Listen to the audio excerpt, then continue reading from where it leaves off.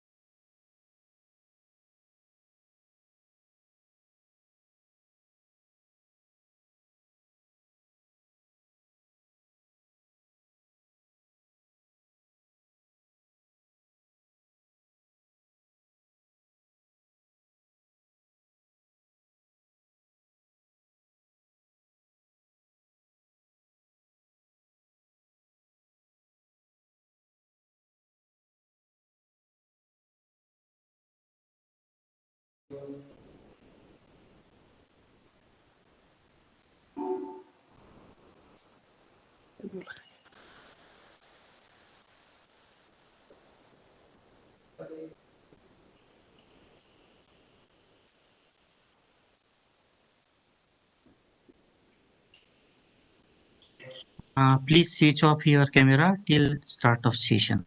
Thank you.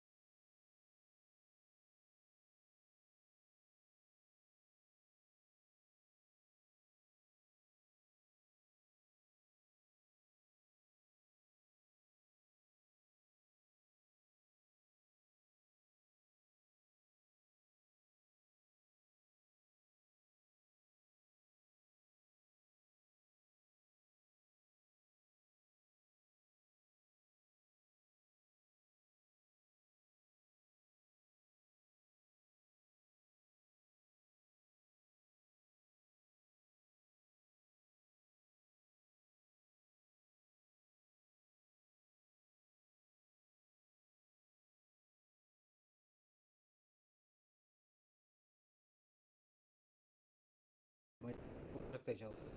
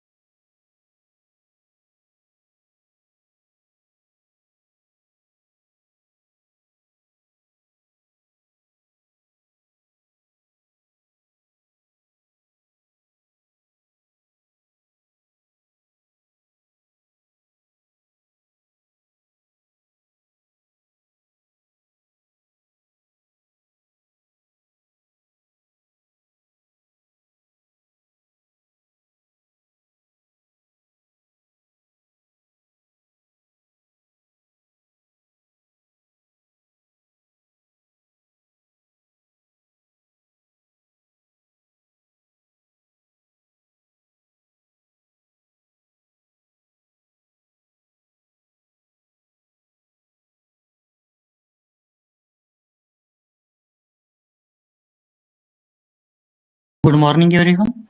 I request Pallavi Deshpande Madam to start the session.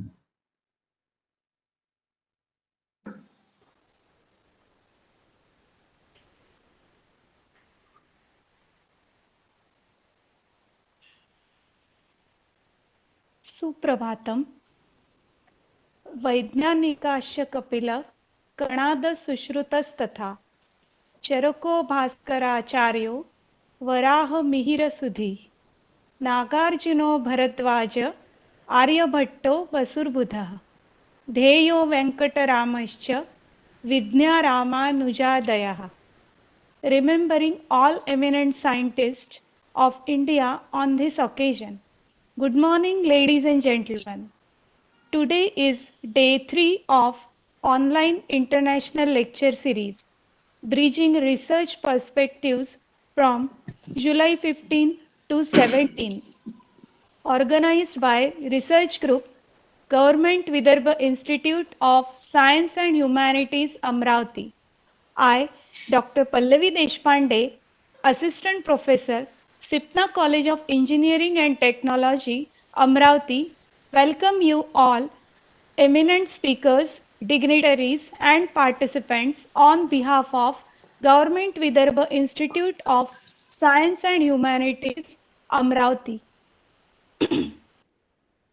A vision of interdisciplinary research can be one of the most productive and inspiring of human pursuits, one that provides a format for conservations and connections that lead to a new knowledge.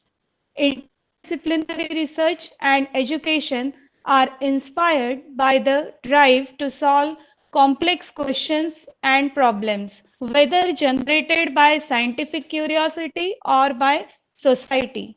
At the outset, the leading researchers in different disciplines to meet at this interface and frontiers of those disciplines and even to cross frontiers to form new disciplines. Today, we have 6 eminent speakers with us. Dr. Manish Kumar, he will guide us on the topic Need for Interdisciplinary Approaches in Research.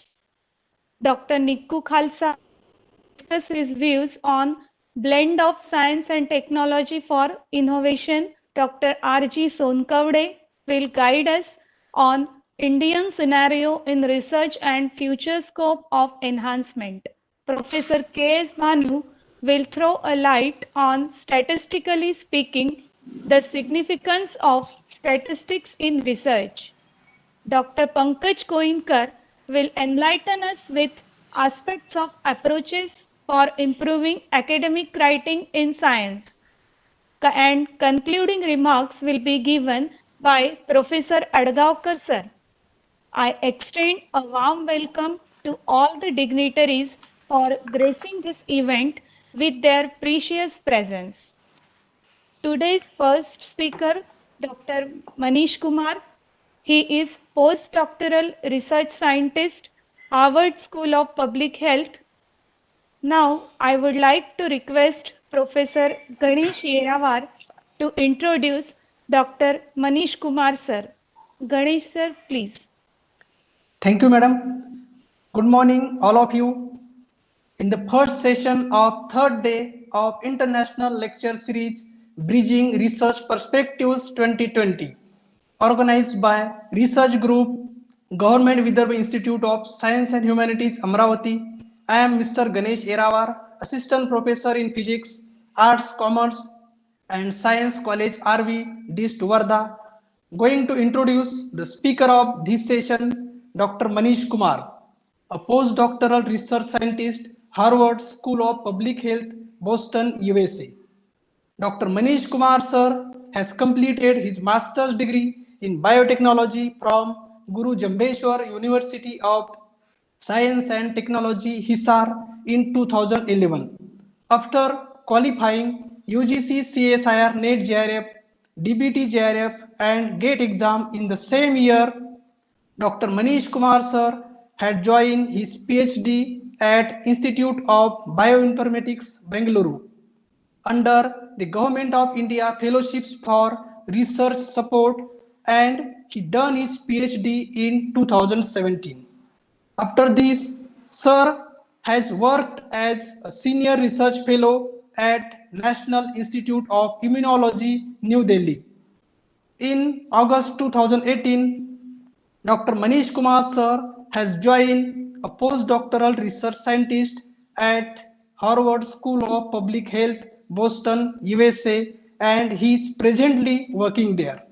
During his entire research career, he has published about 20 research papers in reputed international journals and had presented many research papers in national and international conferences. For that, three times he has got Best Poster Award. He has conducted and supervised 5 workshops on mass spectrometry based proteomics at Institute of Bioinformatics, Bengaluru, and also selected among the 6 finalists of Cell Press TNQ Inspiring Science Award 2018.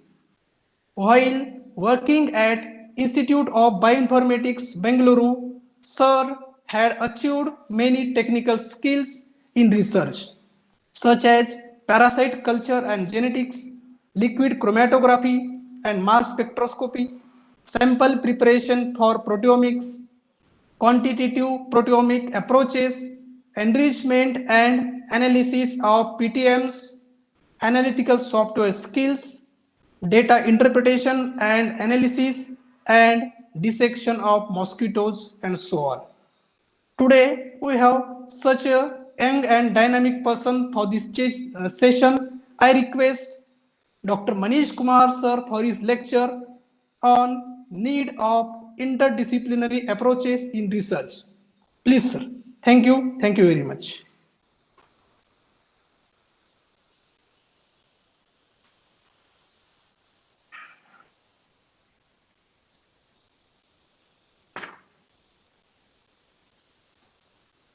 My name is Manish Kumar, and I'm a postdoc research scientist at Harvard School of Public Boston. I've been doing my research here since the last 2-3 years, and it's been quite interesting. I'll talk more about it, and today I'm specifically going to talk about the use of multidisciplinary approaches in research and how it can be used benefits. I thought I'll first start with my personal experiences on this philosophy and how I have used this principle to benefit my research. So to start with, I did my bachelor's and master's in microbiology, and I wanted to pursue my further research in the same field because I identified myself as a microbiologist and I was not comfortable in jumping in other domains of sciences or other studies. So I was quite comfortable in this niche, and I really wanted to pursue it further, and I was not looking at I could use to understand microbiology better. But then I got this wonderful chance to pursue PhD at Institute of Bioinformatics, Bangalore, where teams of different expertise were collaborating to answer key biological questions. So during my PhD, I got this amazing chance to work with different teams spanning across multiple nations, where I worked with engineers and computational biologists and biochemists and insect biologists to answer questions related to mosquito biology and other aspects of malaria. So my research is oriented towards malaria, and most of the discussion today means most of the examples that I'll be giving to life sciences and specifically malaria, and I'll talk about other aspects or other problems where one could use interdisciplinary approaches as well. So so that work during my PhD, where I had used different expertise, resulted in high impact papers, and over the last few years it has become a norm that most of the high impact papers have wonderful collaborative work which involves multiple disciplines. It involves teams from multiple nations or multiple institutes. And now during my research work here at Harvard School of Public Health, I got trained as a parasite biologist, and here we make frequent use of other disciplines of science or other subjects to facilitate our research work. On a daily basis, we make use of the recent advancement done in microscopy, which is quite an essential part of parasitology or microbiology. And microscopy, which is pushed by engineers or physicists, is very essential investigations. And we often collaborate with engineers that are involved in construction of these instruments and these technologies, and we try to optimize the instrument as per our benefits, which has been a great aid and great use for my research work. And in addition, we routinely make use of biochemical assays that are developed by chemists or biochemists to answer core biological questions related to malaria biology or even other infections.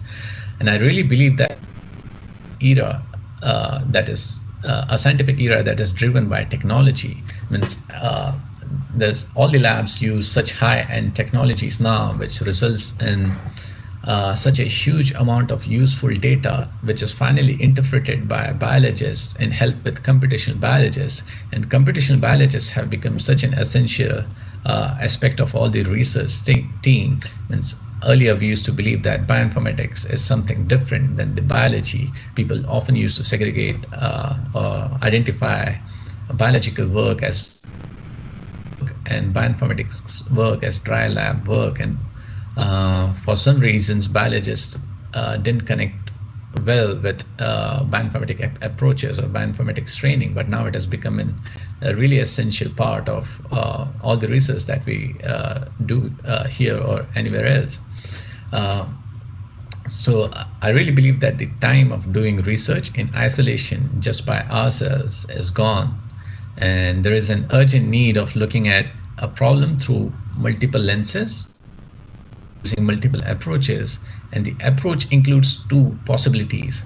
I think the number one is where we try to get trained by ourselves and we try to push the knowledge, the boundary of our knowledge by learning new techniques or learning new approaches. And in the process, we also get trained well, and this training helps us identify biological problems or to identify better solutions for our research work. And this definitely takes time, and we have to jump out of our comfort zone or to learn new techniques or to learn new skills, which is really essential. I feel we should get ourselves trained in as many dimensions of science as possible. And the other possibility is where we can collaborate with multiple teams of different expertise. So if we really want to make use of some aspect of science, and if you're not trained in that science, then we can collaborate with teams that are already working on those kind of technologies and are already expert in that kind of field. So multiple teams can come together and can work together on a same biological problem or any kind of problem, and to find better solutions in a short time. And if I had to give a latest example, I think the best I can think of right now is the current pandemic on coronavirus. We can take a look at how teams from different backgrounds and expertise has come out to fight this battle virus infection. And for example, immunologists are trying to identify vaccines for diseases, for this disease with the help of cutting edge instruments that are developed by physicists or engineers. Then chemists are trying to identify novel drugs against the deadly virus. And the biochemists are trying to test those drugs against the virus. It is again facilitated by commercial companies for the development of diagnostic kits. So even the commercial aspect is really connected to biological sciences or any other research science get involved in. So there are social surveys involved, there are physicians working near the bed involved, and it takes cumulative effort by all these different arms of knowledge to find a solution in a record time. And a researcher who is disconnected to the outside world and is working on one small aspect of this infection is less likely to come up with the best solution, and it's definitely going to take a lot of time, which would further cost so many lives. So now working together on this disease, and I believe, I hope that that will facilitate a better finding of a good solution against this pandemic. We have similar examples in cancers or other diseases where mathematicians are developing algorithms or models to predict the factors that can contribute to a disease. So in last decade, mathematics has been a really great aid to biology. And it is a classic example of how maths can help us understand better. And during our school years or during our college studies, we used to separate mathematics training from biology training. Even programming languages in life science research has become an essential part.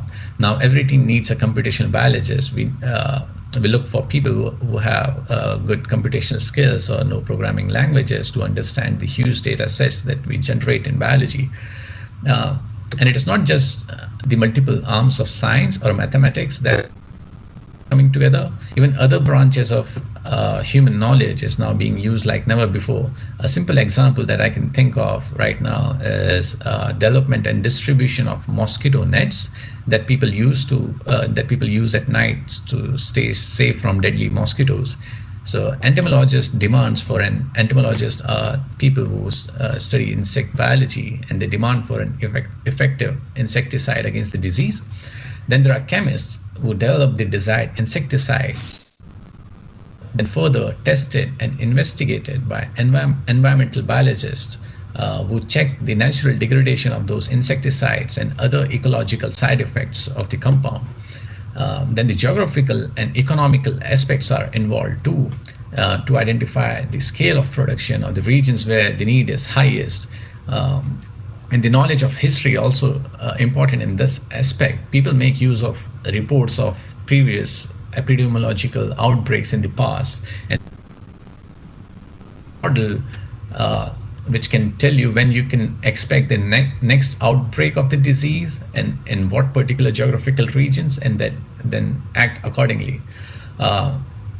Another exciting example is union of ancient Indian sciences such as yoga and Ayurveda with modern medicine. Current cutting-edge technologies are trying to investigate the principles behind Ayurvedic remedies. A lot of research has been done on curcumin from turmeric and neem or other to validate the claims made by ancient Indian texts. Even the neurobiological sciences have now started identifying the beneficial impact of yoga and meditation on various neurobiological disorders. So the science of the past and current generation is collaborating in amazing ways for the betterment of human society. One can also take a look at IT advancement, IT and the internet technology advancement of cellular networks or internet is not just independent. As simple as the impact on the brain activity or on bees or on birds has to be tested, which has become a huge chaos in the last couple of years. And the successful advancement in information technology helps all the other arms of research. One very interesting example that I can think of right now is this mobile app, which was developed by researchers at MIT Boston, where engineers developed app that can record the buzzing sound of the mosquito to identify if it belongs to a malaria transmitting mosquito species. And now that app shares the data with the satellite, and the satellite provides some geographical maps of mosquito population in that particular area. So it's really such an interesting concept where people are making use of mobile phones. Everyone has mobile phones in this time. And so mobile phones and the app being act as a sensor, and one can get such a high resolution picture of mosquito species in different forms, which was earlier not possible involving human efforts or involving conventional approaches.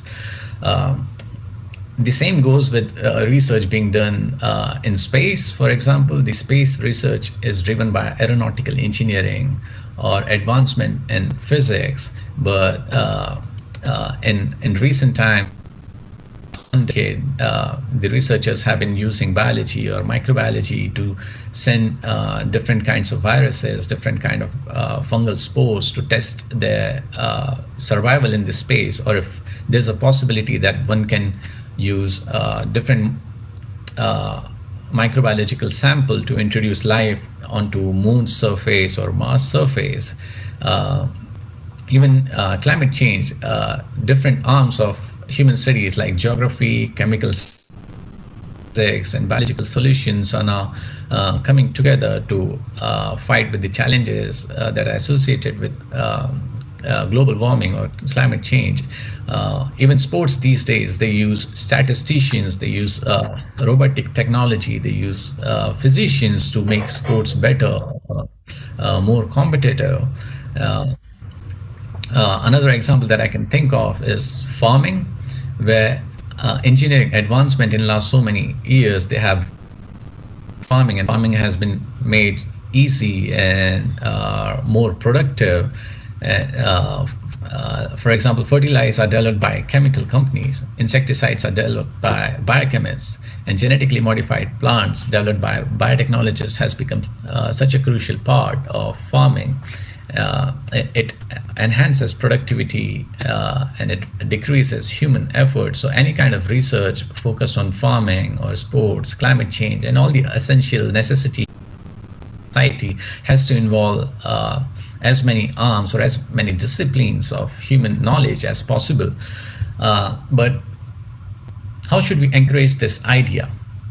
How should we encourage more and more researchers, more and more students to go for multidisciplinary approaches and to take up this philosophy? I think the university curriculum has to play a very important part in this. And most of the university curriculum is really rigid. They don't allow students or researchers to study different subjects together. For example, if one would like to take history and biology together, one would like to study them together, or if one would like to study music and mathematics together, I think few universities, they have allowed students to take as many diverse subjects together. They can study, for example, psychology and geography together, and this researcher to connect the two different dimensions, two different arms of human knowledge, and to come up with a better solution for any kind of problem. There are also challenges associated with this approach. I think the main thing is that the problem asked or the problem under investigation should invite the need of multidisciplinary approaches. So what kind of disciplines one should to solve a problem should be dependent on the problem and not just the need of, for example, to publish the paper. Many researchers would think what kind of disciplines they can incorporate in their strategy, or what kind of multiple dimensions they can think of just to make their paper, just to make their manuscript more attractive, or just to publish it in a very high impact journal, which often makes it confusing and irrelevant. So I think the problem that is being should invite what kind of disciplines one would need in their research. And the another challenge is when multiple teams are involved, multiple dimensions are involved, then during the process, I think the distribution of efforts and credits gets really, really important. The acknowledgement is so important. One should acknowledge, or one should really work together. There should be a fair distribution among all the teams or all the disciplines, all the people who are involved to encourage such studies in future. And there have been cases where when multiple teams and multiple expertise are involved, the original idea gets lost. So it is very important for all the teams to sit together, to meet together, or to have regular discussions to make sure that everyone is on the same page. That's really important in such approach. And at the end, I would just like to say that we should not restrict ourselves to one domain. and we should not be afraid of learning new things, to learn more about different expertise, different approaches, or alternate approaches to solve one particular problem. I think everything is interconnected, though in our psychological patterns we have disintegrated all the different kinds of human history or arts or engineering, mathematics or biology. But at the end, together, I think all the different forms have to come together to identify better solutions to complex problems that are ahead of human society. With that note, I would like to end this talk, and I would really, if you have any queries, any questions, or any suggestions, you can write email to me. Thank you, and have a nice day.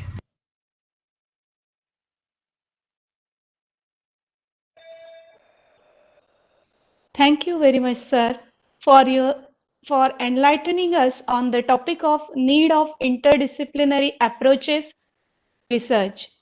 Our next speaker is Dr. Nikku Khalsa, sir, Dean, Training and Placement, Professor Ram Meghe Institute of Technology and Research.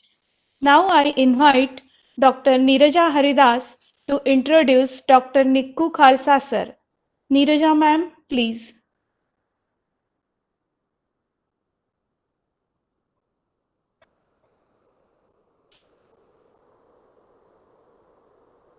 Thank you, Pallavi ma'am.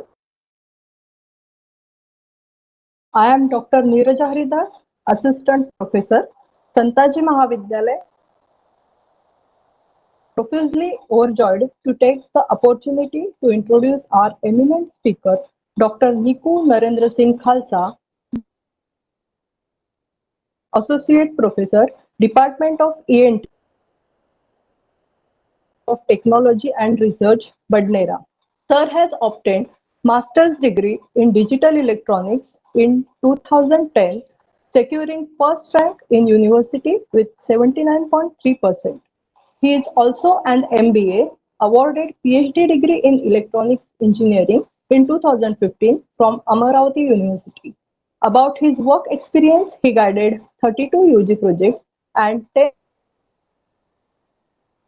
23 papers in international journals. 17, he is member Sant Gadgekaba Amaravati University, Amaravati Research and Development Engineer. He was the youngest to get PhD. Science Club in 2000 in Maharashtra State Certificate in IT. He is Associate Member, Institute of Research and Engineers and Doctors, the IIRED USA, Universal Association of Computer and Electronics Engineers, UACEE USA, Senior Member, Image Processing Research Group USA, Senior Member, Asia Pacific Chemical, Biological and Environmental Engineering Society.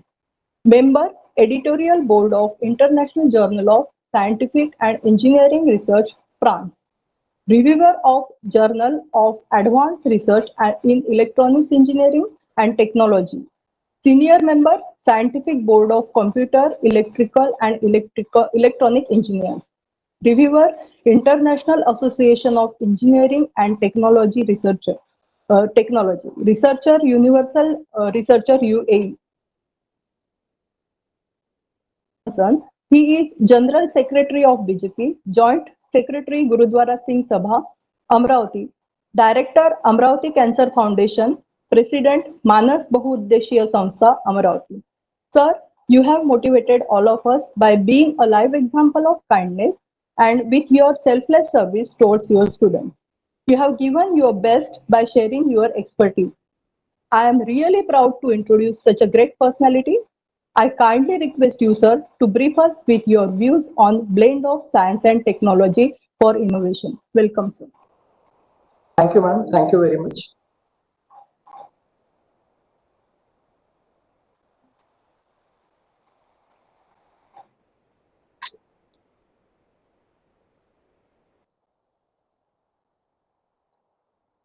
Okay. So good morning to one and all.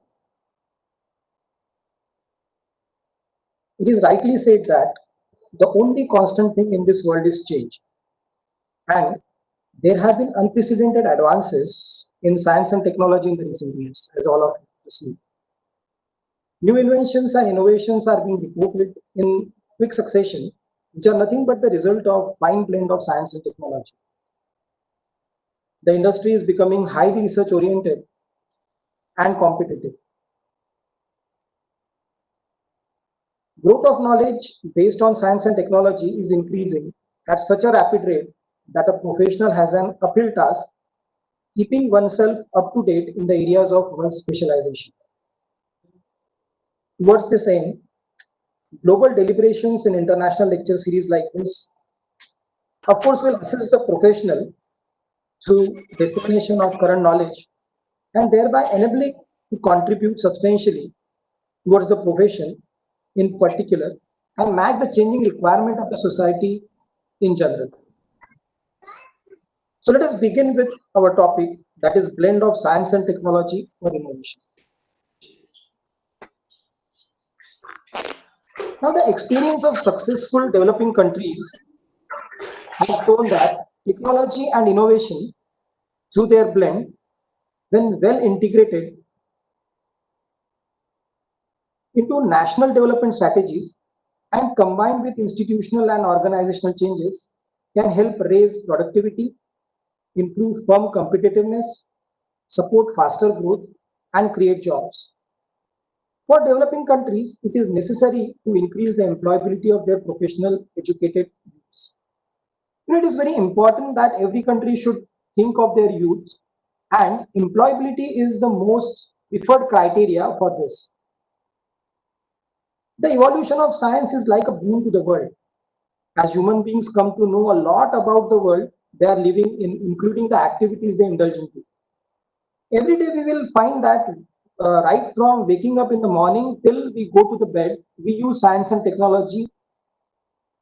Furthermore, the development of technology along with the advancement in science helps to bring in a revolution in various fields, such as medicine, agriculture, education, information, and technology, and many such allied fields, as you can see.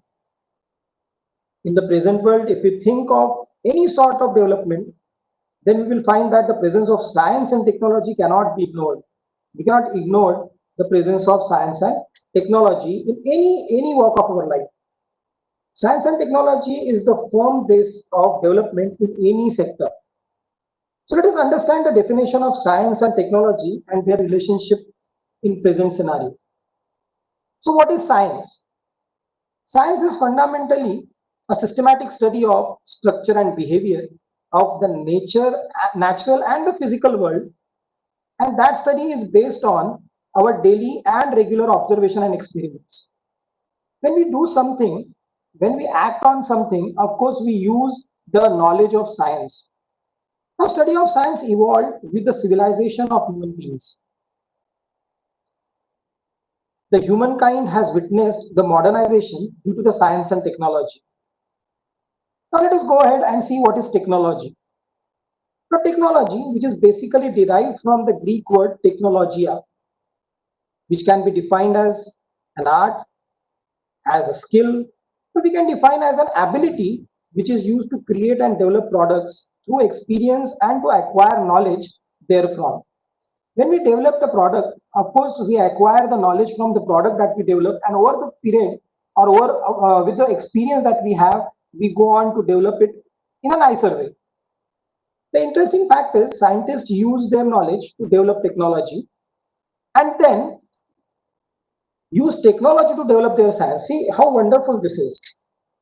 Scientists use their knowledge to develop technology and then use technology to develop science. So because of this reason, science and technology are integrated terms in today's world. They both go hand in hand. One cannot ignore the presence of them in all walks of life. I've told you, right from waking up in the morning to the time till we go to the bed, we use science and technology. Now let us move ahead and see what are the contribution of science to technology. So let us now understand how science has contributed to technology.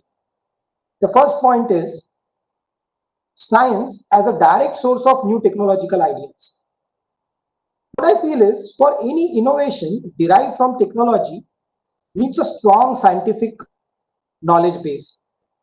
For example, innovation and development of medical instruments, maybe we can talk about nuclear technology or radar system, etc. We'll think of every new innovation is invented from technology and has a science behind it. The second point of contribution is science as a source of engineering.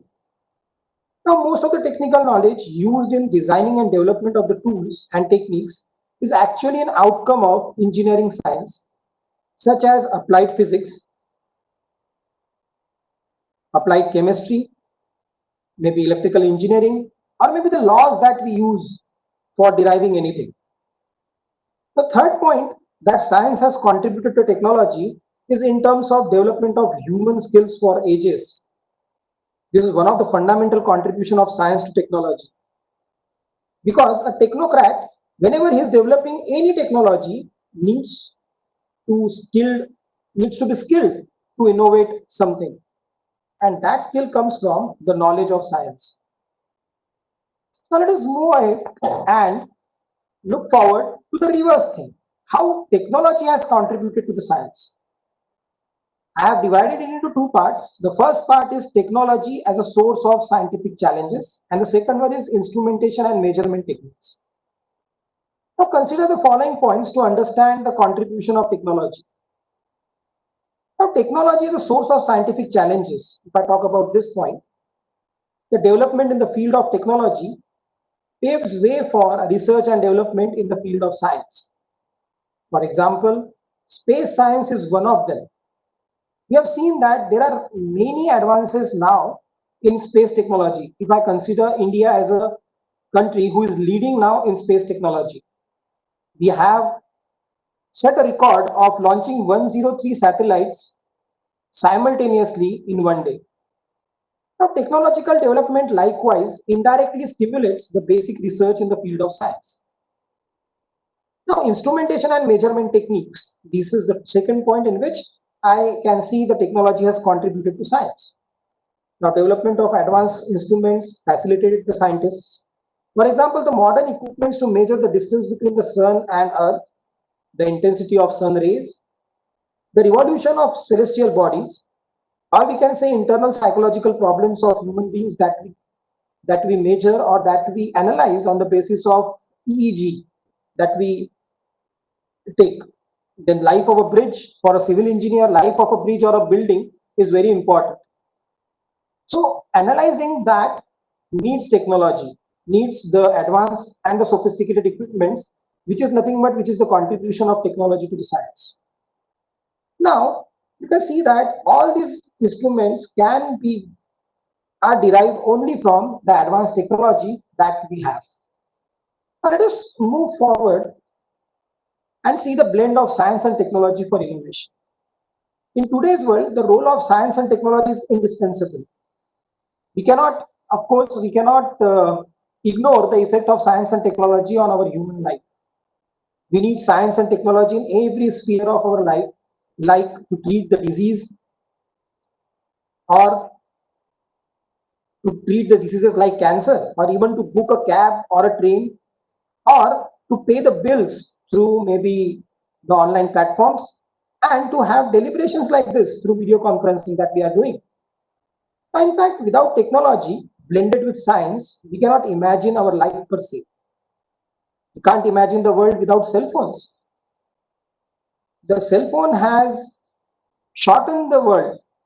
We can connect to anybody in this world with one touch. So of course, this is because of science and technology only. One of the most important aspects of science and technology is that it has solution to the difficult problems. Remember this. You bring any problem and science and technology, if blended together, will have the answer to that problem. The problems which have the potential to become the major bottlenecks to the overall growth and the sustainability of the country are being solved by the blend of science and technology. And these solutions give rise to what we call as innovations. Now consider the present situation.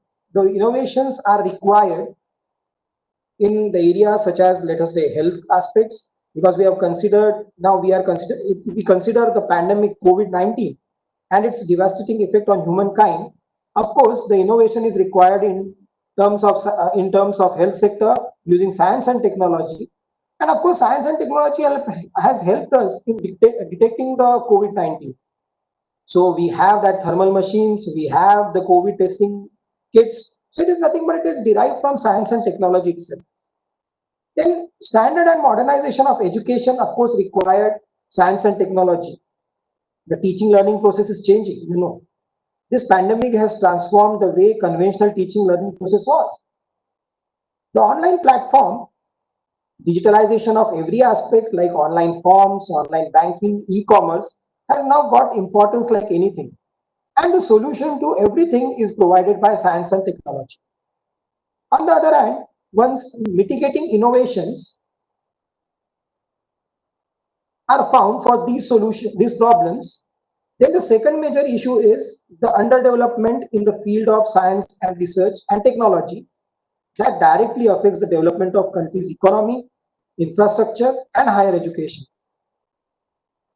Remember, all these technologies in turn provide favorable condition for the country's growth and increase healthy competition nationally and also internationally. In today's world, more often we get to read or listen that developed countries, developing countries, or that matter, underdeveloped countries, or even we can say third world countries, all designate the level of development of science and technology in other countries they have the influence on. The government has also created an exclusive department to emphasize on the development of science and technology. And a separate budget is also allocated. So you can see that every government who is looking for the development has given emphasis on the development of science and technology in their countries. Now let us go and see the nature of science and technology in developing and developed countries. Now let us now discuss the nature of science. There are normally two types of knowledge required for overall development of the country. The first is technical knowledge.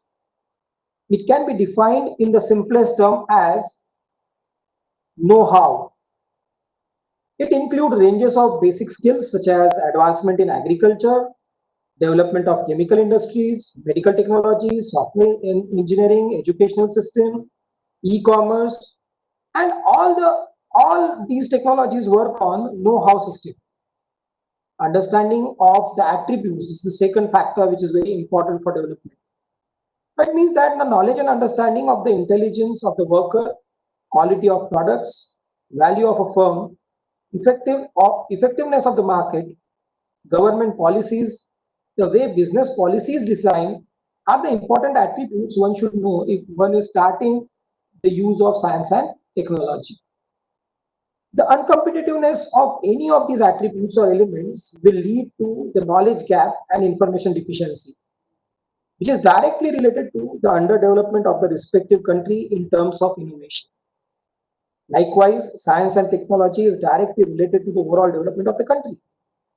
We have seen that a country like Israel is very, very modern in terms of science and technology. As a matter of fact, science and technology facilitates healthy competition between the different attributes and elements and acts as a platform for a better life through new innovations. So, of course, the new innovations require the fine blend of science and technology. Now, therefore, it is in order to alleviate the basic problem of food and supply, maybe safe drinking water, maybe health problem, maybe education, infrastructure, the emphasis and gradual development of blending science and technology for innovation is essentially must. Now let us see science, technology and innovation in India. Over a period of time, India has progressively and perceptively paved way for development in the field of innovation using science and technology. Remember friends, the 21st century in India is apparently marked as the beginning towards an advancement in terms of technology and enrichment of the knowledge in the field of science and innovation. At present, India holds a strong position in terms of advanced technology, India also serves as knowledge warehouse with the existence of its many institutions, institutions like IITs, IIMs, the science institutions, or even the Ministry of Science and Technology. These are nothing but these are catering to the science and technology needs which come with qualified and trained manpower. Over the recent past, science and technology has made tremendous contribution to the innovation. After the independence, remember, it was not possible for India to depend on other countries for various aspects. Therefore, the development of indigenous technology was indispensable for the overall development of the country.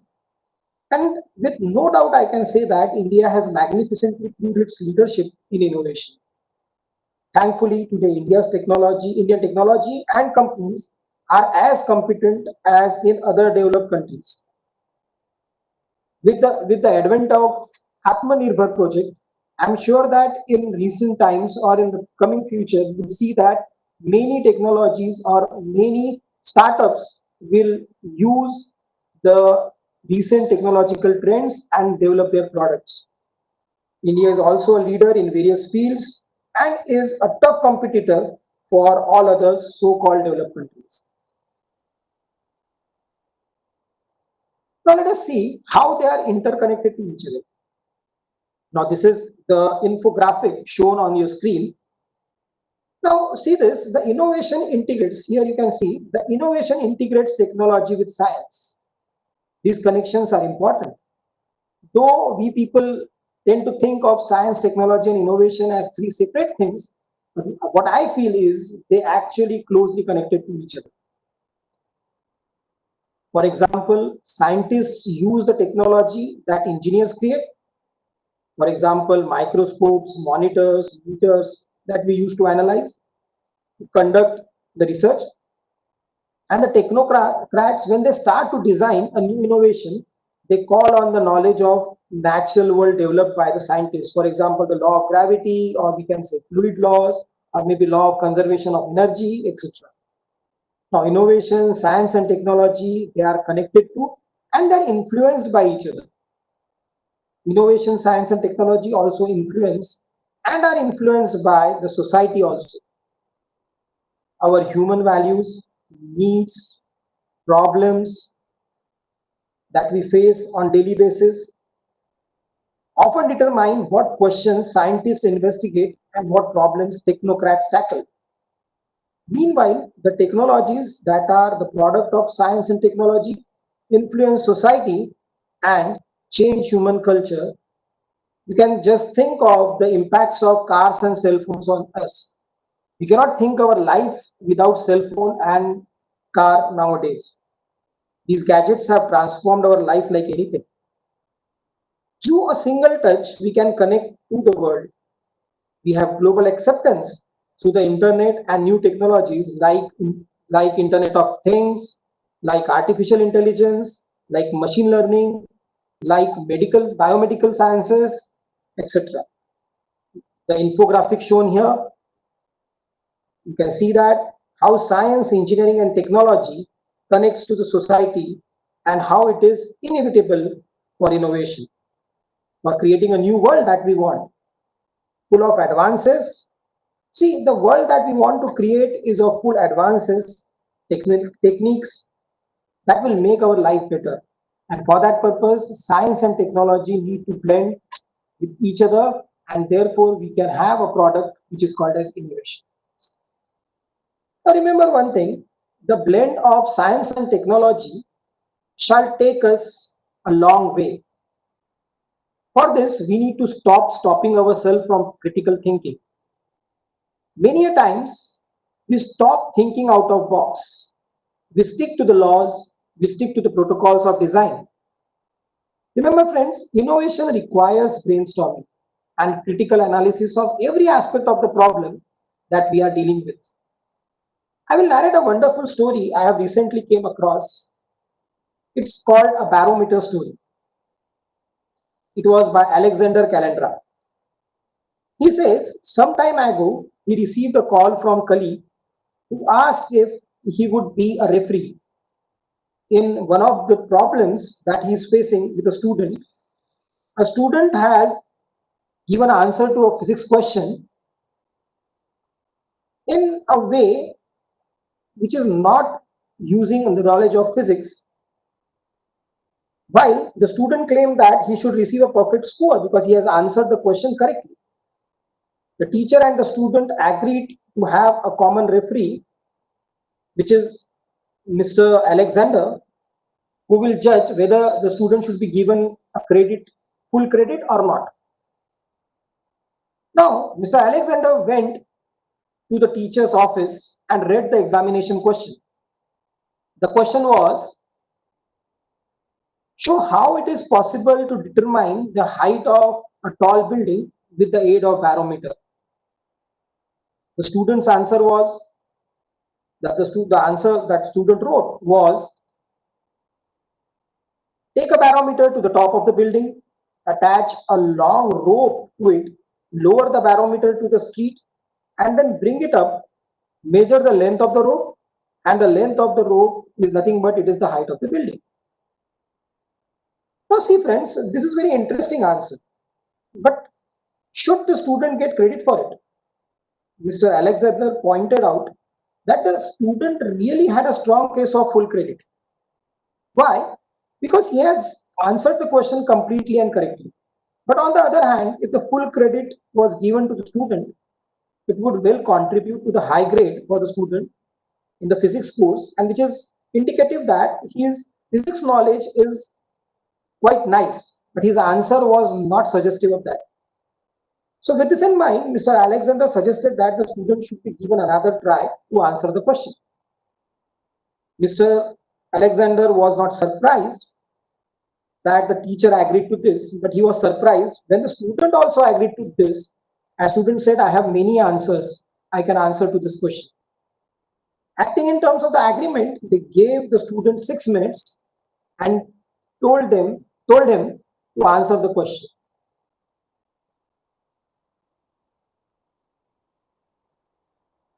Now, at the end of 5 minutes, the student had not written anything on his answer book. He asked if he wished to give up, but the student said no. Student said, I have many answers to give. I'm just searching for the best one. Mr. Alexander excused himself for interrupting him and asked him to please go on. In the next minute, he dashed off the answer, which was, see how interestingly he has answered. So I will tell you, there are answers which are written on the PPT, but there are answers which he has given. I will narrate. Take the barometer to the top of the building and lean over the edge of the roof. Drop the barometer, then count the timing of its fall with a stopwatch. Then by using the formula S is equal to half of 80 square, calculate the height of the building. Mr. Alexander was really impressed by this answer. The student continued, sir, there are many ways I can find the height of the tall building with the use of barometer. For example, you could take the barometer out on a sunny day and measure the height of the barometer, then the length of its shadow, then the length of the shadow of the building. And by using the simple proportion that we use in mathematics, we can determine the height of the building. There is a very basic measurement method that you will like, he says. In this method, you can take the barometer and begin to walk up the stairs. As you climb the stairs, you mark off the length of the barometer along the walls. When we climb, you can take the barometer and then mark the points and keep marking them when you climb up the stairs. Then you count the number of marks, and this will give you the height of building in barometer units. Of course, a very direct method he suggested. Of course, if you want a more sophisticated method, you can tie the barometer to the end of the pendulum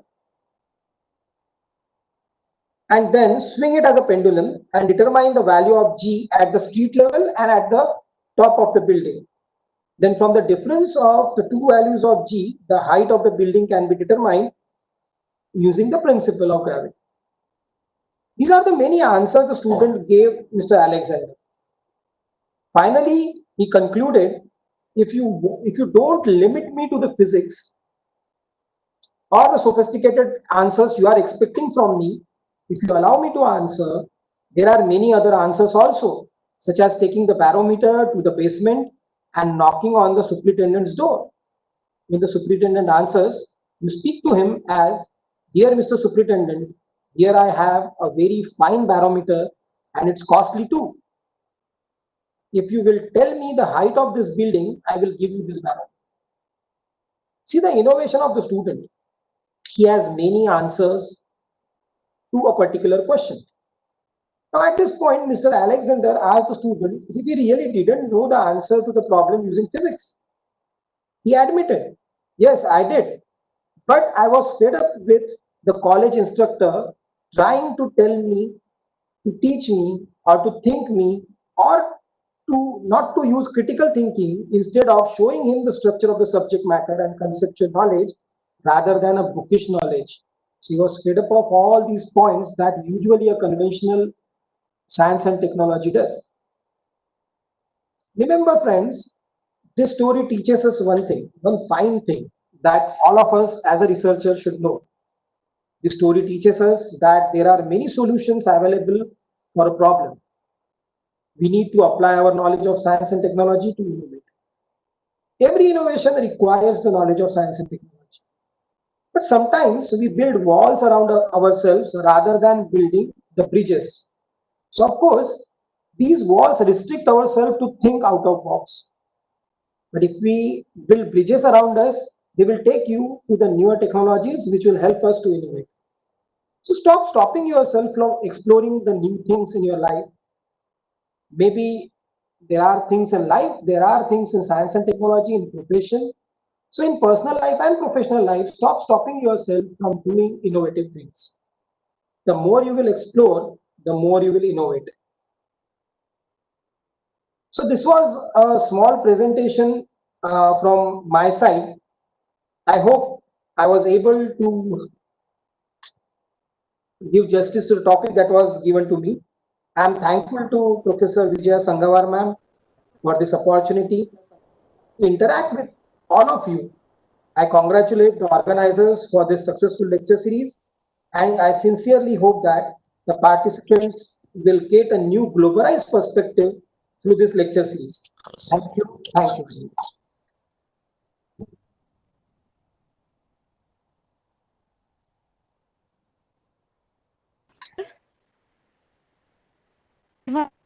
Dr. Raj Belekar sir for question answer session. Belekar sir, please. Very good afternoon, everyone. Good afternoon, Dr. Khalsa sir. Yes, sir. My first question is the engineering students heavy package work. So, what are the main challenge you anticipate as a graduate engineer for the research in engineering field? Actually, sir, the main problem with the current students, as you rightly pointed out, they want a higher package, and that's why they want to go to the software industry rather than going to the core industry. Because unfortunately, the core industry is not paying so much of package to the students. So this is the main challenge, because the perspective of the student is to go for software industry rather than going for some innovation or the research and development sector, which is there, which is present there in the core sector. So because of the less payment, usually the students are not that interested in going to the core areas and research. So that is the main bottleneck for graduates in engineering. Okay, thank you, sir. A future of the fresh graduate who have not placed in any company due to this COVID pandemic. Sir, yes, this is a very interesting question, because I am handling training and placement. I can answer you. Sir, this COVID has given us new opportunities. If I think in a positive way, this COVID has given us the new opportunities. Now, what is the main thing? The main thing is that students need to change themselves in a different role. Now the role of the students will be different now. It will not be a conventional job kind of thing. You can see that there Yes. are certain online platforms which are available now, which are developed because of this COVID situation. See, this kind of video conferencing was not that frequent, but now we are using it.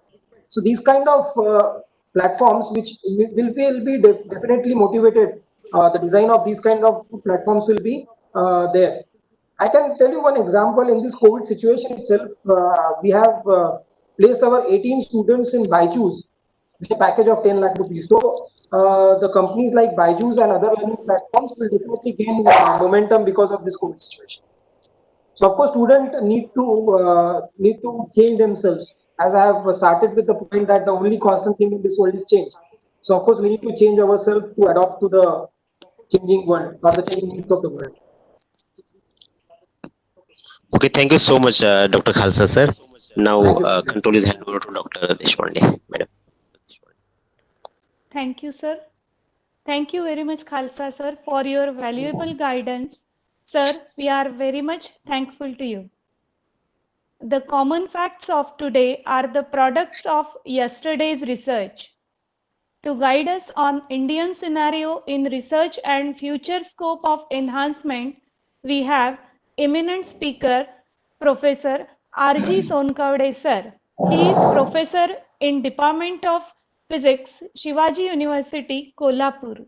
Now I request Dr. Jitendra Ingle sir to introduce R.G. Sonkavade sir. Ingle sir, please. Thank you, Deshpande madam.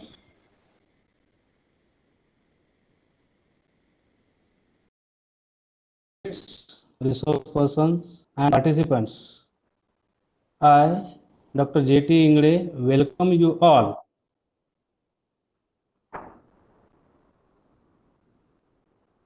Hello. Hello. Yes, Yes, sir, sir, you you are are audible. Okay, Please thank continue. you very much, sir. A very good afternoon to all the delegates, resource persons, and participants. I, Dr. J.T. Ingle, welcome you all for this online international lecture series on Bridging Research Perspective BRP 2020. Today, for this session, we have a great personality and eminent speaker with us, Professor Dr. Rajendra Sonkavade sir. I am here to introduce Sonkavade sir. Dr. Sonkavade sir is presently working as professor in the Department of Physics, Shivaji University, Kolhapur, Maharashtra. Formerly, Dr. Sonkavade sir was a dean of a School of Physical Sciences and head of the Department of Applied Physics at Babasaheb Ambedkar University, Lucknow, Uttar Pradesh, a central university. Professor Sonkavade sir worked as a senior scientist at Inter-University Accelerator Center, New Delhi, India. Sir is also recipient of Visiting Scientist status from the Japan Society for the Promotion of Sciences, JSPS. Sir is also president of a Nuclear Track Society, India, NTSI for 2 terms. Sir is worked as medical physicist in the cancer hospital for some time at Miraj and Nashik. Presently, Professor Sonkavade sir is running and the president of an NGO named Arhant, an education and research development foundation. Dr. Sonkavade's contribution for equity, access and quality was evident through his contribution in the various plans of Government of India, NAC, UGC pertaining to the higher education. Recently, Sir was empaneled for the VC, that is Vice Chancellor, University of Mumbai, by the search committee headed by the renowned scientist Dr. K. Kasturi Ranjan, former chairman of ISRO.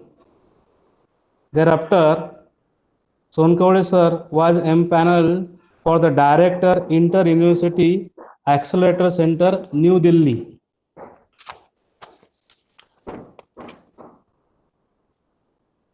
Dr. is also empaneled for the Vice Chancellor Swami Ramananda Tirth University, Nanded, Maharashtra. About the education of Dr. Sonkawade sir, sir has completed MSc in the physics from Dr. Baba Saheb Ambedkar Marathwada University, Aurangabad.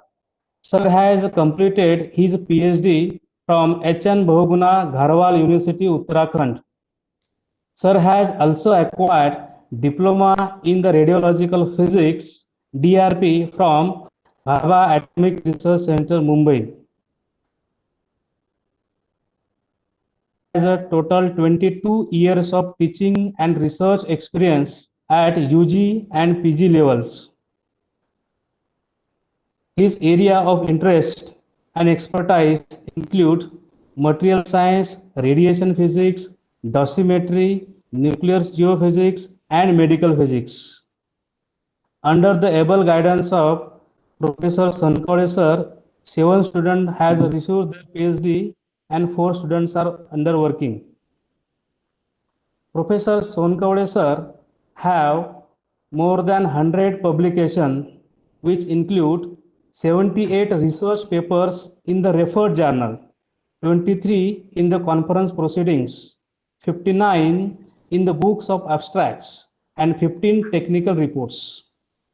At present, Sir has 1,869 Google citation with H index of 25 and I10 index of 53 for his credit. Sir has also one patent in his name. From this, Professor Sonkawade sir is actively engaged in delivering the innovative talks at various national and international conferences.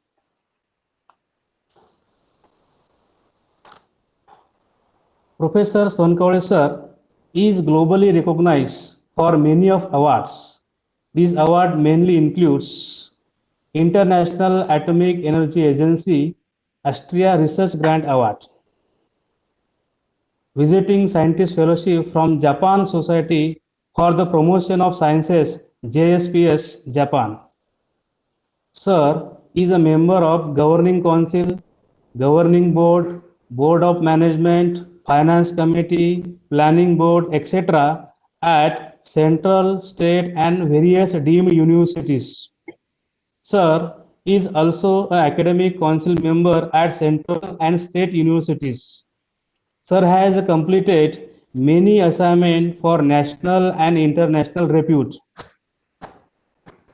Recently, Professor Sonkawade sir was empaneled by Vice Chancellor for the University of Mumbai.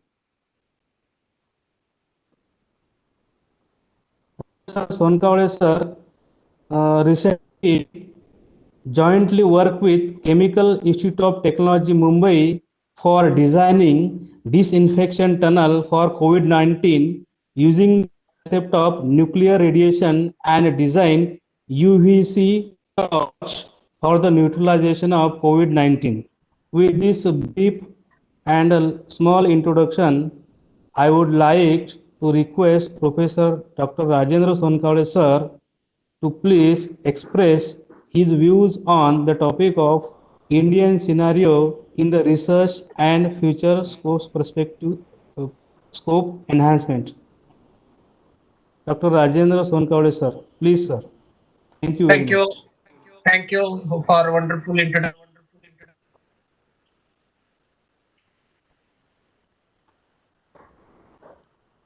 Is it audible? Yes, sir, you are audible. Okay. For all these participants and my entire team of Government Vidarbha Institute of Science and Humanities specifically Vijaya Madam, then Dr. Haley, who is the director over there right now. As stated by in my introduction, this is the what I'll be highlighting in today's webinar. It's a very interesting fact I have come up with the Indian scenario in terms of research and future scope of advancement. Since my long association with as a scientist, then turned towards this academic profession as a professor, this is one of my favorite work which I always wants to highlight, and the overall idea is to bring kind and attention of this couple of these policy makers. So this is the overall idea what I have brought. And interestingly, few of the videos also I'll be playing through this webinar, which I'm sure you will get the audio also to if all the participants will listen that also. If there is no audio, kindly let me know so that I can parallelly explain the same thing also. At least you can raise your hands in that chat so that I will know that yes, there is some difficulties. As this my webinar will be highlighting towards few of the aspects, introduction of research, what is research, and what is research on this aspect. Basically, I'll be focusing on through the video, which is animated video, and I'm sure this video will be 4 or 5 minutes video, but it's short in video. Want to bring few of the important aspects. Then why research is important? This also I have very elaborately covered in this entire webinar. Worldwide research concept. This also very good. I have covered in most of this economy, GDP, then research papers and patents. And lastly, I would like to be concluding on research in India. In terms of GDP, research papers in India, patents in India, and the future scope in research. These are the couple of the things which I would be highlighting. Now, if we'll go one by one, I would like to highlight few of the aspects such as introduction of the research.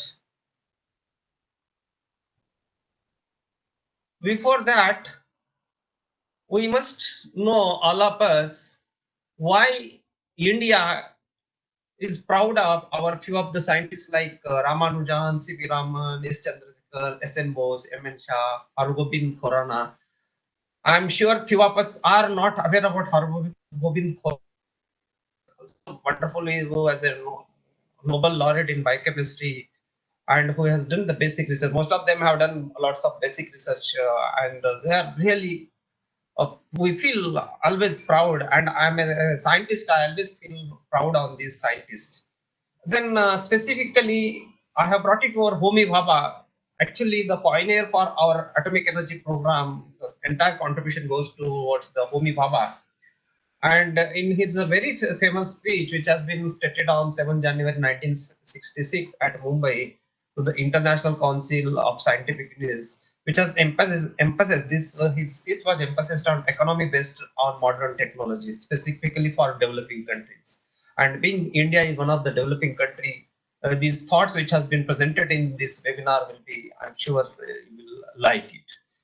Nowadays, the policymaker, educationists, media, and other stakeholders of the society are focusing on the Indian education society or system.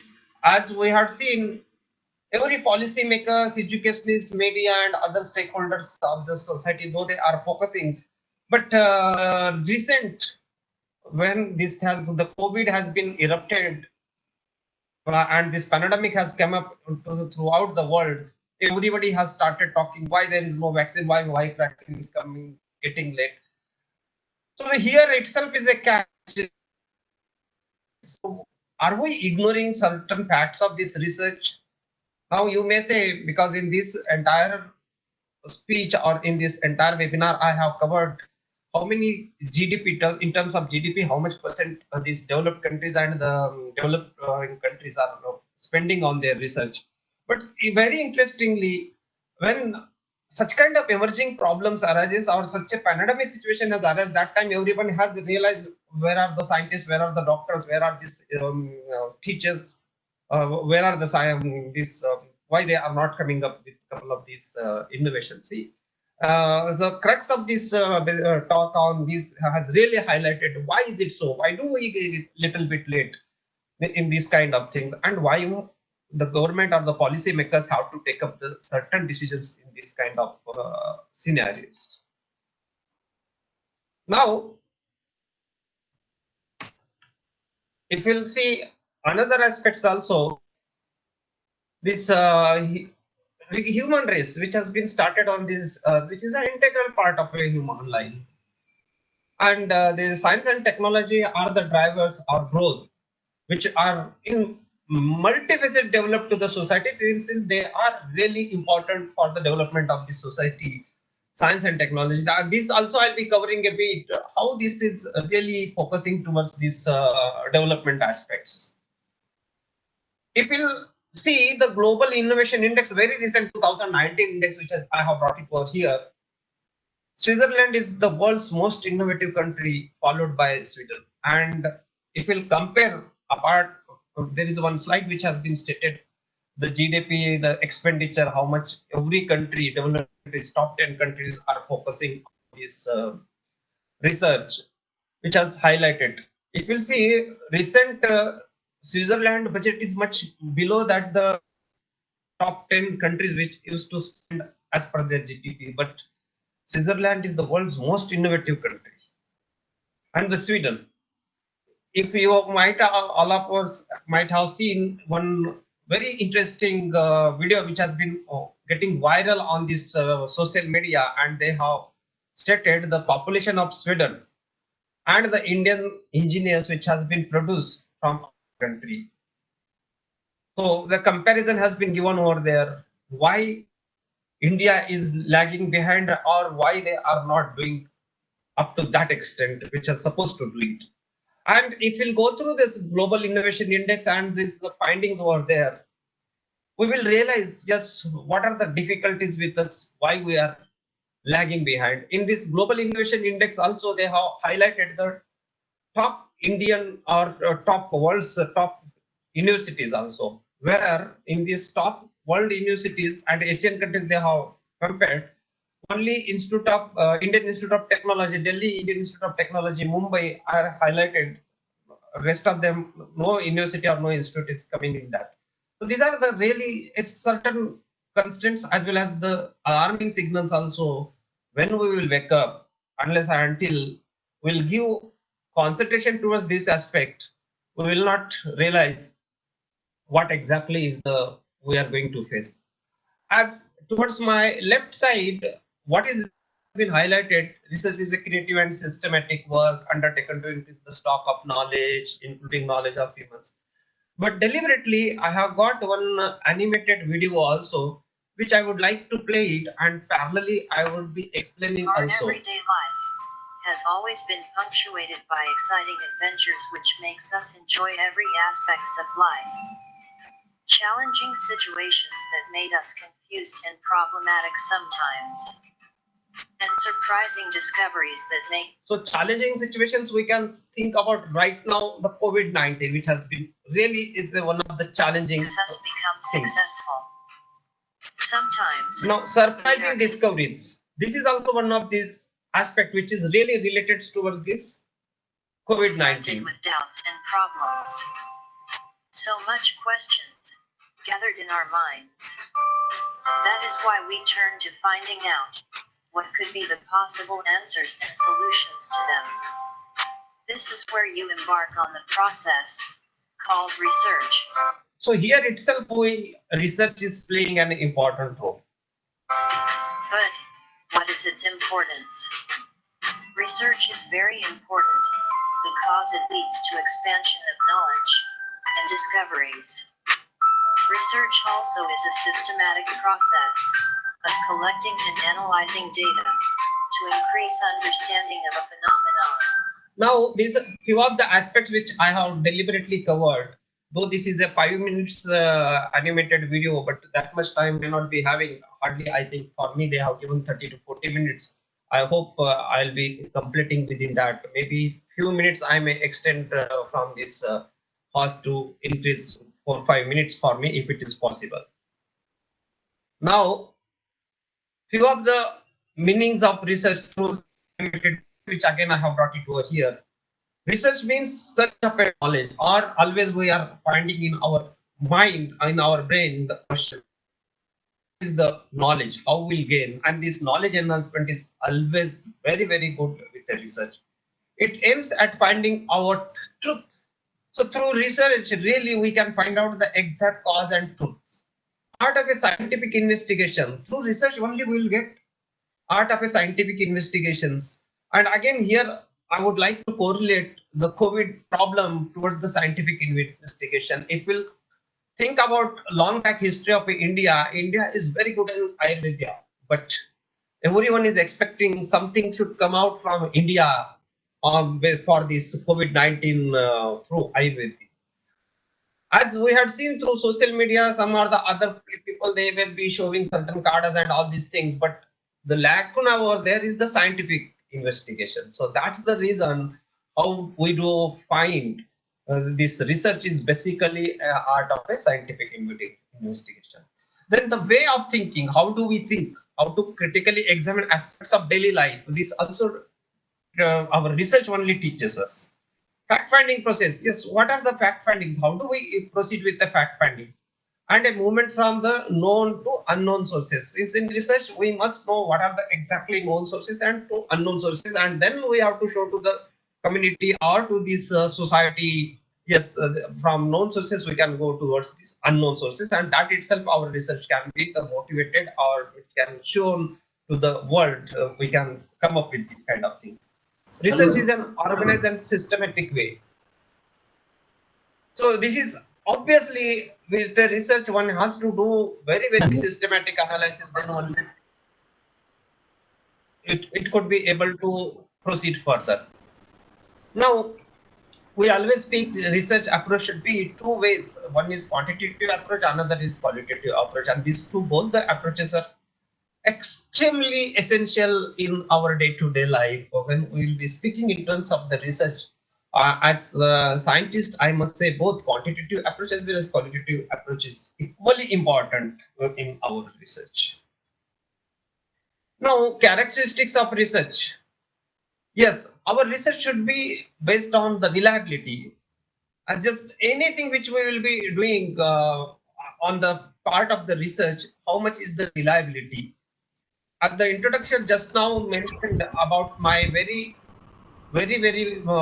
latest research which we have done it on with Institute of Chemical Technology, Mumbai, on disinfection tunnel, and the second research very recently which has been almost the world is coming on this COVID-19 UV disinfection torch for this neutralization of COVID-19.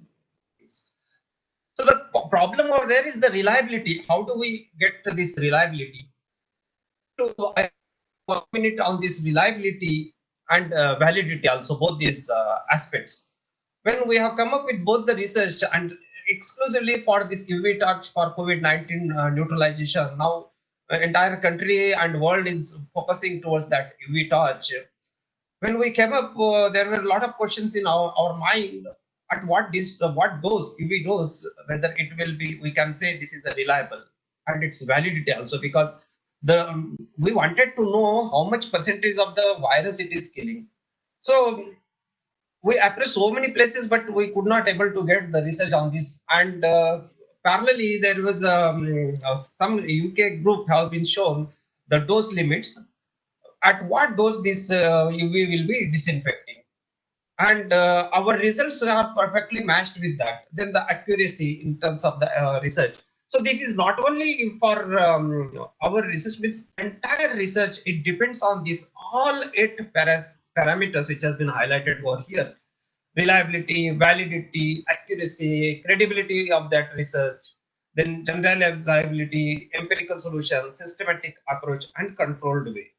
So these are the few very, very important aspects for an research, or even for any societal aspects also one has to relate with these kind of things.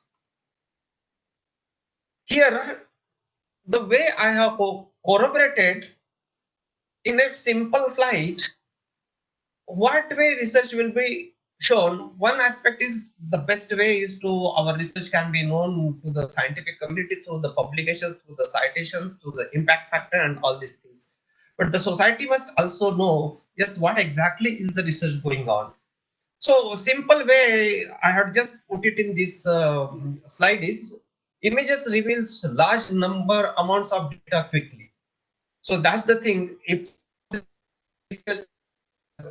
its images really implicates or it implies what does it means. So this is the conceptual view which I have just brought for the viewers. How best one can communicate our research. The lacuna over here is though Indians are doing much research, but at the world level it has been little highlighted. So there are lots of parameters why it has been not highlighted. There are so many papers, and the scientist has also been very senior scientist like Dr. C.N.R. Rao has also highlighted why we are little bit lagging behind in spite of our good research. That maybe in terms of the GDP, it may be the infrastructure, all these points Dr. C.N.R. Rao has highlighted through his various talks also. Now, worldwide research. So here, the concept is how do we compare worldwide research and the India? Where do we are really standing in terms of this research at worldwide level? Again, here it's a very interesting video, animated video I'll be playing, and at the bottom towards the x-axis, you will find the year and the number of the amount of the GDP percent, the topmost countries which has been highlighted. If we'll see the bar chart which has been stated, top 10 countries who spend the most on scientific research.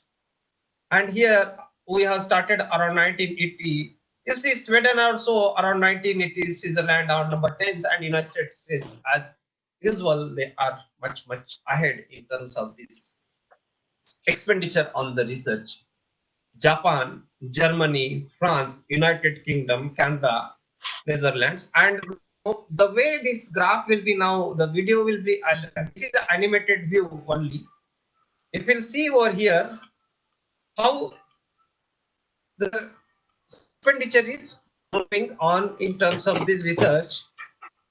Around 1986 or so, you see the trend is constant. Basically, here my aim is to compare China and India also. So around 1990, you will see Russia has topped around 4th rank. Germany. Now Sweden has gone down. Italy is there. And as usual, Japan and this United States at the top around 1990 scenarios. And now we will see when the India has come up, they have started expenditure more on research. Yeah, very interesting. If you see somewhere around 1992, China has come up at the rank 8th around 1992, and in this around 1992 means if you compare top 10 countries, China has topped around 1992, but India is not nowhere still in 1992. Again, we'll see when this India has come up. So that with year-wise, China is shifting up. You'll see the trend of China expenditure. See, now in 1997, China has gone at the rank of 6th. And within a year, again it is enhancing.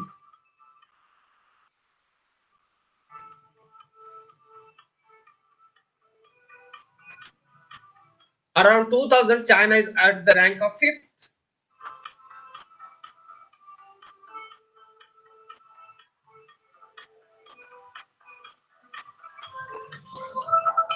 This video I am comparing now. Around 2005, China is at the rank of 3rd. Still, India is nowhere listing among these top 10 countries up to 2005. You will see the China's, if you concentrate on China, how they are expenditure on research is enhancing year by year. You see the bar chart. 2007, 2008. Now 9 and 10, China has taken number 2. So this is so interesting. After 2011 or so, India has started coming up. See, India around 2010, 11, 12, it has started around at the rank 8 in 2012. Now everyone, at the end of this video, I will focus why I am comparing United States, China and India only. Now you see India has moved ahead. 2014, 2015, India is at the rank of 6th. But if you see in here, the expenditure of China annually they have spent huge amount on their research, scientific research. So sorry, I'll just compare few more aspects over here. And at the end, what they have done is China up to 2019 and now in this year have spent, they have earmarked a huge amount. I again replayed this video just to focus, and it's simple 1-minute video to know how India and China can be compared. And I told you I wanted to bring why I'm focusing only on China, India and USA. Recent past we have seen how the strategic movement is happening on the borders towards the China and India. And we always speculate where do we have the capabilities. Of course, there is the capability India do have. But if we spend a good amount on the research, I think India can be the superpower in the whole world. Of course, it may take few decades, but there is no doubt there is a huge potential in India in terms of the science and growing skills as well as the human population, which can beat this superpower so-called called as United States and Russia. India can overpower everyone if we'll concentrate towards the good amount of GDPs towards the research. I know we cannot spend like US or other Western countries, there are certain constraints, but still, whatever limited resources, if we push it, we can do much wonders in our research and technology. And here itself, you can see in the year 2019 or so, China was topped. So basically, I have taken more time on this, and I have prepared this speculated things to know every researcher what exactly is the focus other countries are doing and where we are India is focusing, and what is the necessity India must push some more amount towards the research. Now these are the few of the data which has been cited based on these various regions where this India is lagging, other countries are doing, how they are doing. Now few more aspects I wanted to bring to this notice. Now GRT performance by business center, and these all the sources also I have given where we are lagging. If you see Korea, Japan, USA, how they are spending, we are lagging over here. This WIPO, which has been stated about this patents office, I know that Madam is very good on this intellectual property rights, which she is much better than me. But if we'll highlight all these concepts, and if we can compare where we are standing really in terms of these patents as per this data, still India is not up to that mark which has to be done in this case. Now, worldwide research papers. Always there is a speculation and we speak on a number of papers or number of research. See, apart from this number of papers, we must have the quality in the research activity. And India is doing well, but still it needs to accelerate further. If you'll see United States almost around 22%. And if we can compare China, China is doing so well in the research, around 26% or so they are doing it. Whereas India, 5 to 6% we are standing over there. So this needs to be still accelerate further. Now, same way, if we'll see what way is the number of these papers published or the other countries' contribution.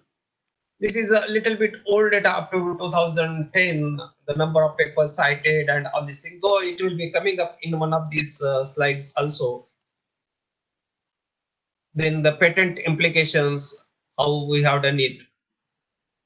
Now, resident and non-resident countries, few of these data which has been compared. I would like to come up at few of the aspects.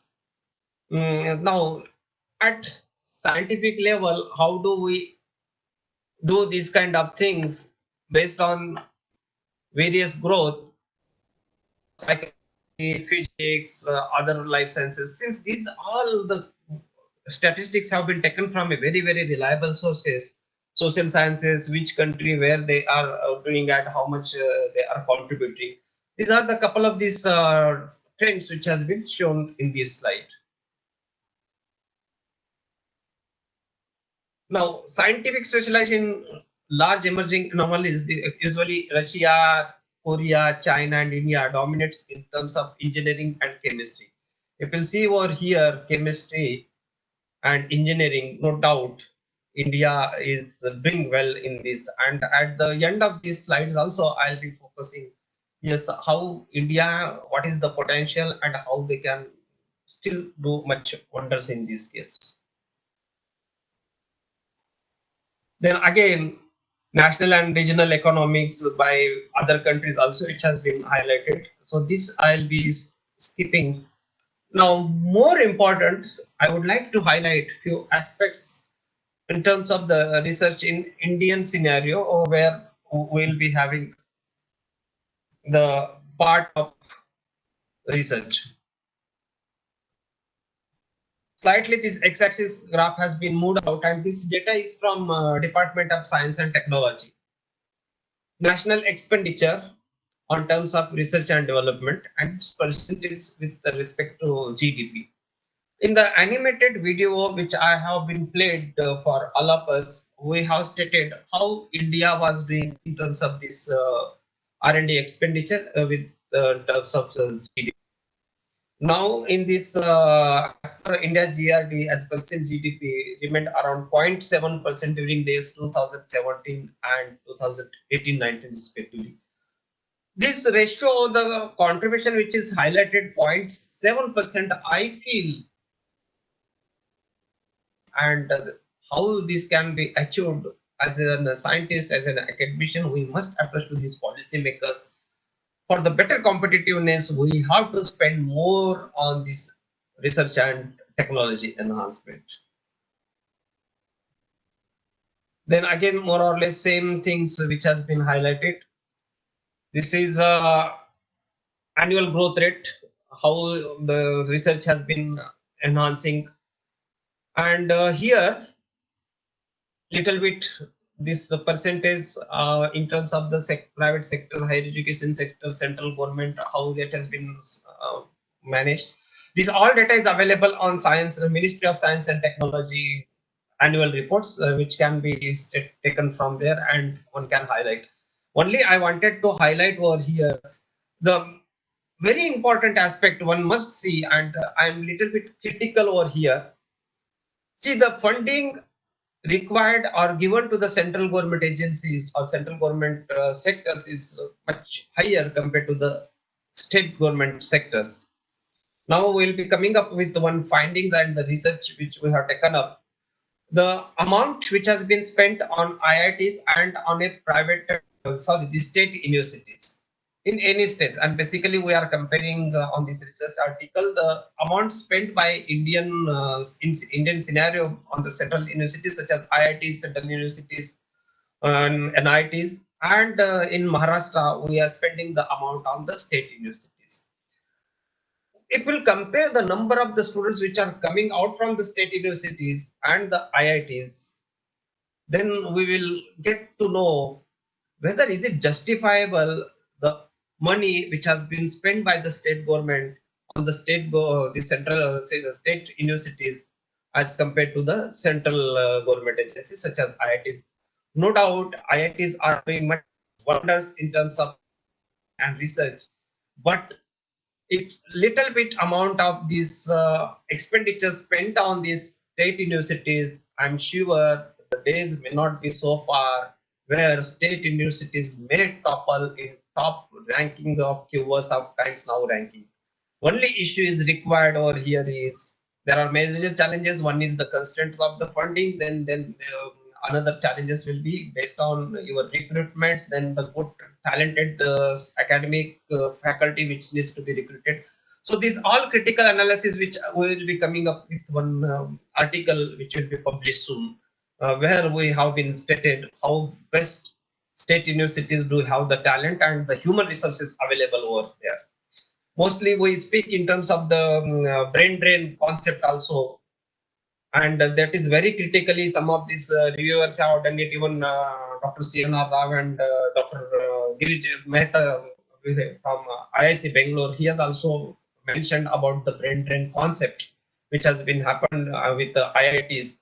So this also one has to be addressed the problems whether we will be putting this amount and can we get back or can we retain our this talented brain in our countries, because this is one aspect which will enhance our country to a large extent. Again, this is the 12 central government agencies which has been spent, as well as the DRDO and all these things, because I was much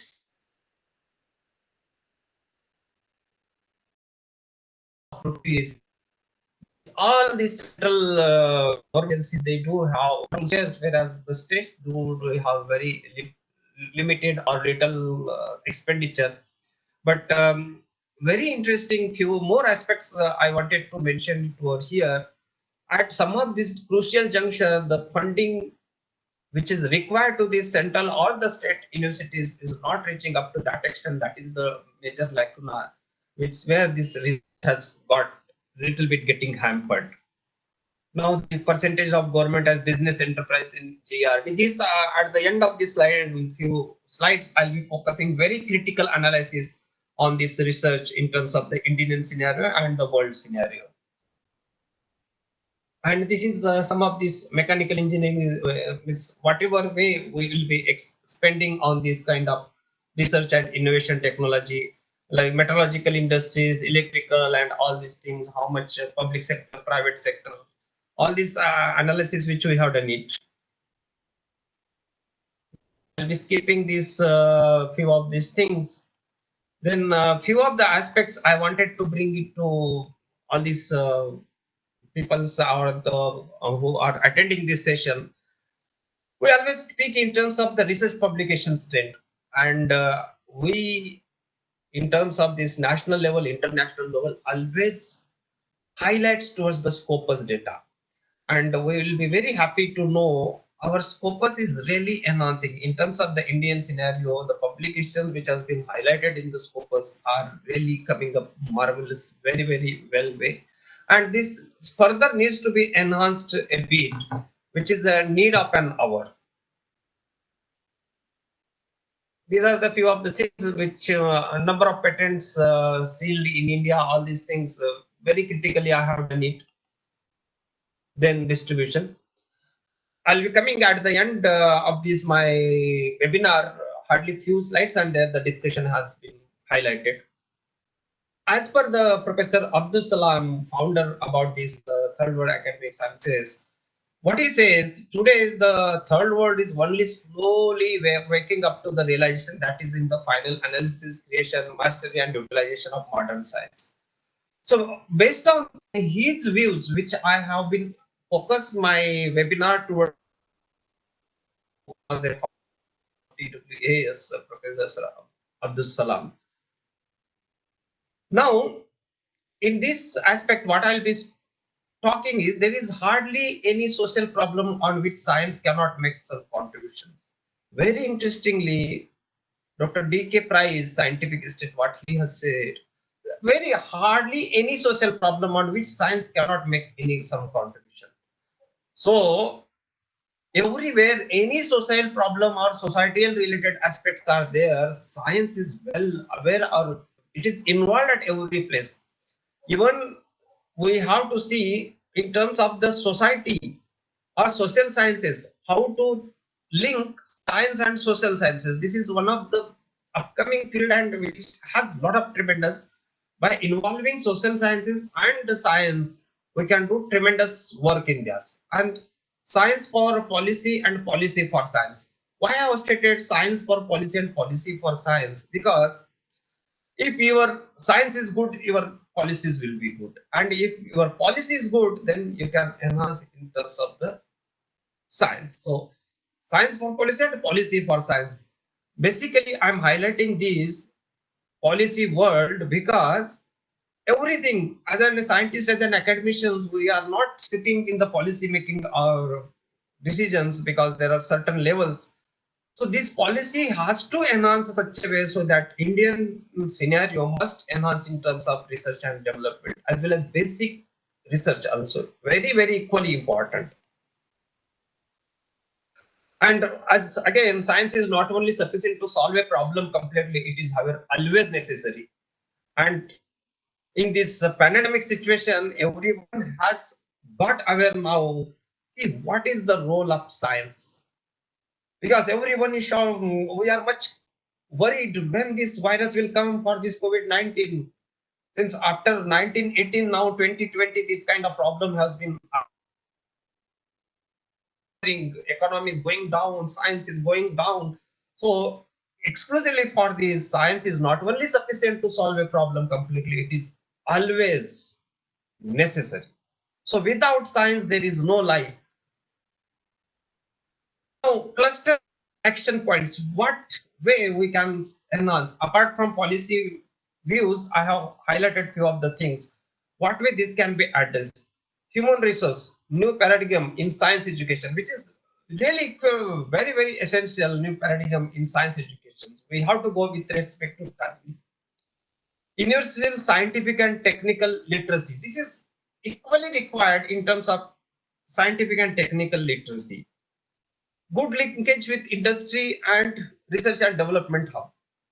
This is one of the aspect India really we must concentrate on good linkages with industry. And when if you compare these Western countries and our Asian globe or Asian countries, these linkages with the industry and R&D is missing towards these academicians. That is one of the lacuna which needs to be, and this has been pointed out by various members also.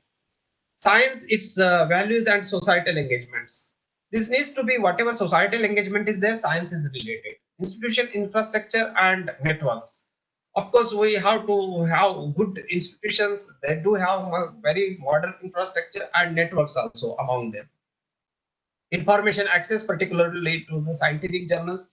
This problem has been now, which has come up with a very, very, it has been almost solved with lots of e-access journal, which has been available to most of these scientists or academicians. Public-private PPP model, what we call public-private partnership model. This is a very essential concept one has to come up and which we can enhance this science and technology. Policy issues, national and international level. But as of now, we have to making persons, yes, what is the necessity, how much is the need to enhance the financial aspects as well as good manpower and the talented brain in this science and technology. This is one of the aspects one will have to address towards our policy making people. Now, new paradigm in science and education, little bit I have again added need for major rethink at a and curricular level. This is very much depending on the current scenario we have to come up. Imaginative synergy with other knowledge streams which has come up. There should be a synergy between them and us. Linkages with industry through R&D and rekindle interest in experience and sensory observations. This is really innovation things which leads to develop interest in experience and sensory observations. Restore the inspirational role of a teacher, motivator, and mentor.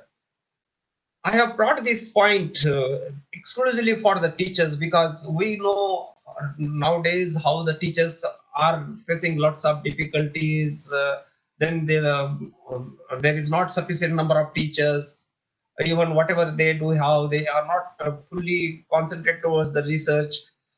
And exclusively the teaching community is really an ideal model. They must concentrate and give their good mentoring things to the students. Integration with the concept of sustainable development, and one has to do all this integration towards the sustainable development. Life learning science is also one of the things which one should not ignore at this place. Now, at overall, all these strengthening science education at all levels is an enabling requirement. Still, I feel this is a very essential requirement to strengthen our science through education, especially for developing nations like India, for a self-standing national science base. And we have to really self-stand at the national and international levels. If we'll look at the background of this slide, I have put it various pictures in these slides which are very focusing on the science and its role at every place. This last background of these slides will replicate us with science is everywhere. And now we must address few of these aspects. And India can do Mangalayaan with a very minimal budget. It means there is lots of talent available in India. Now, one more, this is really matter of concern. Why India is lagging behind in getting Nobel, etc. If we'll see, as per my little bit knowledge goes and the analysis which I have done, it perhaps the infrastructure available to Indian citizens or Indian scientists is still alarming over here. Why we are not go up to this Nobel rewards. Now, then there may be some of the participants may ask questions.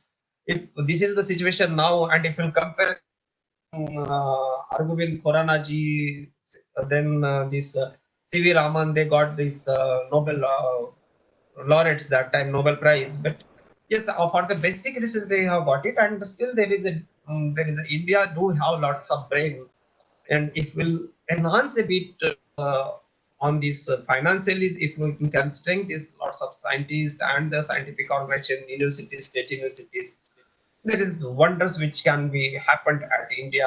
No one can challenge us. The days are not so far that India can be superpower very soon, provided that we must boost our economy towards the research, teaching, and the scientific innovations. Now, India future enhancement. If you see in this, I have not brought the point of information and technology, IT. IT has really shown, particularly Indians have done wonderful in information and technology. Even in space science also we have done, and which very recently this mission Mangalyaan has been shown us. Then, but the few of the still alarming and where we do have a lot of scope or future in these areas is energy, environment, global warming, sustainability, where we can contribute a lot. Reducing vulnerability to human and natural threats. These and we are realizing these aspects when such kind of natural calamities or COVID kind of problems are arising. That time we realize, yes, what is the natural threats from to the nature from the human beings. Now, improve medicine and healthcare delivery. This is one of the very aspect where I find lots of scope for the Indian scientist. Expand and enhance human capability and joy. We do Indians do have very good enthusiasm, very good energy, which needs to expand and enhance. Then furthermore, we can still go ahead with the atomic energy. I know since basically I am from nuclear science and all these things, but still I find there is a large of scope for atomic energy, nanotechnology, and renewable energy, etc. These are the few aspects which I find, yes, there are still a lot of challenges available or enhancement is possible in these directions for various aspects. Now, I'm sure this will be my last slide. And a couple of the questions I can answer to that. Now over to the organizers, please. Thank you. Now I invite Dr. Raj Belekar sir to answer the queries of participants. Belekar sir. Good afternoon, everyone. My first question means that the question is asked by Dr. Deepti Yadav, and the question is, what is the role of policymakers, educationalists, and media in bridging the research perspective in this pandemic scenario? Dr. Sonkave, sir. Yes, see, in my entire this webinar, I was highlighting to policymakers. See, the amount which needs to be spent on this GDP, percentage of the GDP, I cannot decide it. Our policymaker has to decide it. But we have to convince them, yes, why is it essential to enhance the number of this amount in terms of GDP? Why focus on basic research as well as advanced research? We did COVID, and very recently we are now realizing when there is a rift going on, very good rift going on between India and China.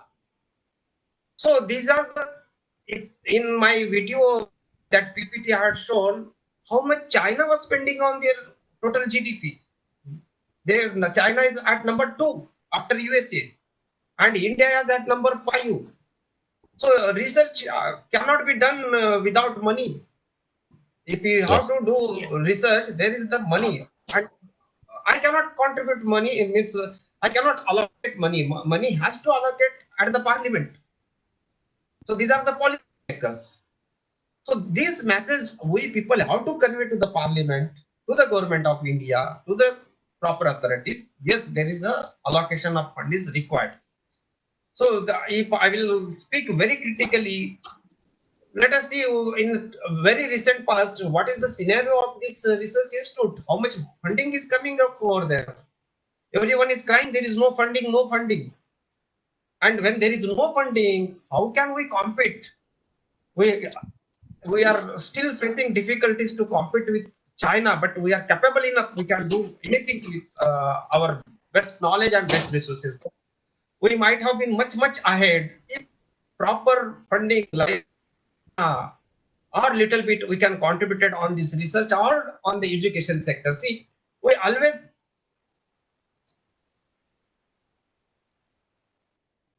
ignored health and education. These are the very two a proper amount on health and education, which is a back of any developing countries or developed countries. So these are the very two crucial aspects, and every government ignores these two concepts only. Education as well as healthcare. These are the very important aspects people must think. And now at least the pandemic corona has shown us, no, you have to be cautious. Let's enhance some amount. At the 11th hour, now the situation is like this. People are finding the very tough time to get the bed, to get admitted in the hospitals. Why is it so? Because we are not concentrating towards the medical lines. Means health is equally important. If health is good, then people can fight, people can do good research. So this is the address focusing policymaker, means the ruling persons, government of India, or the state governments. One should not ignore the education and health concepts. Thank you so much, Dr. Sonkave, sir. We have actually a lot of questions, but due to lack of time, I hand over control to Dr. Deshpande, madam. Thank you, Belekar sir. Thank you very much, Sonkave sir, for your valuable thoughts on research scenario in India, and we are very pleased to have your presentation in this lecture series. Now, Dr. Roshni Bhagat to introduce the next speaker, Dr. K.S. Bhanu ma'am. Roshni ma'am, please.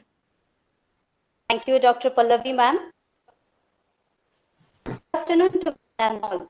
I, Dr. Roshni Bhagat Avdev, Assistant Professor of Physics at Rajashri Shahu Science College, Sandur Railway. And it's an honor to me to introduce our next speaker, Honorable Dr. K.S. Bhanu Ma'am, Professor and Head, Department of Statistics of Science, Nagpur. She had become the person of virtues and values that was developed in her education and which was built up by long teaching experience of 35 years and 27 years research experience with the specialization of probability theory and radiability theory.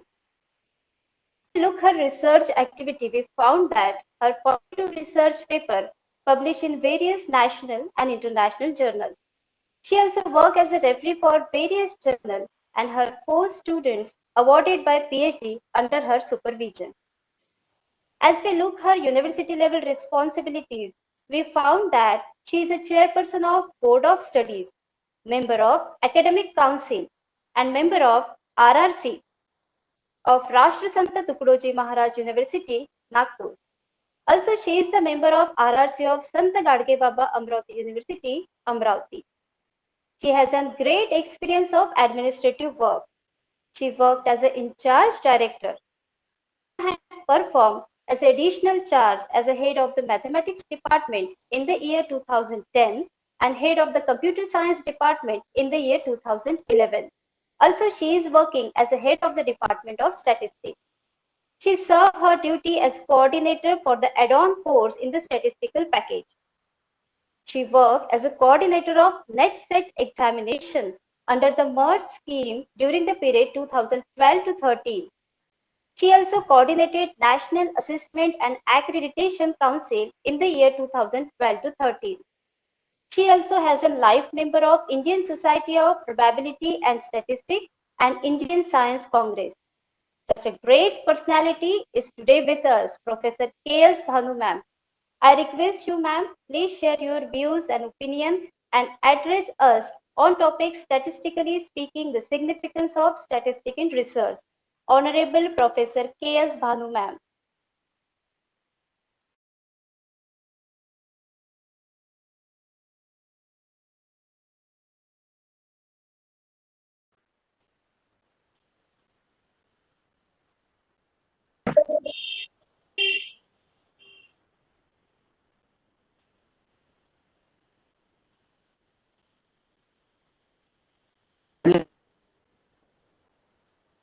Yes, ma'am, you are audible. Yes, ma'am, please continue the session. You are audible.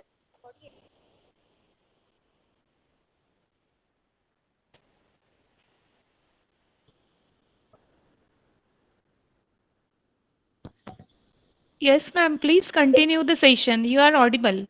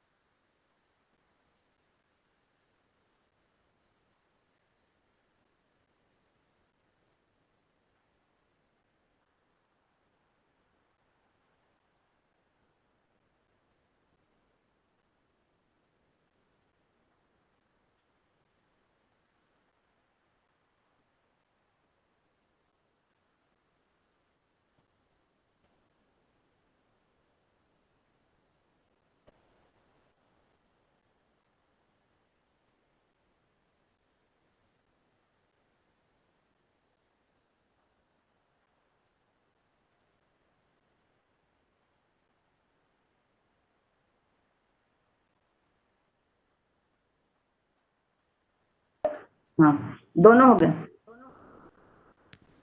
Okay अब देखिए तो आप दिख रही हूँ क्या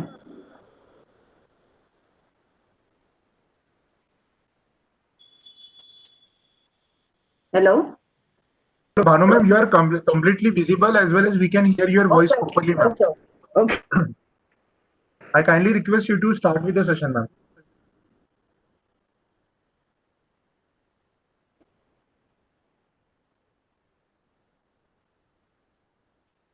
Ma'am, there is a low bandwidth issue from your side, so I kindly request you to switch off your video, ma'am.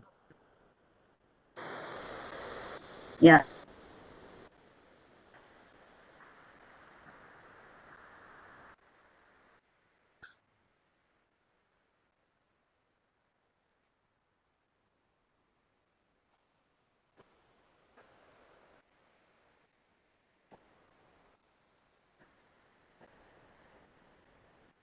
Out. Hello. Hello, Dr. Bhanu ma'am, please I request you to switch off your video. Hello.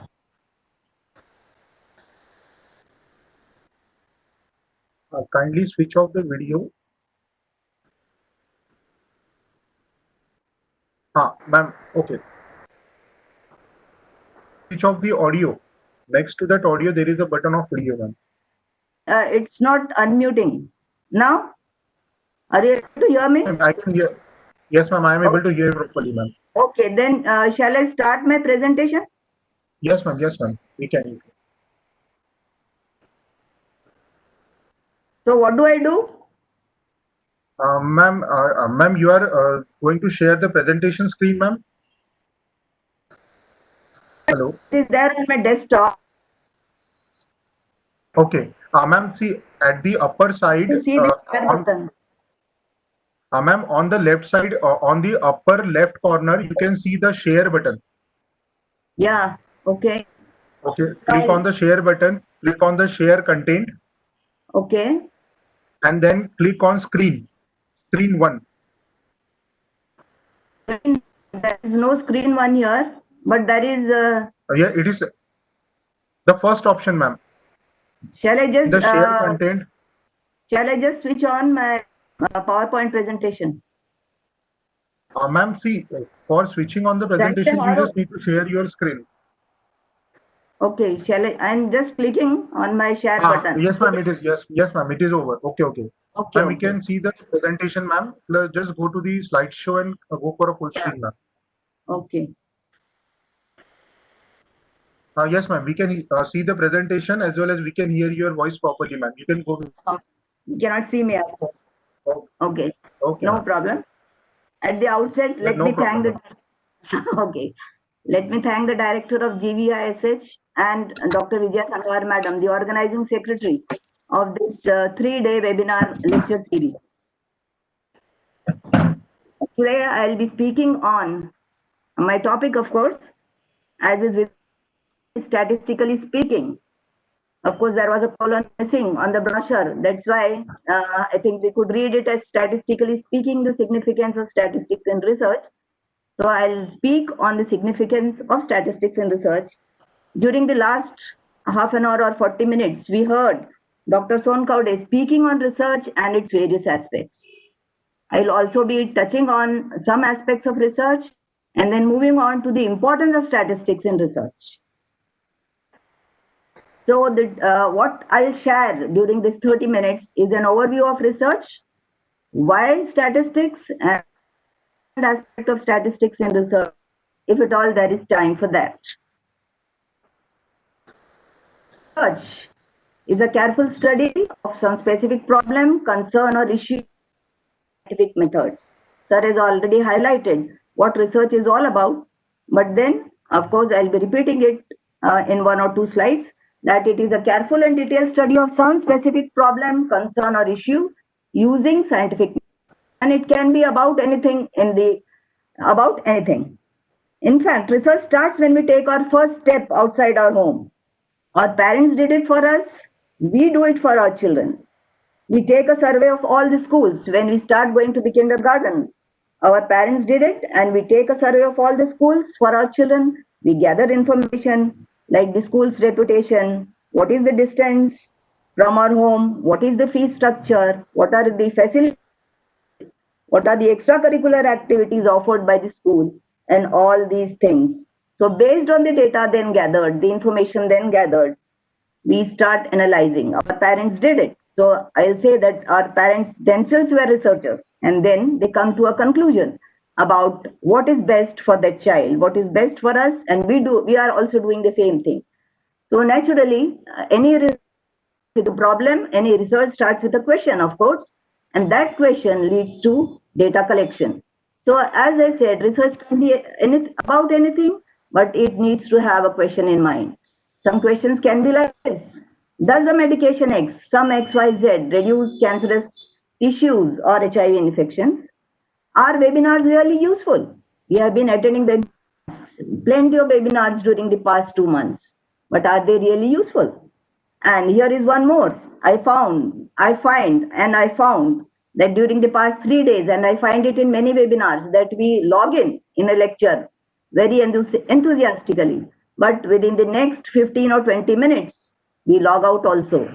So this can also be a question. How many log out of a lecture within the first 15 or 20 minutes of any online lecture? And of course, the current situation prevailing, and of course in India too. When will the COVID-19 curve flatten? These are some of the questions for which answers, we have to search for the answers in a systematic manner. If you do that, then it becomes a research problem. Not every question, of course, becomes a research problem. Some questions will not lead to answers. So what exactly is a research problem? It is a problem that is turned into a question. But it should begin with the right question, and that question must be answerable. Having creates an internal state of mind, knowing the need to know something, and this usually comes from observing the world. The question, the answers that we are going to seek, or the question itself, comes from observing the world around us, from prior research that has been carried out. We do this lately survey always, and then it strikes us that if we change a path, what will happen to the problem? So prior research, professional literature, and from peers themselves. So here are 6 steps in the research. The first is the purpose, for which we are asking a question. What is it about? Why are we interested in finding out or collecting data? So we do some background research, and then that research leads us to the question or the research question. Once you have a question, you propose a hypothesis. You talk in terms of mathematical terms and propose a hypothesis. Once the hypothesis is before you, for example, if you are looking at a comparison between 2 drugs, a doctor or a researcher or a person who is involved in chemistry, maybe a research about the efficacy of a new drug, and he may whether this new drug is more powerful than the one in the market, then naturally he will propose a hypothesis to find out whether his drug, the drug that he is going to introduce, will be more efficient, will have more efficacy than the existing one. So this will naturally lead to the next step, that is the experiment. So the researcher performs and designs the experiment to test this hypothesis. The experiment obviously will lead to data. He will record observations. Now, having a data itself is not sufficient unless it is analyzed. And not just the analysis. Once the results come, we have to interpret it in the proper manner, come to the right conclusion. So these are the 6 basic steps in research that are followed both in the science as well as in the humanities stream.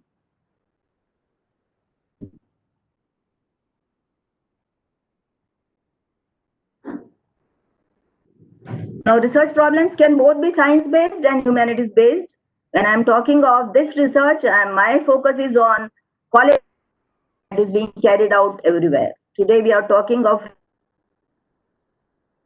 both the science and humanities-based streams. And when we are talking of science-based stream, obviously, our experiments are more or less carried out in a lab, unless it is from the mathematics or the statistics person, or maybe the management, where you don't need a laboratory as such. But where lab experiments are based, the laboratory results, of course, speak for themselves, but then an analysis of these experimental results also is essential nowadays. Of course, in the humanities based, you always have a question in mind. We can talk of human behavior when we talk in terms of psychological research, any abnormal behavior. And to study such a behavior, what are the things needed? How will you find out? If you want to collect the data, you need a questionnaire. And then once you have designed a questionnaire, you make use of an appropriate representative sample size, collect the data, data. This data may not always be quantitative in nature. The data that is collected may often be qualitative, but then we try to quantify the data, do statistical analysis on it, and then come up with statistically significant findings or statistically significant results. Now, if this is all about research, and in research in on fields contributes immensely to its advantages, we see that most often there are problems involved in too. We may have a research problem in hand, but there may be problems in research. Research also comes with its own set of problems. These problems are evident in these 4 stages. That the study planning stage. Start in the planning stage itself, you may be faced with problems. Researchers may be typically expected to study the power of this, determine the power of the study they are about to conduct. When you start planning any research activity, you have to see whether the results will really be useful. What is the power of this study? Or is it merely being carried out to get me a PhD degree? Or is it really going to be worthwhile and useful to the society? Once you have planned, then comes the research design. How will you go about doing this research? How will you go about studying, carrying out this study? Once that is also decided, then you go to the data collection. And then finally, this data collection will lead to analysis and reporting. But at each stage, there are bound to be problems.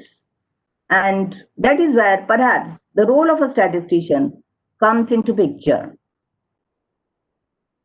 So Ernest Rutherford said that if experiment needs statistics, you ought to have done a better experiment. What is it all about then? What is the role of statistics in research? Is it really essential? Nowadays, we see that plenty of research is being carried out in all streams. And invariably, when I talk of college level research, and when you start submitting your thesis, there is always a chapter on statistical results. But we find in our experience, this is true, that most of the time, researchers in different fields don't pay attention to the statistical aspects.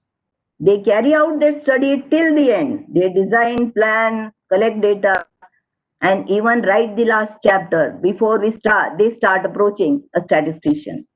We have often found that when researchers come to us, research students and even their guides, they say that everything is ready except for the statistical analysis. So then that becomes very difficult to analyze and present statistical results which are meaningful. We do carry out the analysis, but whether they are really meaningful or not, because they come at the last stage, is a big question mark. So then why should we study statistics? What is the importance of statistics in scientific research? And what are some of the terms used in statistical studies? And what happens if statistics is misused, if you don't use the correct statistical tools? These are the points that I'll be highlighting in the next slides. So let me begin with the definition of statistics itself. Statistics is the science of learning from data and of measuring, controlling, and communicating uncertainty. This is very important, and it thereby provides the navigation essential for controlling the course of scientific and societal advances. Here is another simple version of this statistics, which is, of course, more popular everywhere, that it is the study of the collection, analysis, interpretation, presentation, and organization of data. The last two, of course, will follow if the first three are taken care of. The collection part is very important. The analysis part is equally important, and more important than the analysis itself is the of the results obtained. Why should we study statistics? Should we study statistics in all? Of course, coming from different fields, we cannot do justice by learning statistics. But what happens? What is the importance of statistics in all fields? A knowledge of statistics provides you with the necessary tools. If you are well versed in statistics, or even if you have a working knowledge of statistics, it will provide you with the necessary tools and conceptual foundations to extract information intelligently. That is the word intelligently I'll highlight, from a sea of data that you're going to collect from your research problem or from your survey.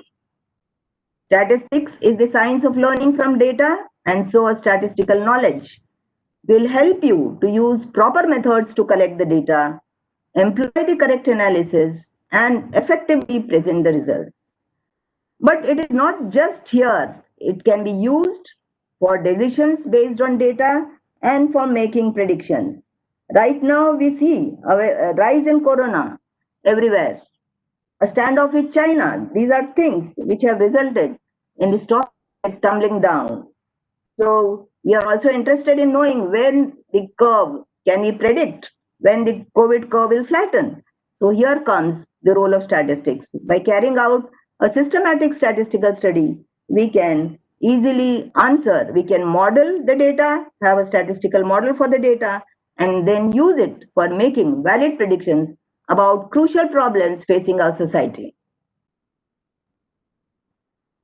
Now let us see in the next few slides, why is it important then to pair the scientific research with the use of statistics? First comes, as I said, its role in data collection. As a researcher, you identify a problem. Okay, your problem, right? Now you want to know what sort of data needs to be collected.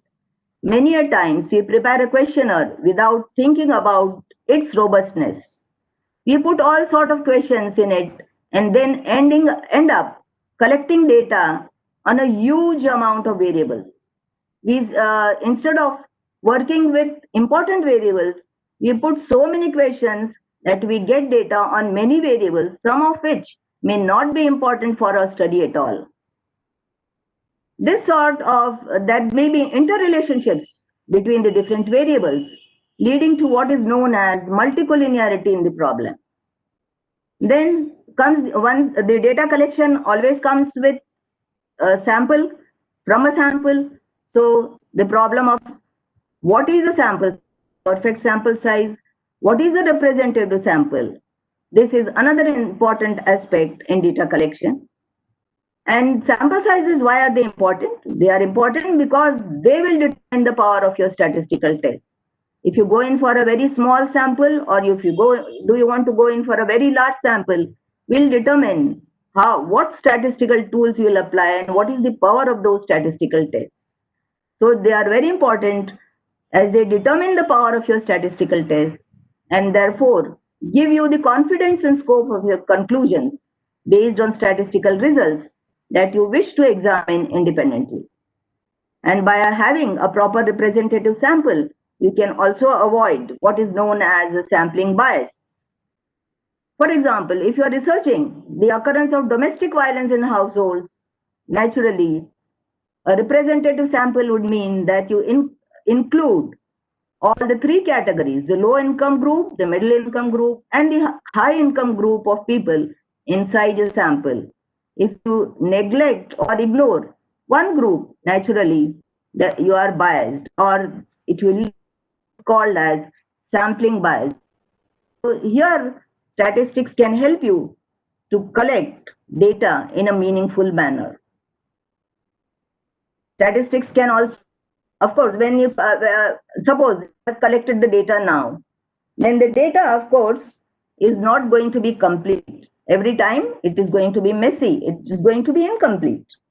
It must squeaky clean. Take the help of sampling to collect the data. You may not always get answers that are completely truthful. There may be answers people do not try to answer some questions which are sensitive in nature, like, for example, your age, your income. If I am, say, carrying out a study on honesty, and I ask you a question, how many times have you stolen? from your parents' pockets? Have you ever in your life taken money?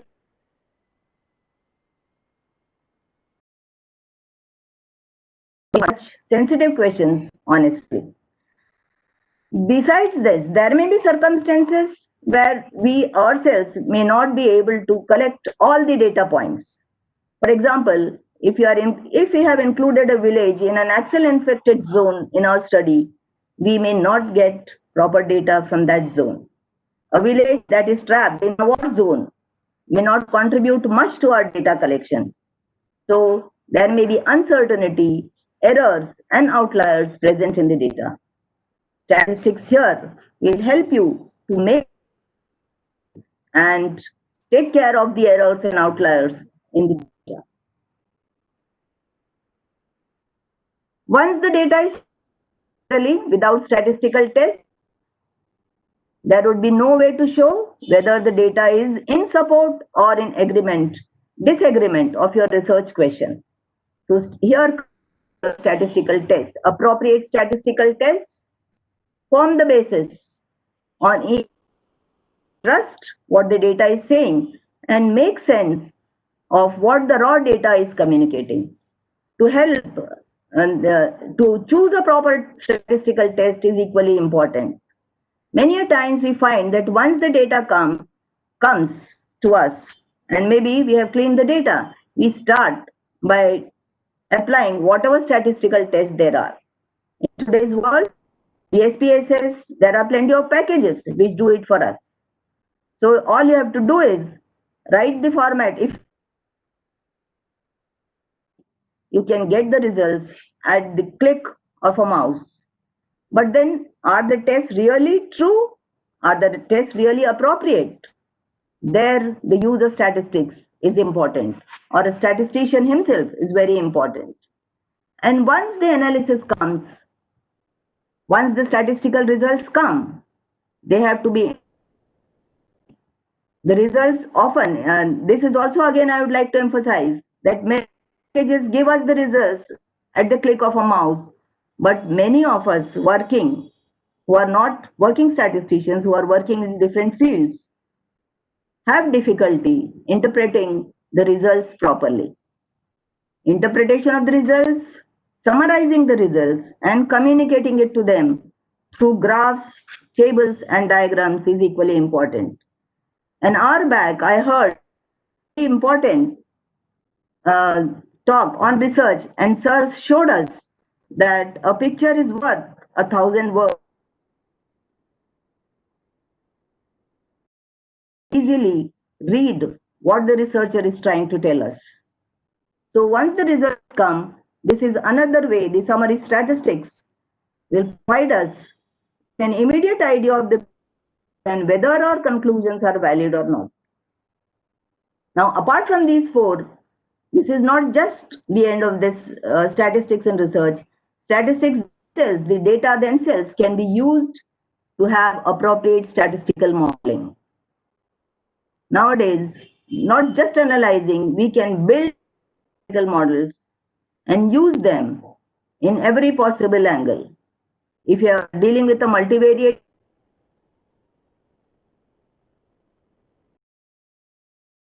we have the simple linear regression model, the polynomial model, which is which will best fit for your data. That is also equally important. During the past 2 months, we have had plenty of data. The COVID-19 cases. Some of our statistics community has been involved in modeling the data from different angles. Using these models, we can now we are trying to make, of course, nobody has come out with a correct decision of when the COVID curve will flatten, because every day we get different factors which are influencing our data. Simulation aspect, sir had also touched upon this, is now newly introduced during the past 10 or 15 years or maybe even more. Simulation has now become part of all scientific research. You can simulate data hypothetically And then using those simulation results, you can apply these to your own data itself or your own research problem itself. So these are the 5 areas where statistics is paired with scientific research, and no scientific research nowadays can do without statistics. So in the end, I'll say that without statistics, no puzzle, no statistics puzzle, no research puzzle, I'll say, is never complete. Data-driven statistical research now forms a fundamental piece of the puzzle when innovating, creating, or attempting to progress forward. Need statistics at every stage. Lastly, I'll touch upon this aspect. What happens if you do not know how to use proper statistical rules, or if you have not used statistical tools properly? You have a data with you, you have used some statistical tools and you have come up with results, even published those results, but are they really valid? I'll tell you a small story. This is a paper. This is the matter taken from a research paper. It studies the association between religiousness and children's altruism across the world. There is a famous psychologist, Dicity, who carried out this study in 2015. The paper was published in 2015 in a famous journal, Communication Biology. That's a famous journal where this paper was published. Now, what is this study? What is altruism all about? For those who do not know this word, altruism means generosity. Is our attitude because we are religious? That is the question. Does our religious identification influence our being altruistic or not, or being generous or not? This was the study carried out. And before I go on to the next slide, if I ask you this question, naturally everyone will say that yes, religiousness often leads to generosity. The more religious a person, बहुत दान धर्म करने का, उसको बहुत सारी चीजें बांटने के लिए, हमारे मन में ये बात आती है कि अगर हम बहुत रिलीजियस है, बहुत भक्ति से हम बहुत एक रिलीजियस पर्सन है, तो नेचुरली यहाँ एक एसोसिएशन होना चाहिए कि हम रिलीजियस है. To study this, they divided then say 1,200 children from 6 countries, including China, Canada, USA, South Africa, and Jordan, and one more. So when they took the children from 5 to 12 years, divided them into 3 groups. These 3 groups were Christian, the children coming from Christian background, Islamic background, and the others, Jewish and other people, Jewish and other children. They formed a 3rd group. Mainly focused on these 2 groups for religious purposes, Christians and non-Islams, and the other group, the 3rd group, was made up of the minority groups. So these groups of children gave them a questionnaire known as the Duke Religious Questionnaire to find out their religious identification. So the religious identification of the parents taken into consideration, whether the parents, what was their socio-economic status. These were part of the questionnaire. Once the questionnaire was filled up, these children were asked to play a dictator game. Is something like this. Children were shown 30 stickers. They were given 30 stickers and they were asked to choose 10 of them which they liked. Okay, so there were 10 favorites they chose and kept it for themselves. The investigators asked the children to divide or share the stickers. Children in their class, they of course distributed envelopes containing 30 stickers to all the students. Some they deliberately missed out, and now they asked the other children, those who had these stickers, to distribute them to the students what the children shared with the others was taken as a measure of altruism. Does this attitude show generosity? That is what they wanted to find out. This was the experiment they carried out. Then the city applied a linear regression model from the data with the dependent variable as the number of stickers shared and the independent variables as age, socioeconomic status, religious identification, and country of origin. When they found out what was the inference, that was surprising. For these, they found out that the non-religious children were more generous as compared to the religious one. Now, isn't that surprising? We assume children coming from religious background are more altruistic, but when the results actually came out, they found that the non-religious children were more altruistic as compared to the religious one. Now, this finding found a place in none other than The Guardian. The conclusions were published in a leading newspaper of that time, leading newspaper, The Guardian, and the conclusion contradicted the common assumption that children from religious households are more altruistic. Naturally, then, when this result was published, there was a big hue and cry, a big furor from the religious group. And there was a lot of discussion at that time. And many authors now try to find out the reason for the conclusion arrived by DCT et al. Naturally, when there is a result published, others try to see what has been done, and then other statisticians and psychologists, they also get involved. So they try to find the reason for arrived at by DCT and et al., DCT and his co-authors, co-investigators. There was another psychologist, statistical flaw in the entire study, and he himself carried out a separate analysis using the data already collected by DCT. DCT had used the ordinary least square regression, but then he had missed out on one important aspect, that religious households are more, he had missed out on the country level fixed effects. In his study, the country level fixed effects were entered as a continuous measure rather than fixed effects. It was important to control for country as children from different countries behave differently on the same task.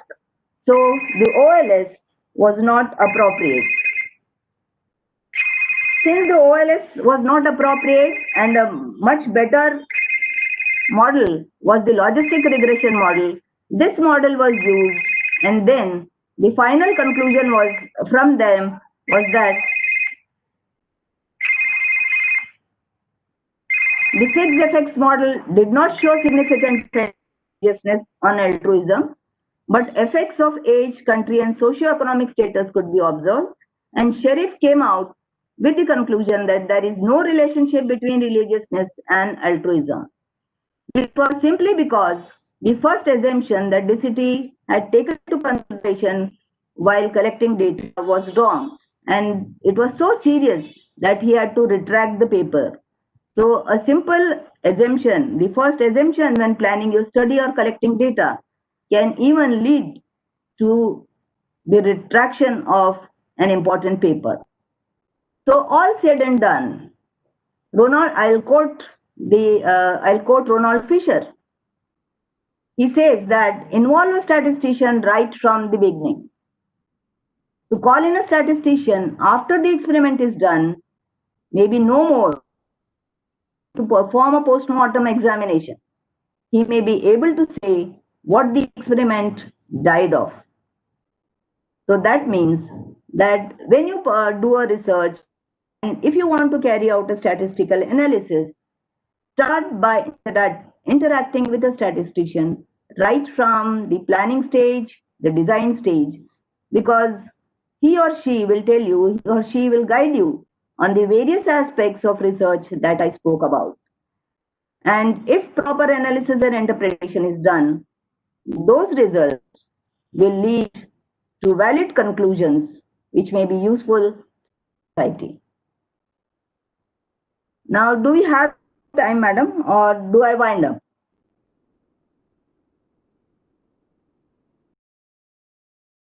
Hello? Just go. I do not know how much time I have. If someone can tell me.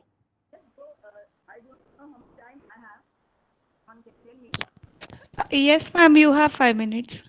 Shall I continue for 5 more minutes? Yes, ma'am, for 5 minutes. Okay.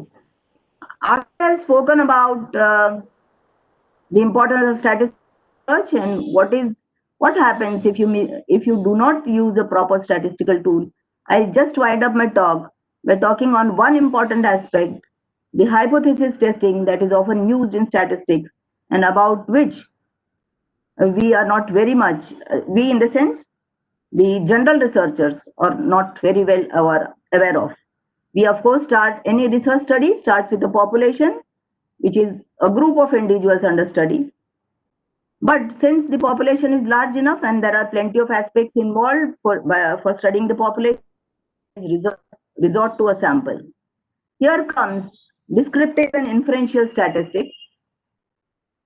The goal of statistics is to summarize a collection of data in a clear and understandable way. This is often done by collecting the data, as in a case of survey or as in case of COVID data, presenting in terms of tables and graphs, and finding out some important characteristics like the measures of central tendency, the measures of dispersion, etc. Everything that describes your data is descriptive statistics. Whereas if you are using a sample to talk about a population, usually we are interested in a population characteristic. But when we use a sample to draw an inference about a population, we have inferential statistics. This is an example of descriptive statistics. This was the study done by two of my students. This is, of course, one of the basic results. They have just tried to show the total number of confirmed active cases, recoveries, and deaths in the 4 phases from 25th March till 31st May. These figures themselves, by a comparative study of these figures, we can make out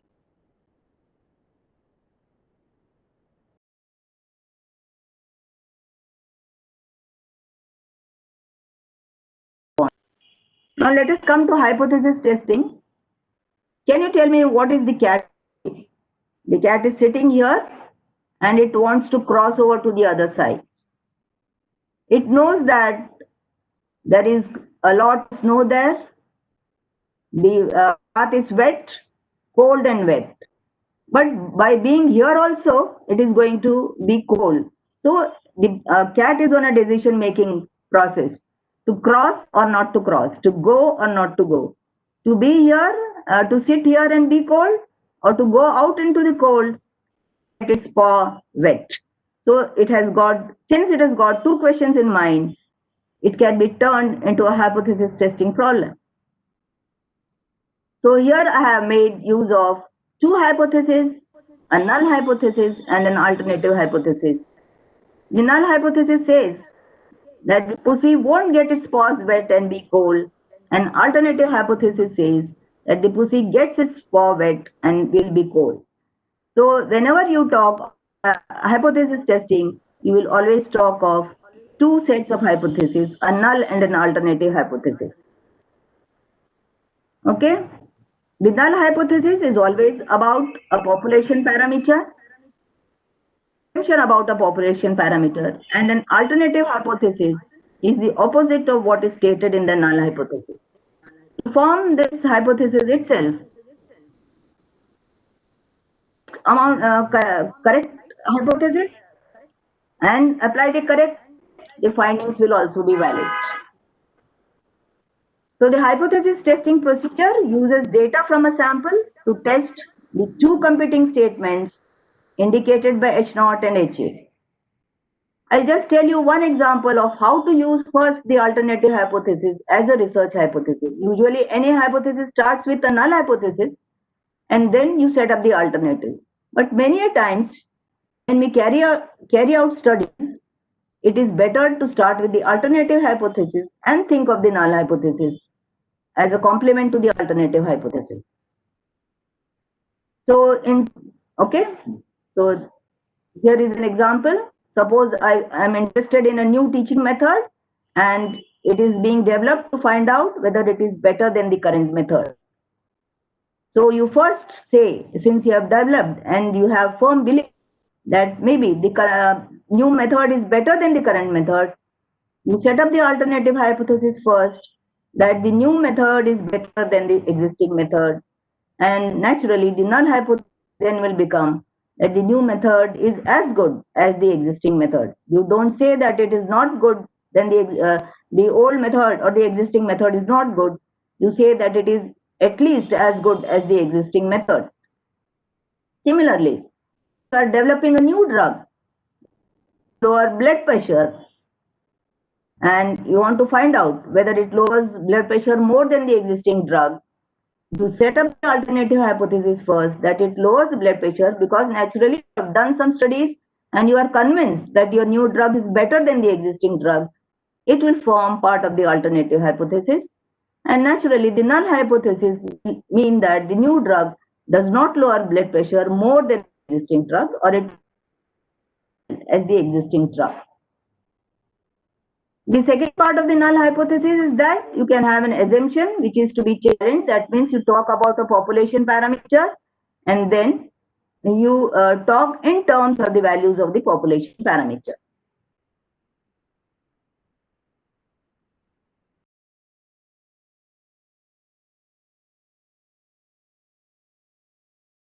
And then the alternative question beginning, that how many participants leave the webinar, online webinar, within the first 15 or 20 minutes. Most of us log in, but then log out also. So I've just framed the question that it was observed that 20% of participants leave a lecture within the first 15 minutes. And during the last session, 38 participants out of 150 who had joined left the meeting within the first 20 minutes. Now we have to find out whether this percentage who leave has it increased significantly. So what I'll do is I'll talk in terms of proportion or the percentage.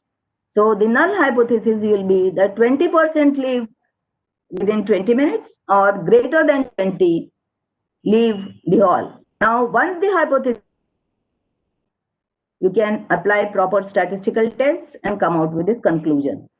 I will skip some of the slides because time is running short, but I'll show you what is the result of this statistical hypothesis. I'll skip the part on type 1 and type 2 errors because they are also very important, but I think I may not be able to cover it during the span of the next 5 minutes.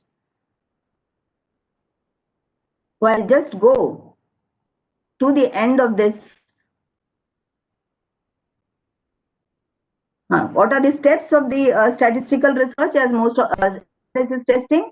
That we develop the null and alternative hypothesis, specify the level of significance, collect the sample data, compute the value of the test statistic, and find out what is known as a p-value, and reject H0 if p-value is less than or equal to alpha. So for this particular example, the test statistic that was used was the Z statistic based upon sample proportion. If you look at the sample proportion, I have taken this, I said that 38 left the meeting out of 150. So naturally, this is 0.25. Compare it with the population value, which is 0.2. So naturally, more number, the proportion that has left the hall or they left the webinar, switched off, is slightly more. But is this really significant? That will come from this statistic. And calculated was 1.41. Using this value of the Z statistic, we calculated the p-value, which came out to be 0.07. And since this came out to be greater than the level of significance, we say that we do not reject the null hypothesis. So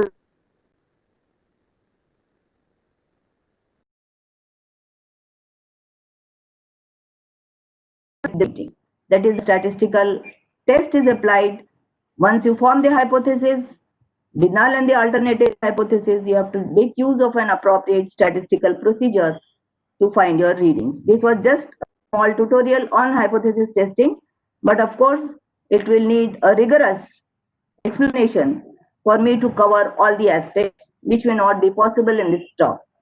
Finally, I just say that a statistician in need is always your friend indeed. Most of us do not approach a statistician until the very last, until all the data has been calculated.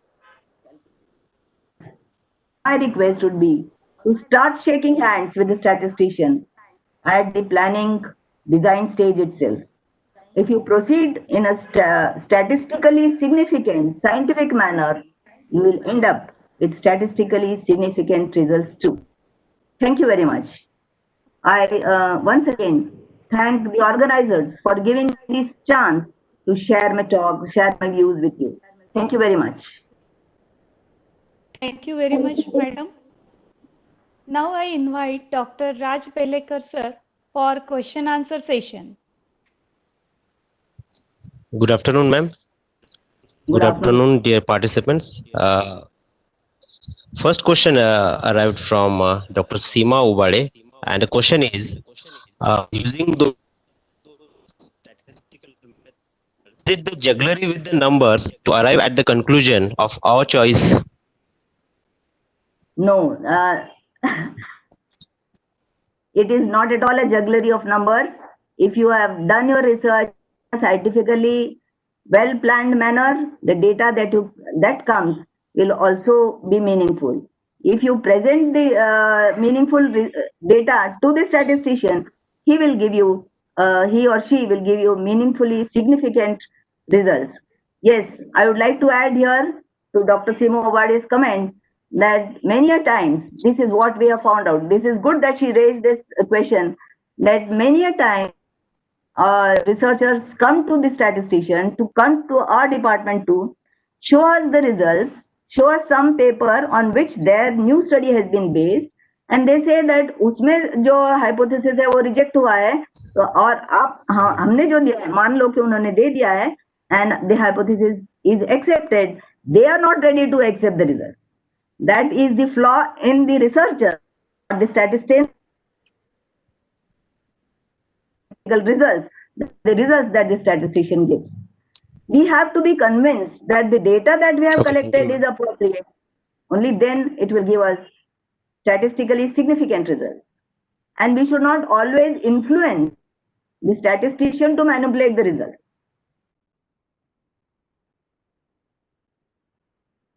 Seema is convinced.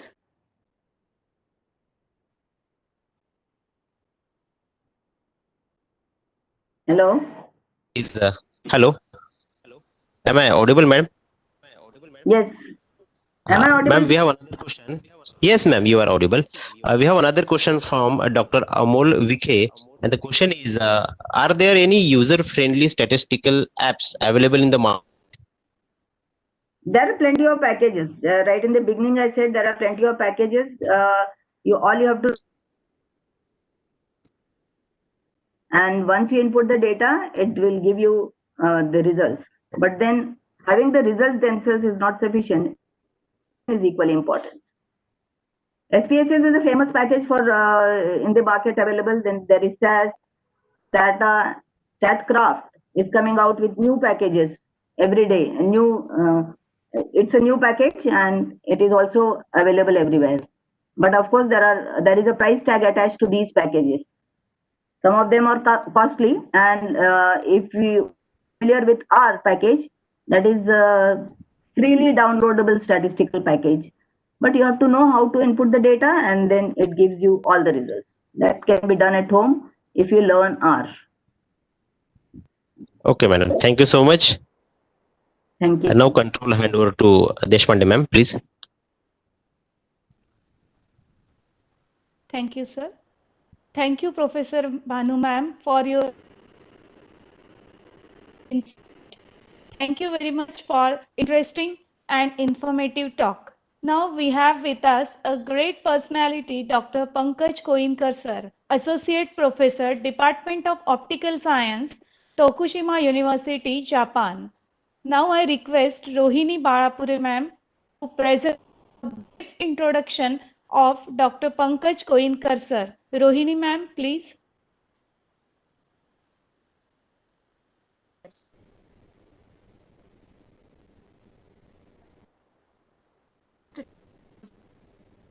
I'm Rohini.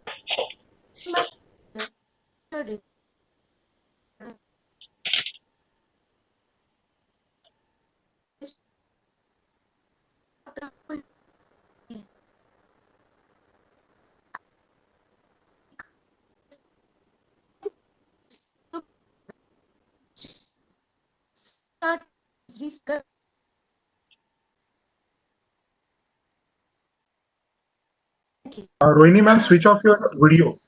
You're not audible.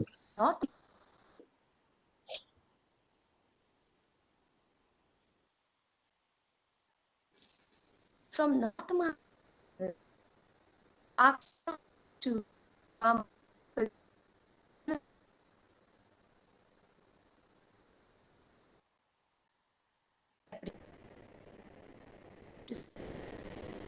five.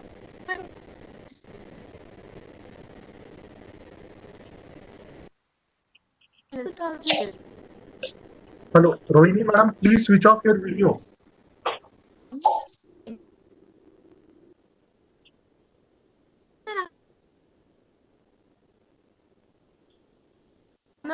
Sir?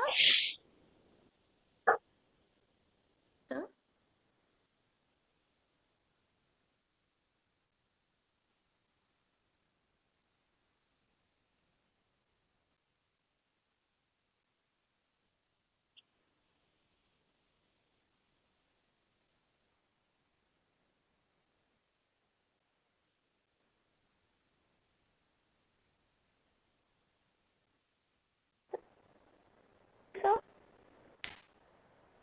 Rohini madam, you are not audible.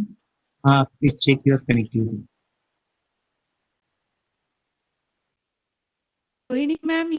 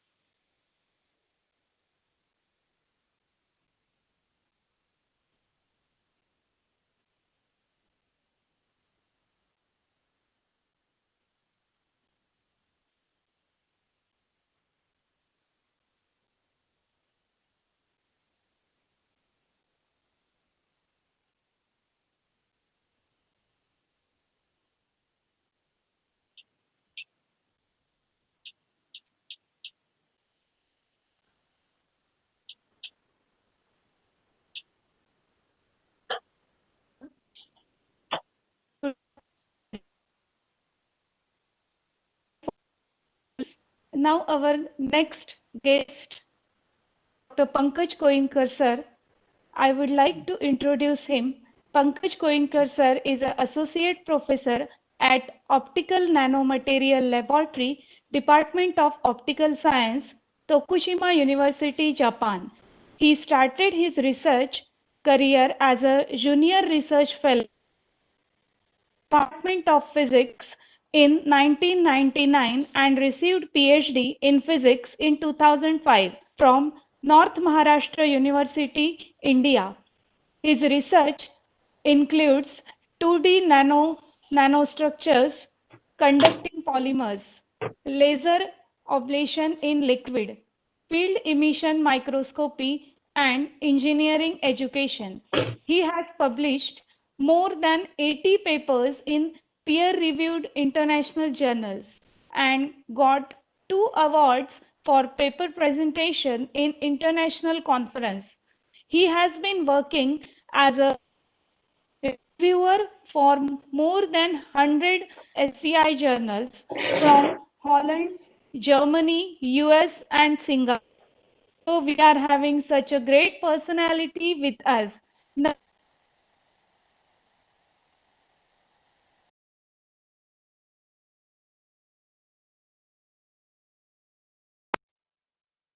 Hello, Dr. Koinka sir, please.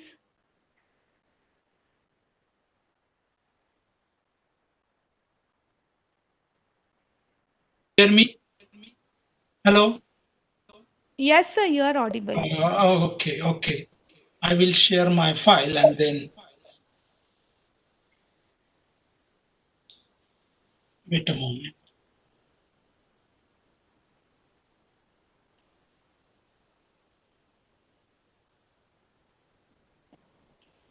Okay. Thank you very much for the introduction.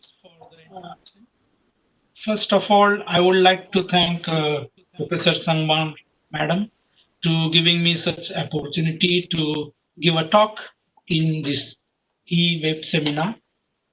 Today I'm going to talk on aspect of approaches for improving academic writing in science.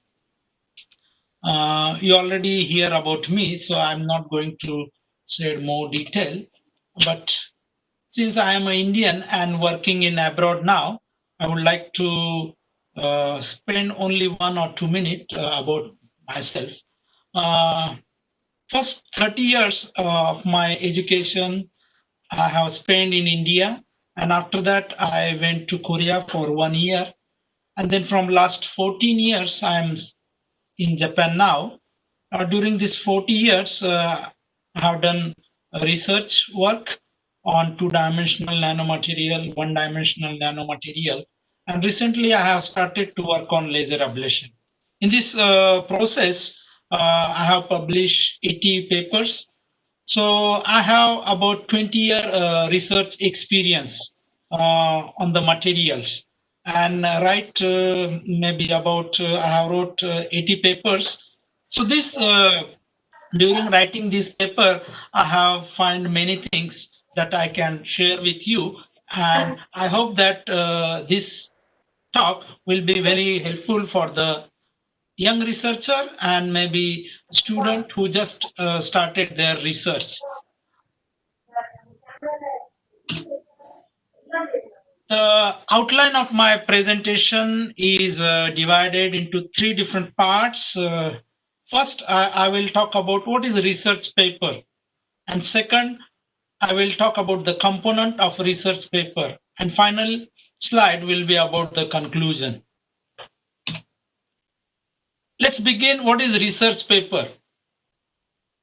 Research paper, this is one of the research paper we have published in this year. So when we talk about the research paper consists of many things.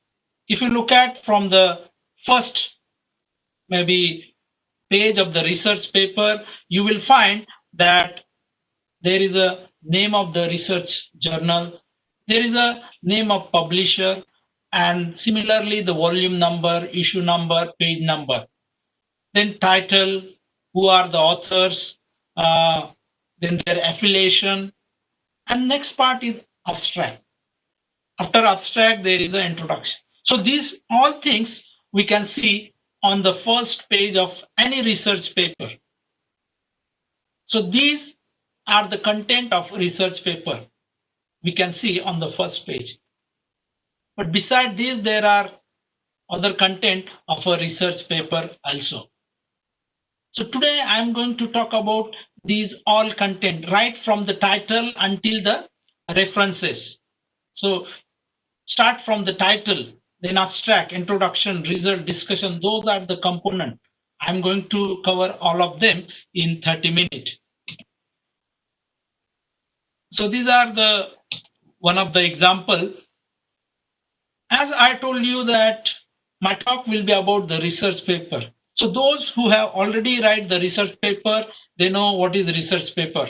But this I'm asking for the student or young researcher who are just started their research and would like to write a research paper. So for them, research paper, what is their definition of research paper? Research paper maybe does it mean that you just write the information about the research you have just finished, or whether you are stating the long list of facts and explaining the topic that you have researched. So that is the definition of a research paper. No, that is not the correct definition of a research paper. The research paper is not writing or telling or stating the long list of the fact, issue, problem, or explaining any research topic is not a research paper. Research paper means it is a perspective or make argument that is important in your research area, in your research field, and summarize the answer about your research problem. So make an argument or perspective means anything new you have researched, you have to write down those things. Or also summarize the answer of any research topic, any research problem that you have researched. So that is the correct definition of a research paper. Then I told you that this is one of the research paper, but to write the paper, it needs lots of time, efforts, and hard work. Not only just the definition or you do the work and started to write the research paper. It is not that simple, we think. Before starting the research, we have to choose the research topic. Now, how to choose the research topic? Whenever you decided that you are working in the certain research area, whenever you try to find any research topic for your maybe master's thesis or doctoral thesis, or even a postdoctoral, or in general you are a researcher. So in that scenario situation, you need to write, you need to read many research papers. Then understand the present status of the research topic that you are interested in. After that, you can try to find the research problem. But how you can find the research problem? When you read several papers from your research field, you find some kind of paper and correlate those papers. Maybe one of the group has done so-and-so study on this material, another group has done so-and-so study on this material, third group has done so-and-so. However, there is a chance that we can still do something. So that gap you need to fill. You need to fill. When you read 20 paper, 30 paper, 50 papers initially, then you find out some 5, 6, 7 paper that is more close to your research area. So out of those paper, try to concentrate what kind of gap is there between these papers. And then you can fill that scientific gap. Like if somebody has done electrical property, optical property, and you are interested in magnetic property. However, the material is not giving any magnetic property. So that problem is not going to work. You have to think differently. Here, if the material is not giving the sign of any magnetic property, then you cannot do the research on that material, which is not exhibiting any kind of magnetic property. So your work should be based on the earlier research paper that has already done some kind of research, and try to fill this gap. What kind of work still somebody has to do, and what kind of work I can do and fill this gap. That is the best way to find out the research problem. Of course, if you read so many papers, you can get a different idea. That is innovation. That is a new, totally new, nothing to do with the earlier research paper. But you feel that maybe you can do something new. That is another aspect. Of course, most of the student also gets such kind of idea. But I'm talking about in general. Whenever you decide to write any paper or any kind of research you want to do, This is the best way to find out the problem. Read many papers, find out the related paper. Then what kind of a gap is there? That gap you need to fill out. You need to fill out. So there is a combination of 2-3 things. You read the paper, you understand the content, present status of the research topic, and then you can find out the research problem.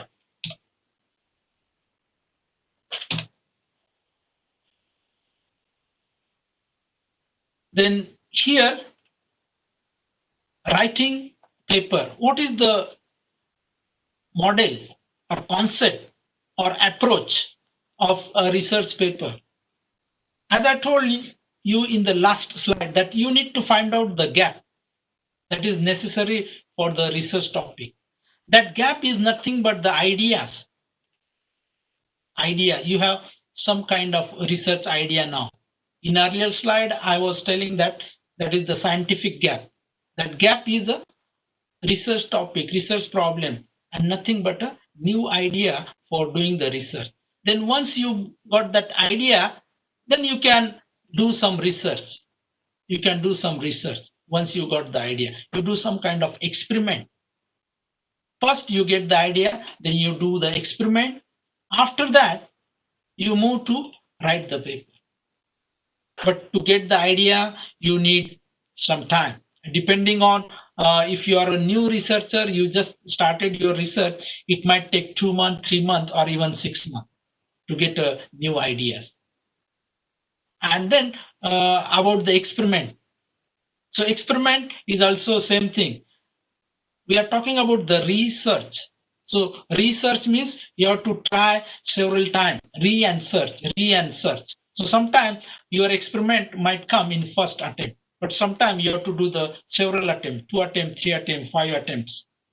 So that there should be consistency about the research work. So you do some time. It may be 1 month, 2 months, 3 months, 6 months sometime. Then you write the paper. That is the model of a writing paper. Idea, do research, and then try to write the paper.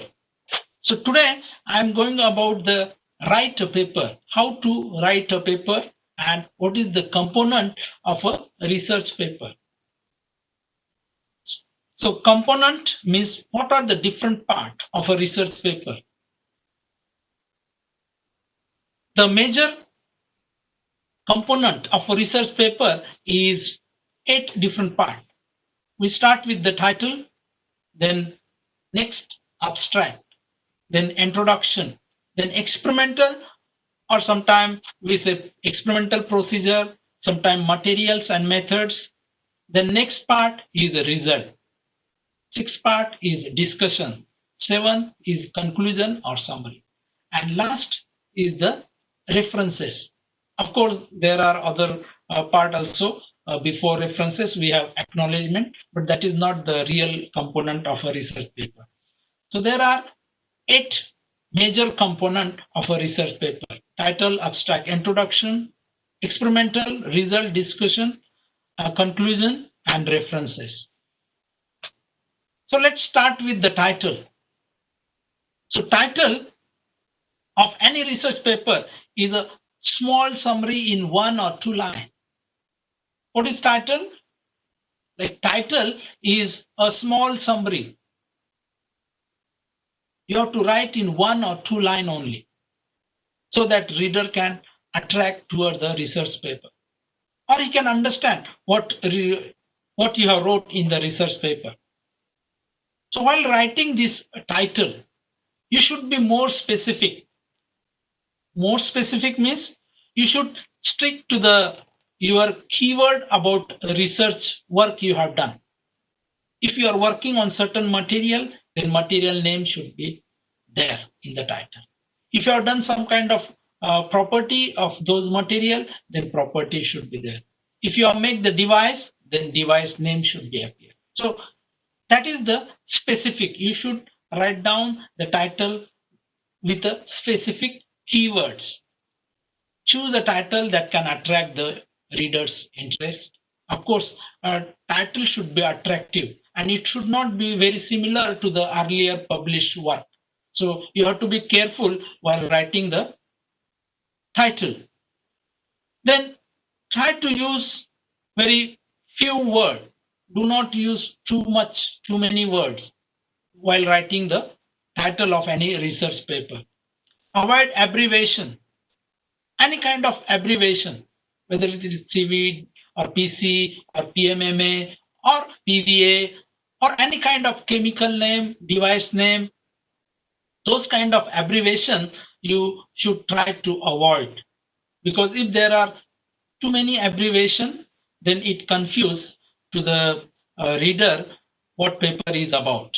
So try to minimize or almost try to avoid the abbreviation in the title. Only you should include the important terms. Those terms is the main content of your research. So that is important term you have to include in the title. Let's look at some example. These are some title from the research paper.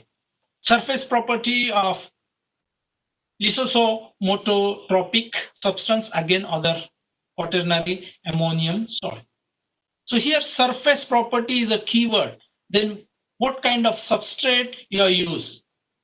These are the two main content. Of course, ammonium salt is also one of the material you have work on.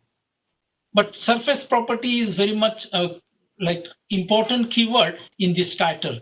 Or second title, change in internal temperature. So once you write down effect of internal change of temperature, influence of temperature. So those keywords are very important. Reader can easily understand that this paper is about change in the temperature. About what? With the change in climate. So if you look at those titles, you can easily understand what is the content of the paper. Or third title, dispersion, a sensor, carbon nanotube. So we can easily understand. Short title, sometimes very good to understand what paper is about. Similarly, there are other title also, but my intention is to tell you that you should include the important keyword, and title should be very similar, very simple. That is, that words you have written in the title should come from your research topic. Then second part is the abstract. So abstract, what is abstract? So abstract means what was done, what kind of research you have done. You have to write down in the abstract. And what kind of important result you have obtained in the research paper, you have to write down in the abstract. So now, what is the specific size or maybe text, how much you can write down the abstract?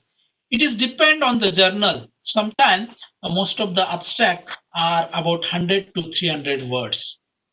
You try to look at any research paper, you will find that abstracts length is about 100 to 300 words. Ideally, it should be about 200 word is the best abstract.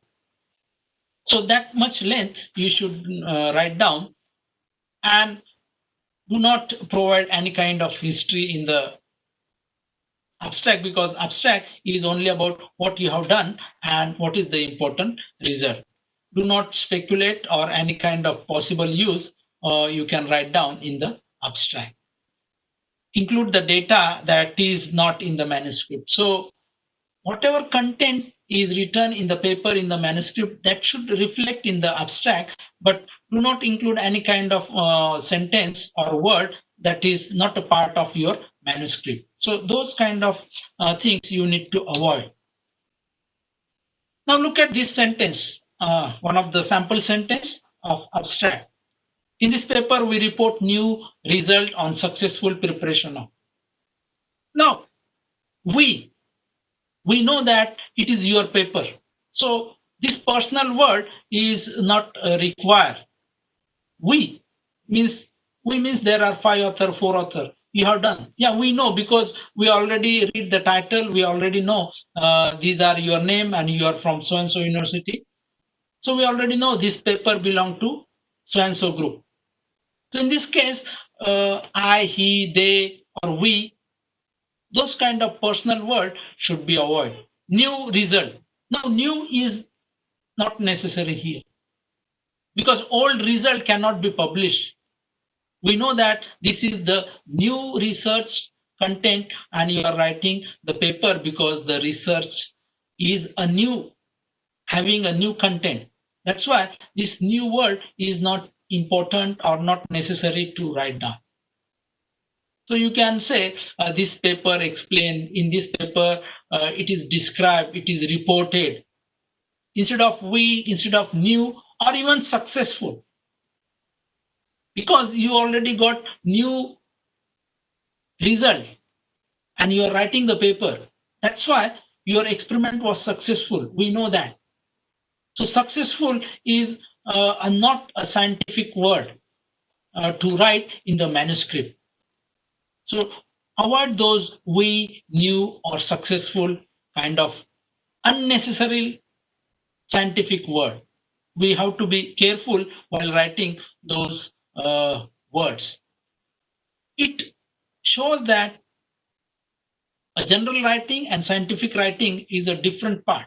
When we talk in our day-to-day life, we talk in English, but our maybe whatever the words, whatever the talk, we talk in English, those words we use for only talking purpose. But we cannot use those words for writing the research paper. So scientific vocabulary is a different aspect. We have to be very careful while using those words in the research paper. So we have to avoid those non-scientific words. Now, introduction should be direct and to the point. The length can be 1 to 2 paragraphs if the journal is small. If the journal is big, maybe 1 to 2 pages of a particular journal. So depending on the journal, it also has the length of particular research paper.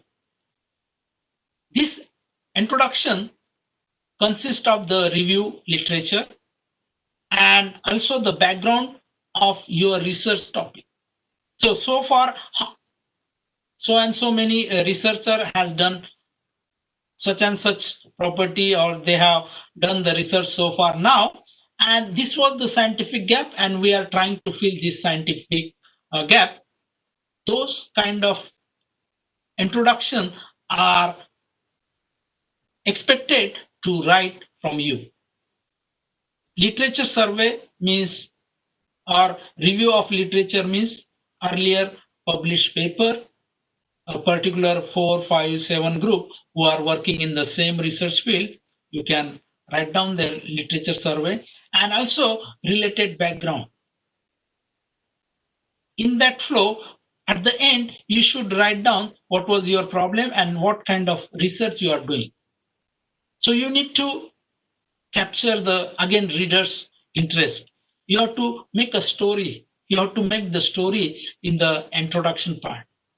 Like you watch the movie, similarly, each movie has a story. Similar kind of story you have to build in the introduction. I personally feel that introduction is the most difficult part of the research paper, because result discussion, those part you can write down because you have already done the research, but introduction is the most difficult part of any research paper. And you need to take care about writing the introduction. You must include what is the content of this paper, what the paper is about, what is the content of the paper that should reflect in the introduction. Then what is your outcome or maybe message from this research paper? Scientific gap, you are doing so-and-so research because of that scientific. That message should come in the introduction. Since there is a scientific gap and now you are doing the research to fill that scientific gap. So that is message. And explain why it is important or worth to read. When you say we are filling this gap, but that gap is very important to understand so and so. So that is the next part of the message. The major asset of your research paper will become in the introduction part. Now, writing a good sentences in a research paper, mostly in the introduction part. If you look at several research paper, you will find that most of the research papers started with the word recent or great attention, or maybe with the word great potential, great attention, or any kind of sentence in last 10 year, in last 2 decade. Those are the research paper and very general research paper. If you look at those sentences, you'll find that such sentence appear in several thousand papers. Now you have to avoid those common writing. You should try to write down something different from the normal researcher. Now here there is one example, poor opening and better opening. The first impression, whenever reviewer read your paper, he started to read your paper with the introduction. So first impression for the reviewer is very important. If you write down a good sentences, at least first 4-5 sentences, then reviewer can understand that you are a good writer. So do not write the common sentences that are already published in the research paper. So here, poor opening, you can see material attracting interest worldwide with a great potential. This is very common sentence, or potential theoretical model, or having so and so application. Those are very common kind of maybe sentences that can be used in the introduction. So you need to avoid those and try to write down something different. Directly start from your research topic, that you are working on composite polymer, and start with their property. Are not as strong as they should be. Now, if the composite material are not strong and you want to improve its strength, then that is your topic. So in that case, maybe you can start with those property that composite polymer are not strong as they should be. And then you can make a research literature survey and maybe give a history of earlier paper, earlier published paper, 4, 5, 6 paper. You can compare and try to write down their summary, a short summary of research paper that are published earlier. Then you can write down sentence like this. This research explored the reason to be specific detail of research X, Y, Z if you are here. So those kind of sentences you can write down. Do not write down the common sentences. And one of the things, it is widely accepted that X, your topic, is important.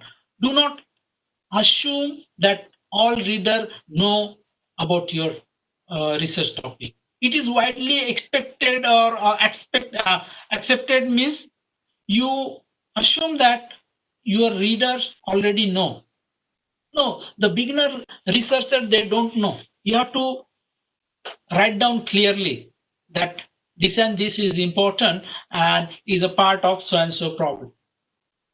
It is widely accepted means you are writing that everyone in the world know about this. That is not true. We cannot assume that all of the researchers in this world know everything about composite material or so and so, whatever is the topic. So we have to be very careful when we think about the readers. Readers means the people, the researcher who will read your papers.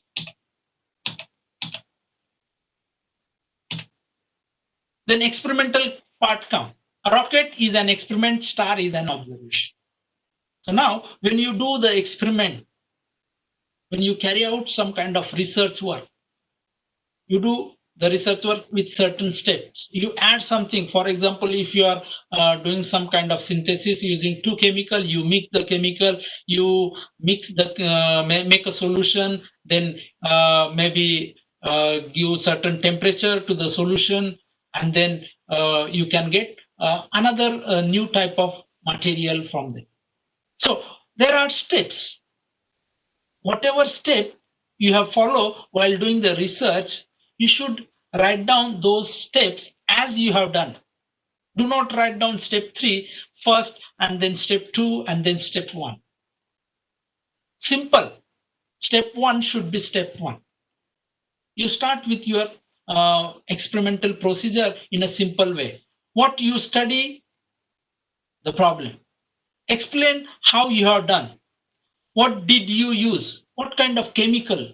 Since I'm doing the research in the material, so I'm always talking about the material or chemical. So what kind of chemical you do, what kind of instrument you use for characterization, and what did you proceed? So each step you need to explain in the experimental procedure, or sometimes we call as materials and methods. Methods and materials, or materials and methods. So this part is necessary, because if you do the experiment and you write down that we have performed the experiment in certain way, then reader will read the paper and try to follow your procedure, and they will repeat the similar kind of experiment to get the whatever component you have maybe find out in your research, so that they can also extend the similar kind of research. So that is why the experimental procedure is necessary, so that researcher, more and more researcher can able to read your experimental procedure and follow the steps, so that they can also contribute themselves in the certain research topic. While writing the experimental procedure, you can see poor and good sentences. Now here, cells were broken as previously described. But which cell or how they broken, we don't know. You are just writing in 1999, Smith has wrote one paper and he says cells were broken previously described. Now reader has to assume how the cell is maybe broken. You can write down cells were broken by ultrasonic treatment as.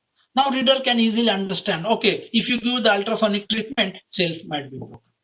And that is the paper which is published in 1999 by Smith. So this is a good sentence. You can write down the exact maybe keyword. So this is a good sentence. Or tense verb is very important. Seats are placed on dam's non-steroid filter prop.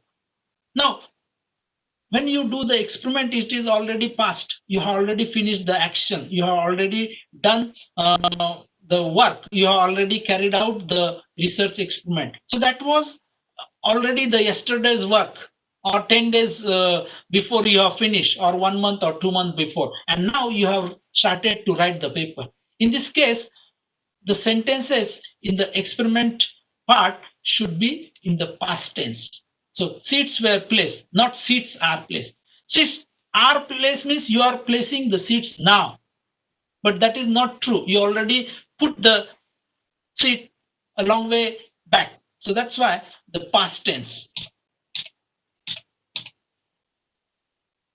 The next part after the experiment is important part, result. So result means in the result, you have some precise data or finding. So precise data or finding means you make some kind of chart, table, graph, photograph, and those or table or photograph or images. So those figures, schematic, diagram, you need to explain. What is x-axis, what is y-axis, y-axis. On the y-axis you have so and so, on the x-axis you have so and so, and the graph is linear, the value is increases.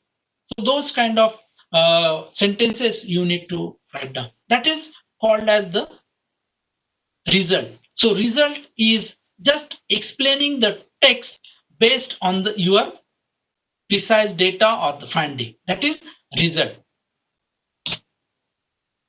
Then what is these are some of the key you can say important sentences used in the result. The most important finding, the result shows that the graph is showing increasing value or decreasing value or goes to the saturation, or it is find that it is observed that it is discovered that, or the result shows reveal or expected or so and so prediction or suggest, indicate, differ, similar.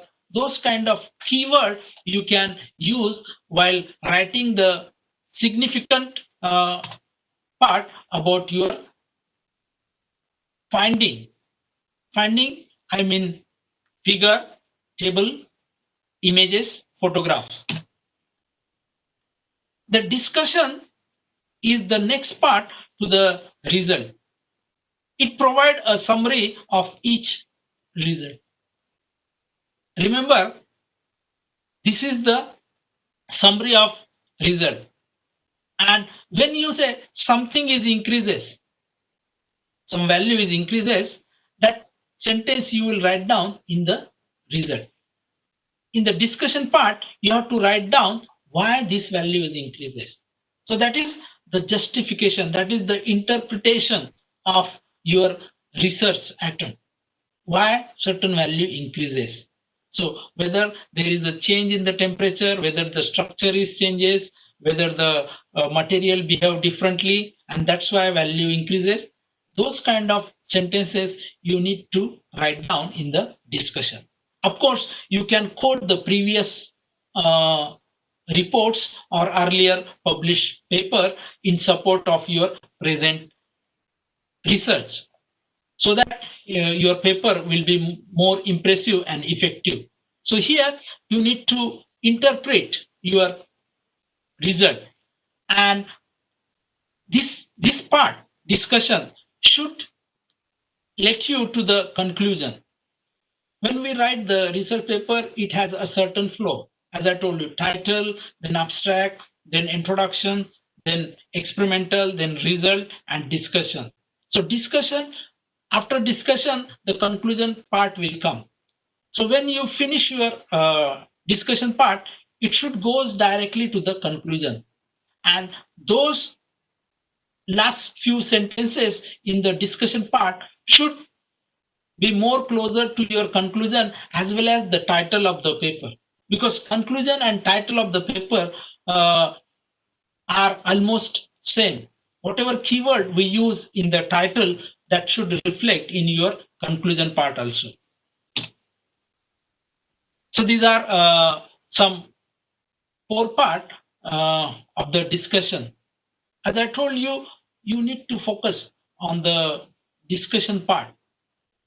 So discussion part is justification, is the interpretation.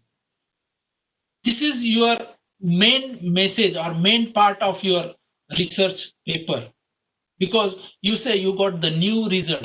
So new result, you have to prove that these results are new or why these results are new. That is main evidence of your research paper or main asset of your research paper. Of course, you can make critical assessment or some kind of opinion that you can say certain value is increases. We feel that this increase in the value is attributed, is due to, is because of, or is so and so. Whatever the reason is, you can write down those reason and compare with the earlier study. You can quote some kind of research paper that are already published, and final conclusion about the all your research data that you write down in the result part. So that conclusion about the result is discussion. So in this discussion part, you will also give some kind of final words about the research, as well as some kind of recommendation that certain research might be useful in making some kind of devices, or maybe understanding the basic property of so and so maybe device or materials. And these are some example. We need to use past tense. Sometimes you need to use present tense in the discussion part, because sometimes we need to give the suggestions, sometimes we need to give recommendation, sometimes we need to talk about the research work we already done. So there are combination of past tense as well as the present tense. Data were taken from 5 experiments. Now this is the use of past tense, because you are talking about the experiment which you have done a few days, few months ago. The distribution followed a standard bell curve. So again, it is a past tense, but it is conclude that. So now you are writing the paper, and you are, or it is suggested that, or it is recommended that. So whenever you make some kind of opinion, your own opinion, you should write down your own opinion in a present tense. It is conclude that regular exercise reduce the weight of body. So that is recommendation from you, that present study show that our message or outcome of this research paper is so and so.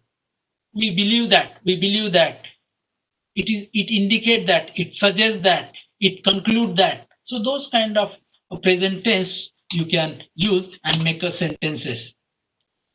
We also use past perfect tense or maybe present perfect tense. Like if you're talking about old research paper, 10, 20, 30 years, then who had studied. If you're talking about a recent paper, then B has been studied. So it depends on what kind of reference you are quoting in the discussion part in support of your result. You can write down the sentences accordingly. The 7th part, that is conclusion. And after that, I will go to the reference. Within 2 minutes, I hope I will finish. Conclusion is the kind of last part before the references.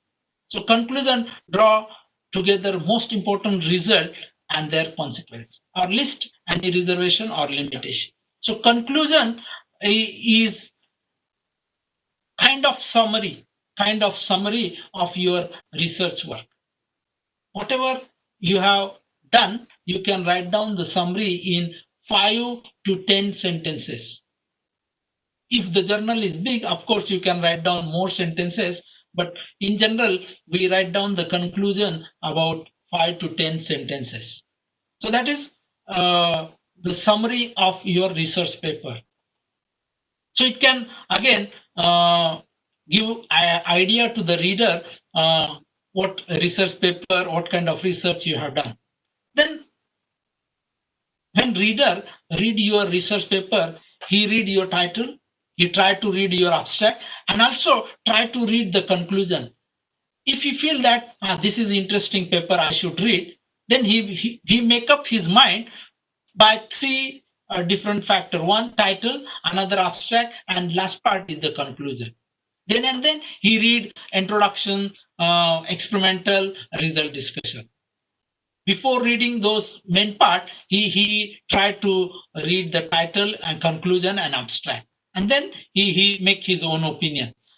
Another thing, abstract and conclusion are 2 different parts. Abstract is an overview of entire paper. So like you watch a movie and there is a trailer. So trailer is a different part. It's not the real movie. But trailer, you can say that this is the kind of story and you are going to see in a big picture, whole picture.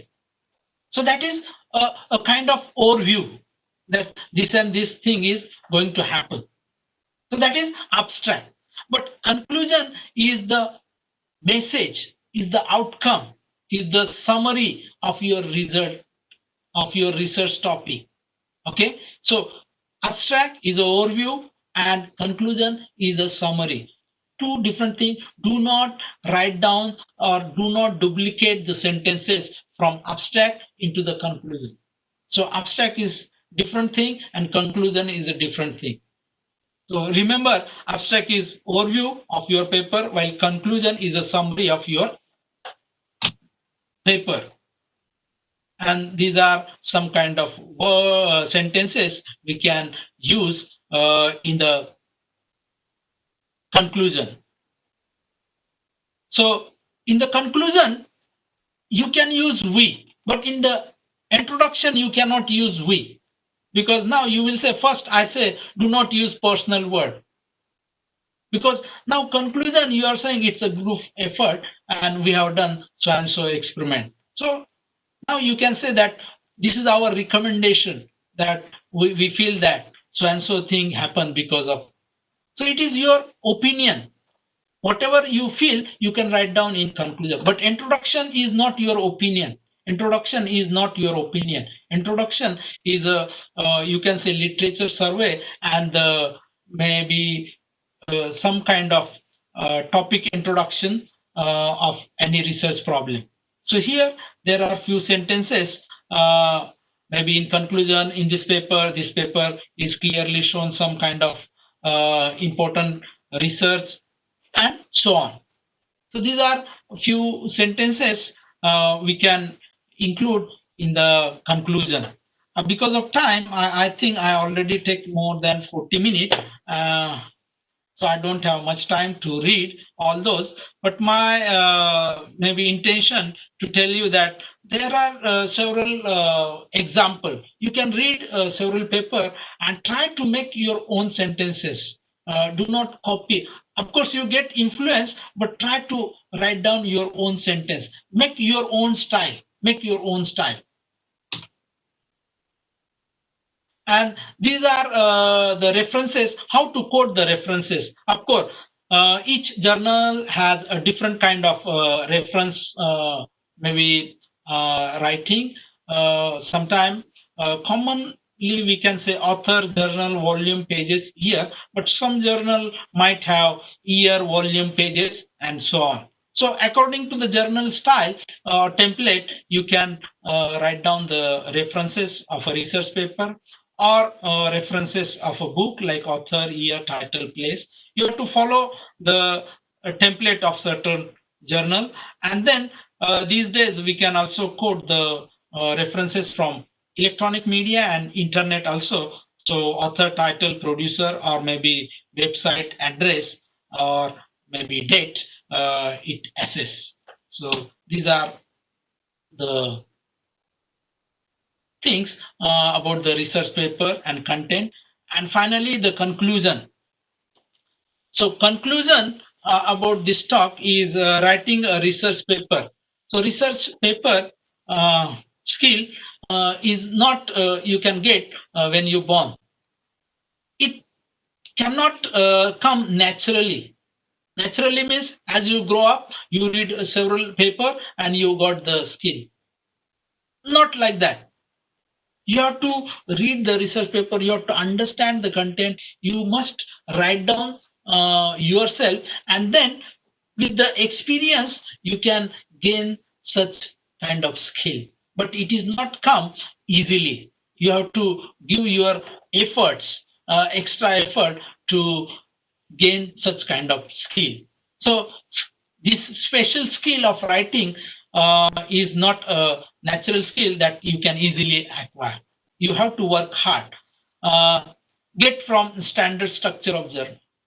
You read the research paper, read the manuscript, and try to understand how each researcher has write down the paper, and make your own experience about those research paper. And when you read the research paper several times, you will able to understand the context, and then maybe you will develop the skill to write the research sentences that you can include in the research paper. Of course, reading different type of paper, whether it is article, review article, letter or book, is very important to make yourself or give some kind of confidence to get such kind of special skill. Then what you need to improve academic writing? Now I told you there are 8 kind of different components. You should write down so and so sentence, abstract should be so and so word, conclusion should be this and this, introduction should be so and so, having so and so length. So I talked a half hour, and maybe you think maybe I don't, you understand or not, I'm not sure, but how to improve the scientific skill, especially writing skill? You should have a sound knowledge of your research topic. That is most important part. Before having the knowledge of writing English, you must have a sound technical knowledge of your research topic, and then you should have a writing skill in English. Then when you have sound knowledge of your research topic and writing skill, your writing skill in English, combine them together and try to write down with the technical vocabulary. So that is very important.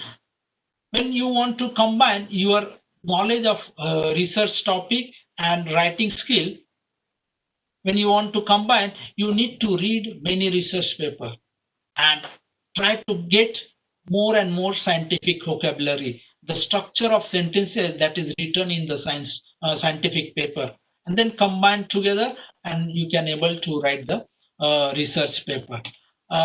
With this, I would like to thank you for listening me with a kind attention. Thank you very much. And finally, again, I would like to thanks to organizer for giving me such opportunity. Thank you very much. Thank you, sir.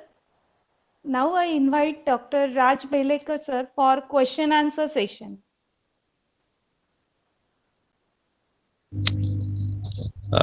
Thank you, Dr. Koinkar, sir. Yes. Very good afternoon. Yes. You have explained very nicely about writing a good research paper. We have only one question, sir. How to write effective novelty statement or impact statement or highlight while submitting a research paper? So as I told you that whenever you want to write down any research paper, you should focus on the keyword of your research topic. What is the keyword and what kind of keyword that can appear from your research paper? While writing novelty of your research work or any research topic, you should include the keyword from your research. And while writing sentences, do not write the sentences that is already came from the published research paper. The sentences should be new. Then and then the novelty, whether it is in writing or whether it is in research, that can appear, that can reflect in your manuscript. So while writing novelty, you should be careful to include the major keyword of your research finding and sentences. Now, sentences, as I told you, you have to build a skill to write down the sentences. So do not copy or maybe do not get influence from the earlier published sentences. Try to make your own sentence with effective keyword. I hope that you got my answer like this. Like this was one of the examples I have given. In this way, you can write down your own sentences. Okay, thank you so much, sir. Now control is handed over to Dr. Deshpande, madam. Okay. Dr. Deshpande, ma'am, please. Anatano Shinsetsuna Katobani Kanshashima. Arigato gozaimasu. Arigato gozaimasu. Thank you, sir, for your precious words and guidance to all the researchers and participants. Really, sir, your thoughts have enlightened our minds and shown us a new path. Thanks a lot, sir. Thank you Now I very much. invite, thank you. Thank you. Now I Yes, invite Dr. Manisha Golcha to introduce a veteran professor, Dr. Chandrasekhar Adgaonkar sir, for his concluding remarks. Manisha ma'am, please. Thank you.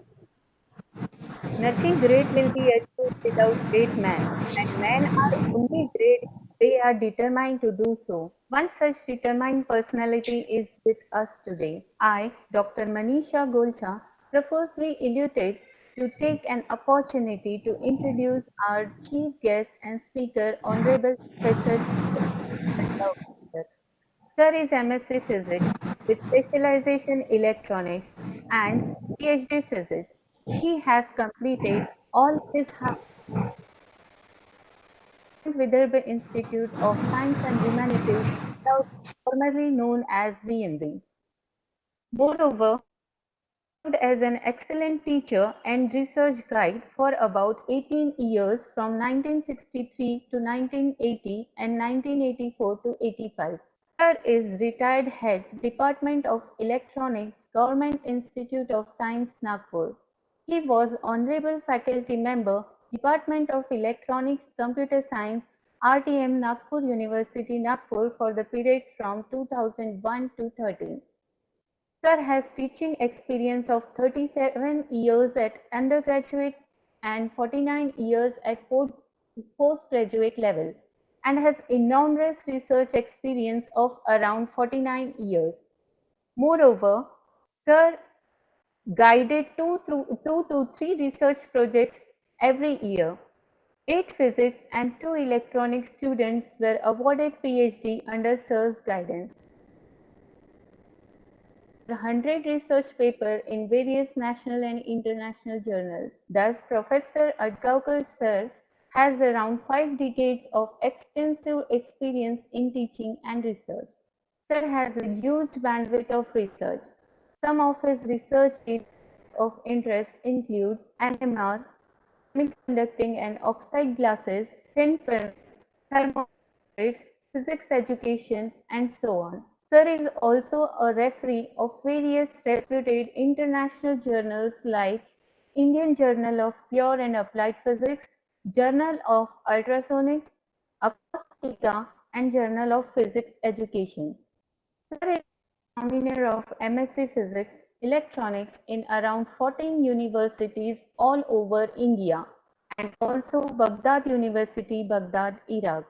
Sir also went on deputation from Government of Maharashtra Higher Education to Government of India to University of Baghdad, Iraq on teaching assignment for 3 years from 1980 to 1983 and no one so far has broken his record under Government of Maharashtra of ongoing deputation to other country on teaching assignment.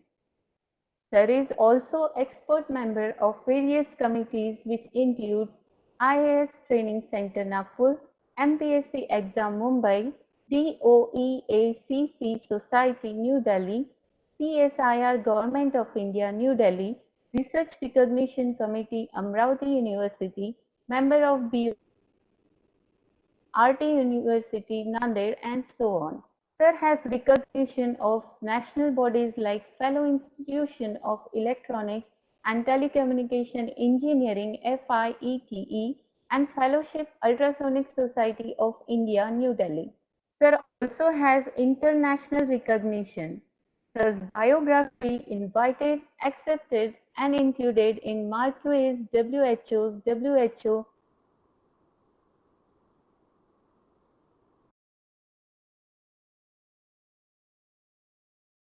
USA 1999, WHO's in Asia Pacific 1999. Sir is also International Man of the Year 2000-2001, an academician and innovator, a researcher and a member of various professional bodies. We are indeed privileged to have you with us today, sir. Once again, a warm welcome, sir.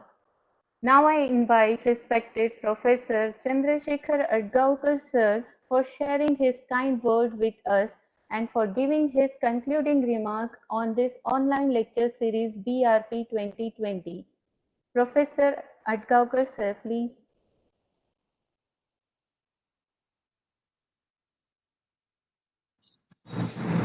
Am I audible? Yes, sir. Am I audible? Yes, you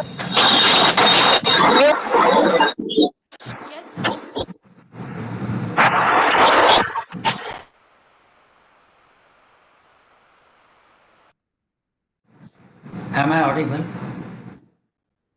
Hello? Hello? Yes, sir. You are audible, sir. Please start. Oh, thank you. Thank you.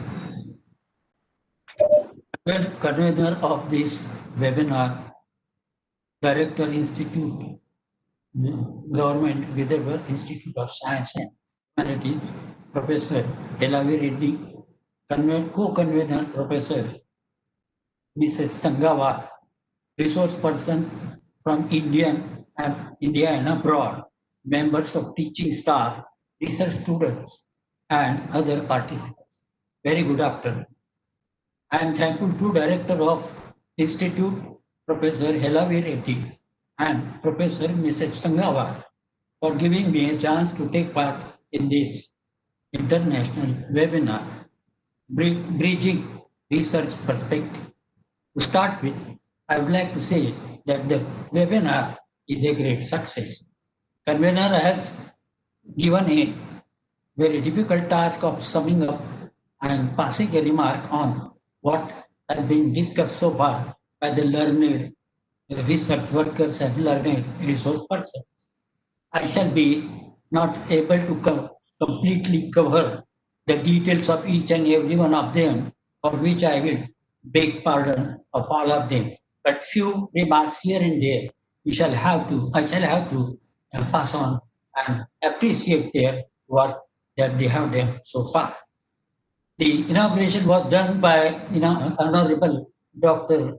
Bhatkar, and he was the student of this old VMV, and he shared his old memories to us. He said that there should be interaction between art and science and all other subjects also. He said that we have got 1,000 universities in India, but we do not stand anywhere in the world universities numbering. And therefore, he said that an excellence is to be there with the students so that they will be able to go outside and teach there in other universities so that India will become Vishwaguru. He has said that there should be a collaboration between the foreign universities and Indian universities also. He expressed that nowadays only exam oriented teaching is going on and students are not thinking from head, heart, and doing anything with hands. This is the difficulty which is there with all the teachers they are finding in their laboratories. And Professor and Dr. Bhatkar had started Avishkar Lab, and his student, Mr. Tiwari, Dr. Tiwari, explained about it, that in this lab, the students from the villages are allowed to work. They started with 183 students, and the students can perform experiments, and their concepts will be better one later on, and they have innovations. And he said that the number of government awards were there for them, and number of patents were also there out of the curiosity and innovation. Roshan Palewar, who was there from Mumbai, he explained about the pharma industry, and he said that every molecule has to pass through number of phases, 1 phase, 2 phase, 3, till ultimately the medicine is going to be useful for them. But yes. Am I audible? Am I audible, sir? Yes, sir. You are audible. Please continue, sir. Okay. So he said that there should be some government permission, and after that the medicine comes into market. What I know now is very large portion of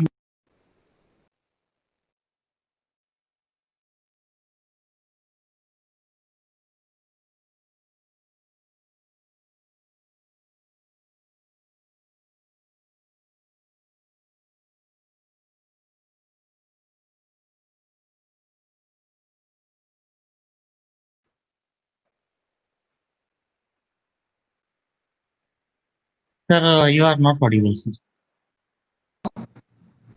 now. Hello. Yeah. Now audible? Yes? Now audible, sir. Now audible. Continue? You can Yes. continue, sir.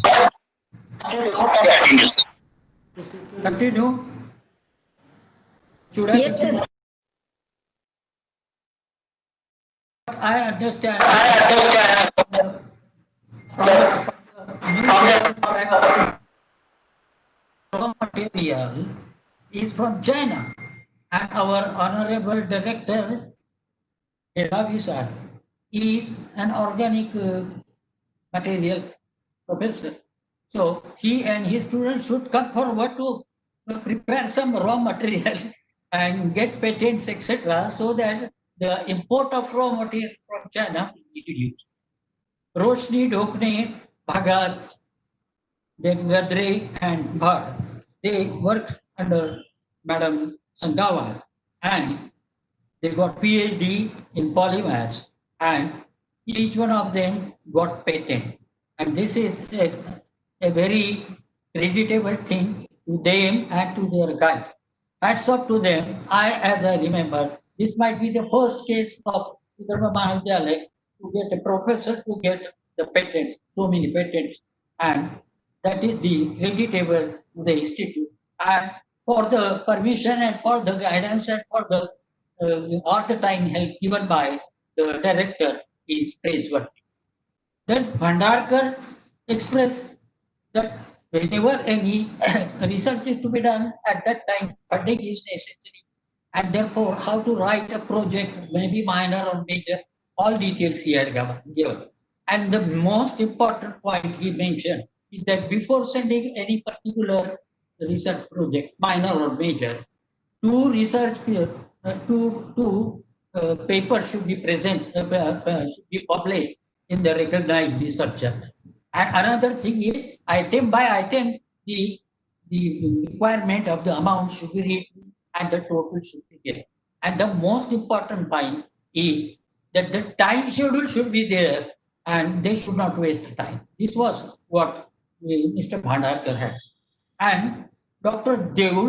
Devlalkar from English department, he explained as to how to write a research paper. And just now, Professor Dr. Koinkar also explained the same thing. The writing a research paper is a special thing. That is what Devlalkar also said.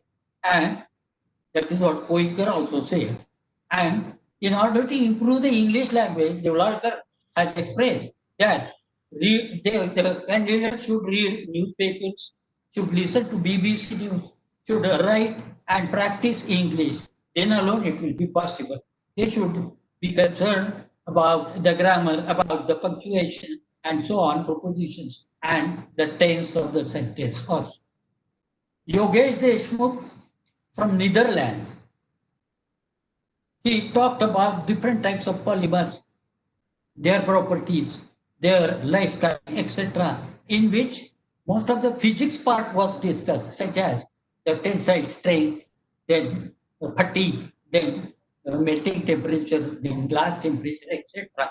And he said that this long molecule, the polymer molecule, if their number of molecules are entangled into it, then the strength of the material increases, and those pipes and etc.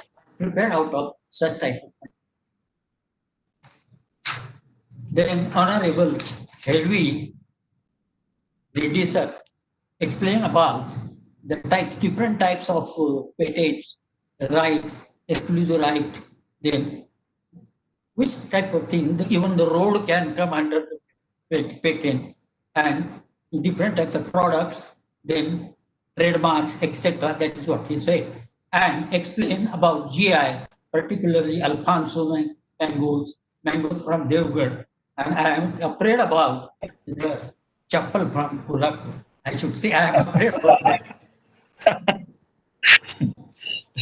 I would like to say one thing, important thing to Elvi sir, that you are an organic chemistry teacher.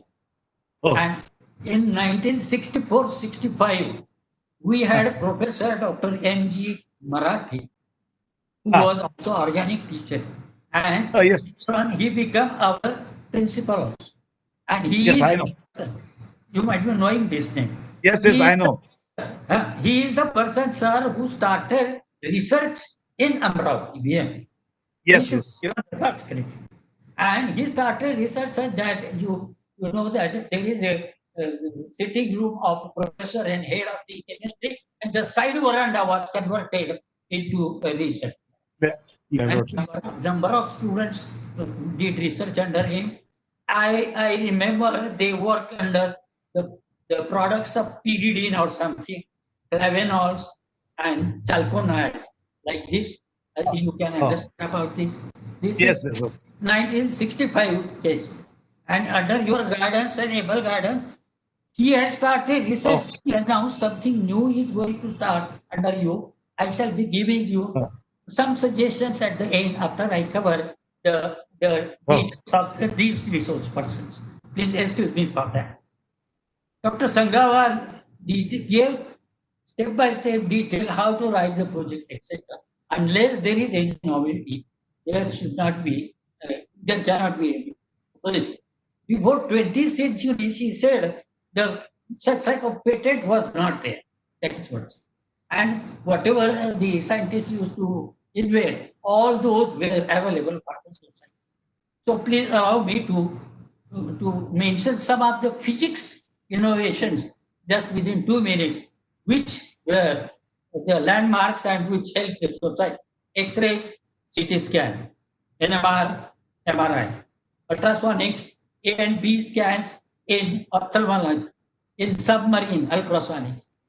Then Archimedes principle, that is of flotation, that is also total internal reflection, the fiber optic communication, endoscope, bronchoscope, gastroscope, microscopes, as if someone had mentioned about it. Then pathology people are using microscope. Then lambda is equal to h upon v, that is de Broglie principle, which is used for electron microscope. Doppler effect, which is now being used in heart flow of blood in the heart. Transistor by Shockley has tremendous experience, you can say. CMOS, transistor, MOSFETs, and nowadays VLSI, which is being there, which has revolutionized everything. Bernoulli principle, which is the spray that you are using, the scented spray, Bernoulli principle. Then Joule Thomson effect, the air conditioner that you are, and so on and so forth. So many things can be talked about this. As I have just now said, Madam has brought a great light colors by having patents for the department or fund for the institute. So Vishnu Madam explained about the number of things from Sanskrit. I fail to understand that because I don't know Sanskrit. But some of the points he mentioned, that Yoga Darshan, Vedanta Sar gives the Tatparya Nirnay, Upakram, Upahas, Upasamhar, Abhyas. This is important for research methodology. Like Panini Sutra, 3000 Sutra, computer language, Panini grammar, and similarity between Thailand and our Indian thing. All these things were there. But let me say, allow to say that I happened to read one article in one of the Dipali magazines in which how Rabindranath Tagore got Nobel Prize for his Gitanjali.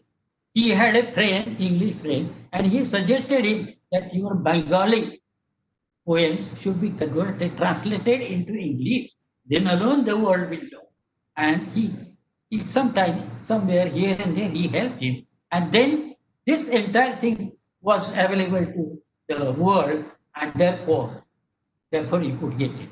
Therefore, now I request, Madam, Madam Kavishwar and Professor Dr. Devlalkar to sit together and make the translation.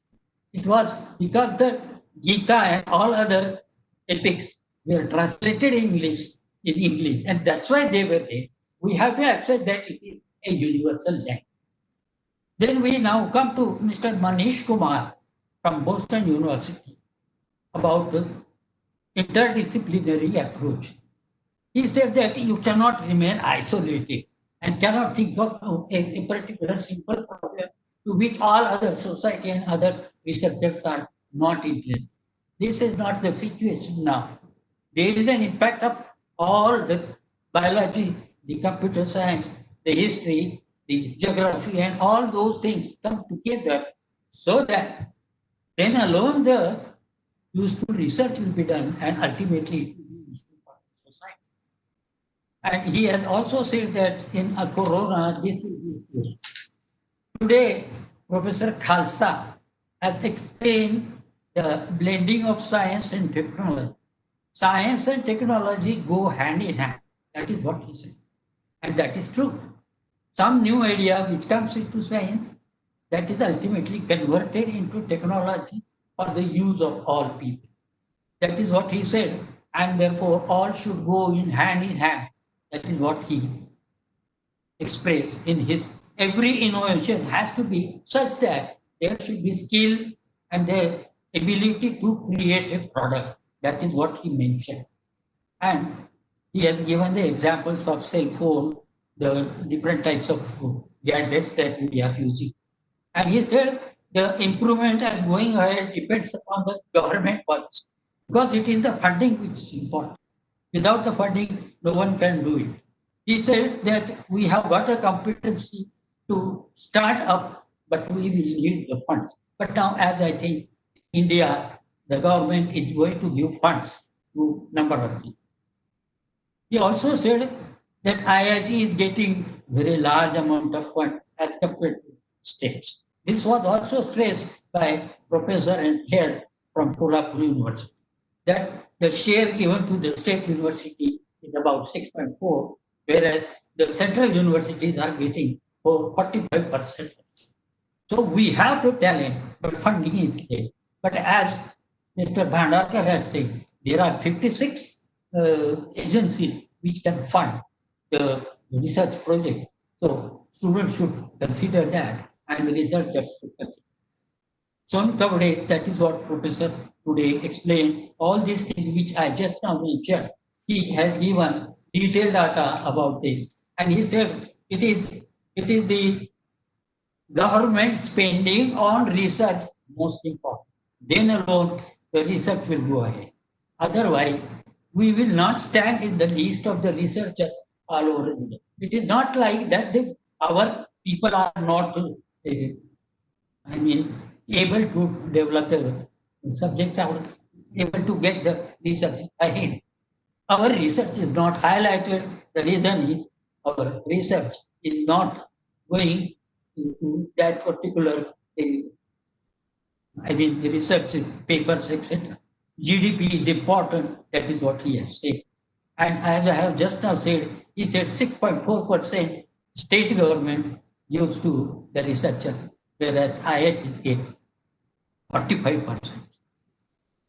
Then Bhanu, madam, today explained as to how statistics is important in the research.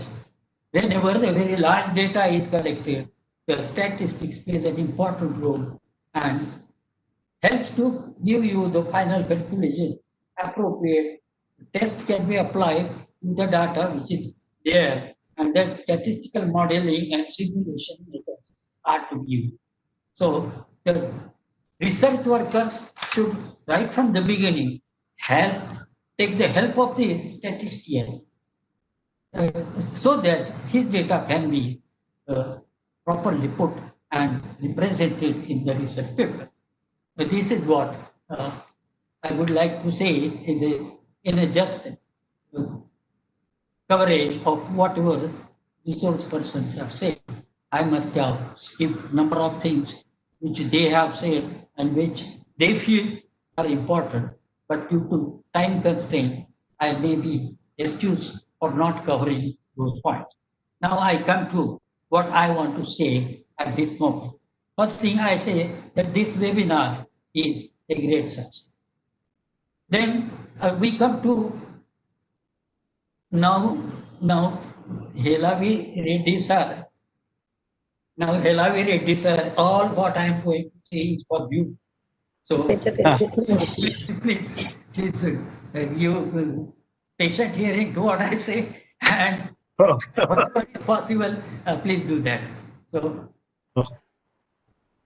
our honorable Prime Minister has said self-reliance, skill development, startup, and make in India.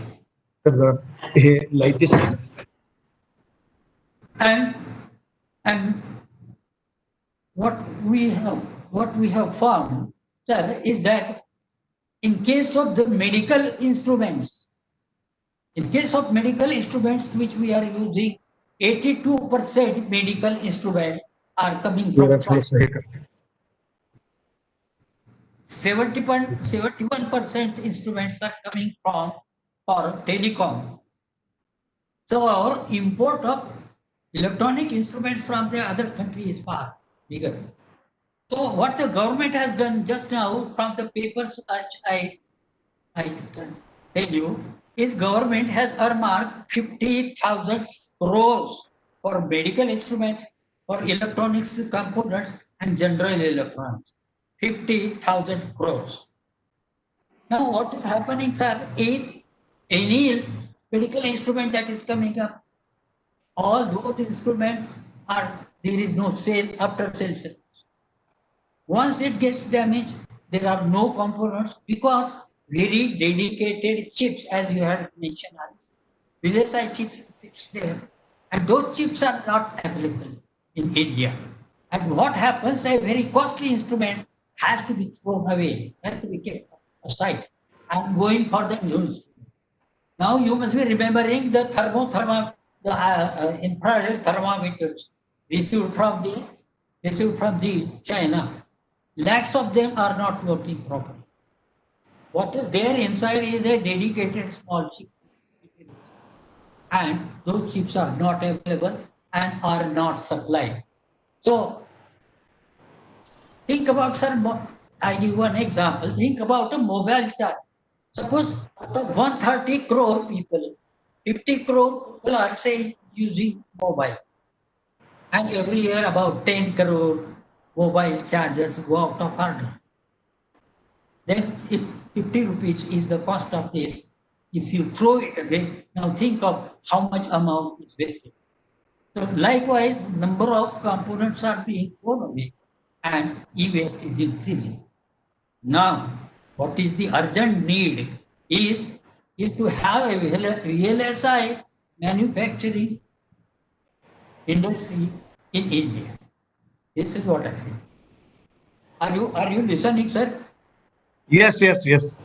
VLSI industry is necessary in India. Then alone we shall be able to develop our chips, and then we shall be able to develop our instruments.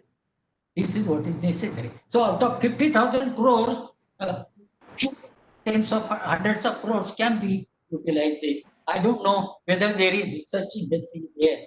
If it is there, an additional can be started. VLSI, this is the urgent need. You have got a link with Honorable Dr. Bhatkar, and Professor Sangawar is also interested, and you are a capable person to get crores and crores for the institute. That is what is your that is what I have heard, and therefore, with the help of Dr. Bhatkar, he is an IIT and he knows about this. Let us try to put this idea with him that you are the person who can do this. Whether it will come, whether it will be fruitful or not, we leave it to the God. But attempt is at our part. We can do this attempt. And I request you to pass on this message to him and ask him that such industry should be started. He is a Vidarbhite, and therefore it should be started at Amravati or Nagpur or somewhere in Vidarbha, so that our students will be able to get the advantage. Not only this, throwing away and e-waste will be reduced. This is what I feel. Then, as I remember, Dr. Atkar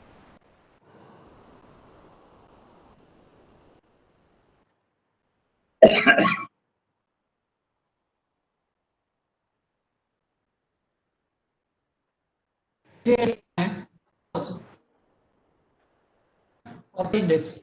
And what was their final coming out decision? They said the syllabuses are such that the student which comes out is not at all trained anyway and is not at all.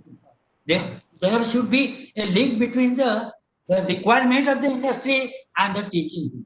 Therefore, we need to change the syllabus. This is what important thing. And that should be done at the university level. But they had suggested one important thing, that similar to courses, after their degree is not awarded unless 6 months to 1 year's practical experience. And they have suggested that there should be a 6 months or 1 year actual practical experience of working with the tools, so that whenever that particular certificate is given, then industry will get a ready hand. Industry doesn't want to waste money and time and energy in training unnecessarily a person who is not.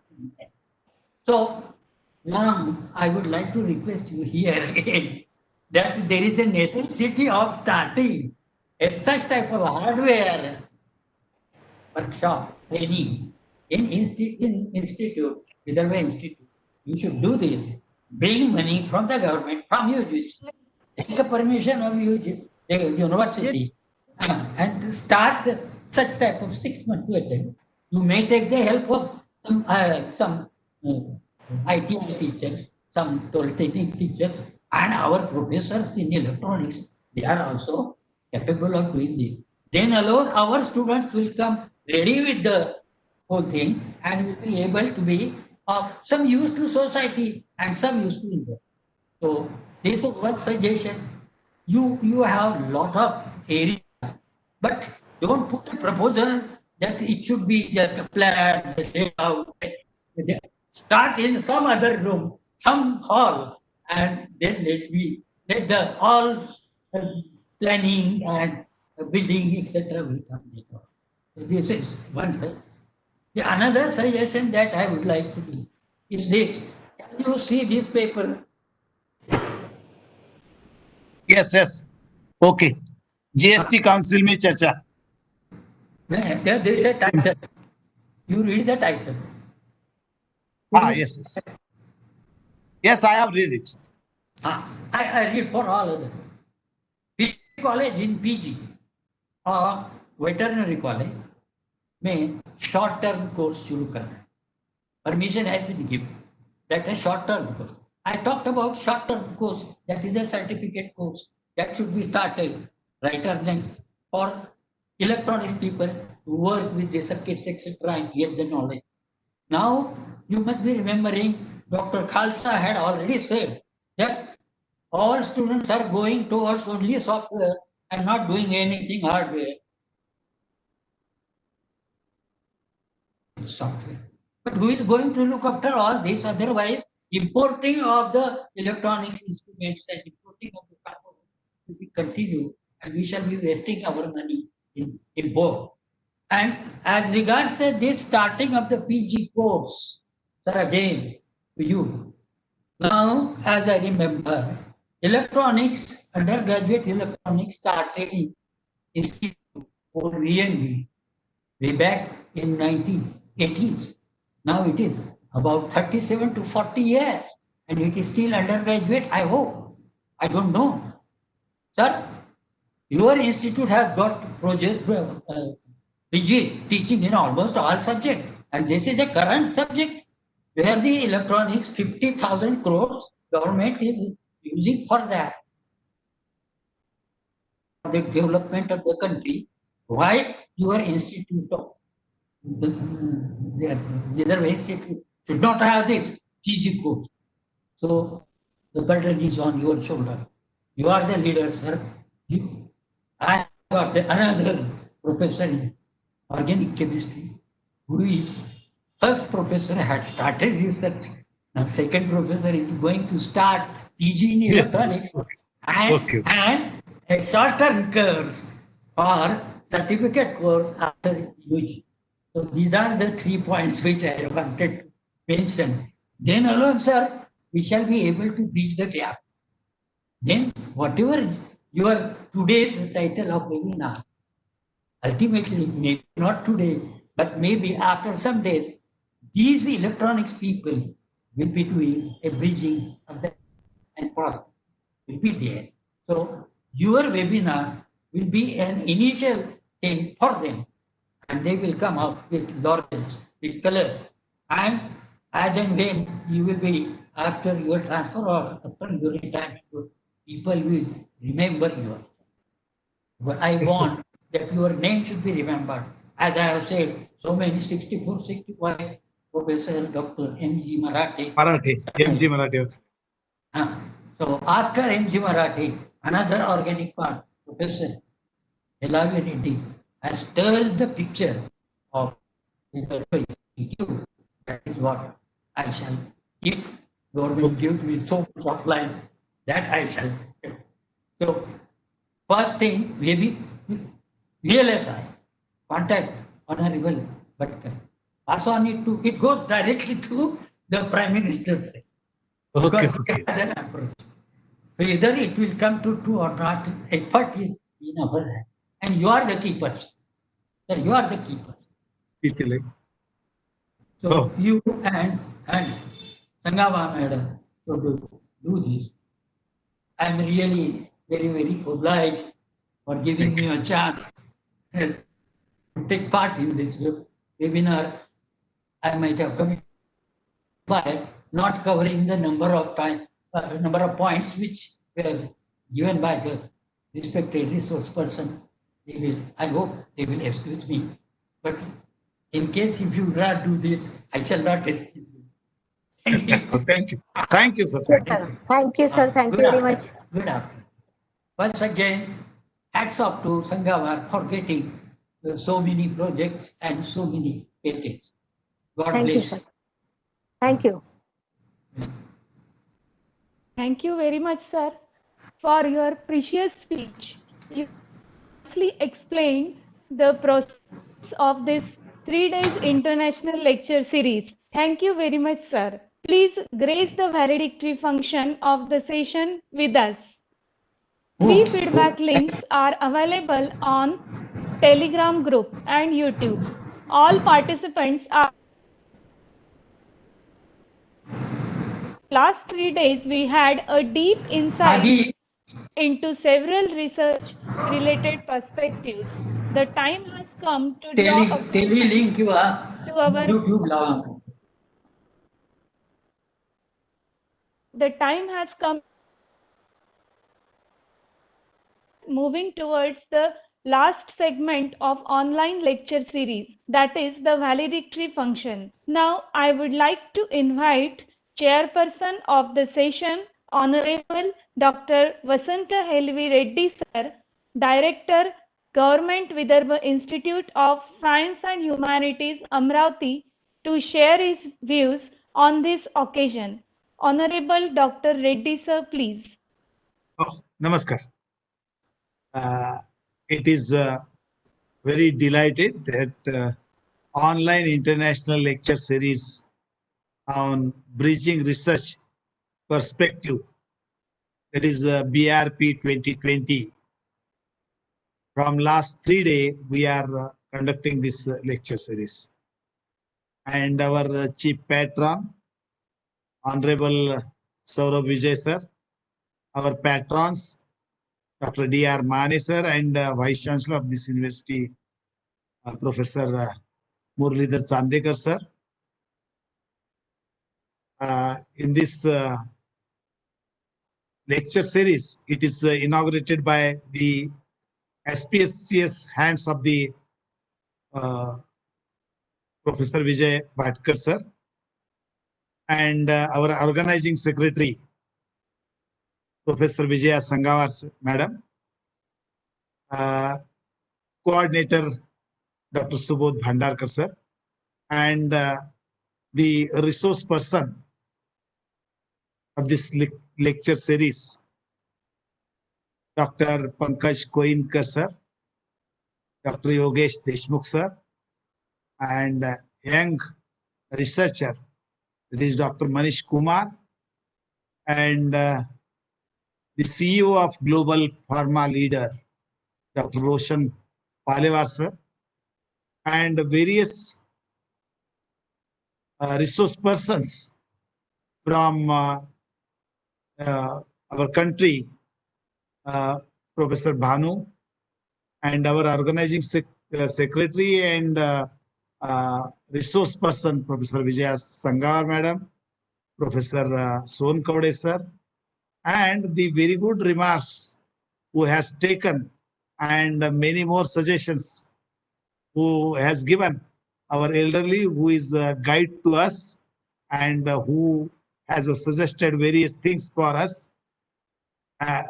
Professor Chandrasekhar Adgaonkar sir,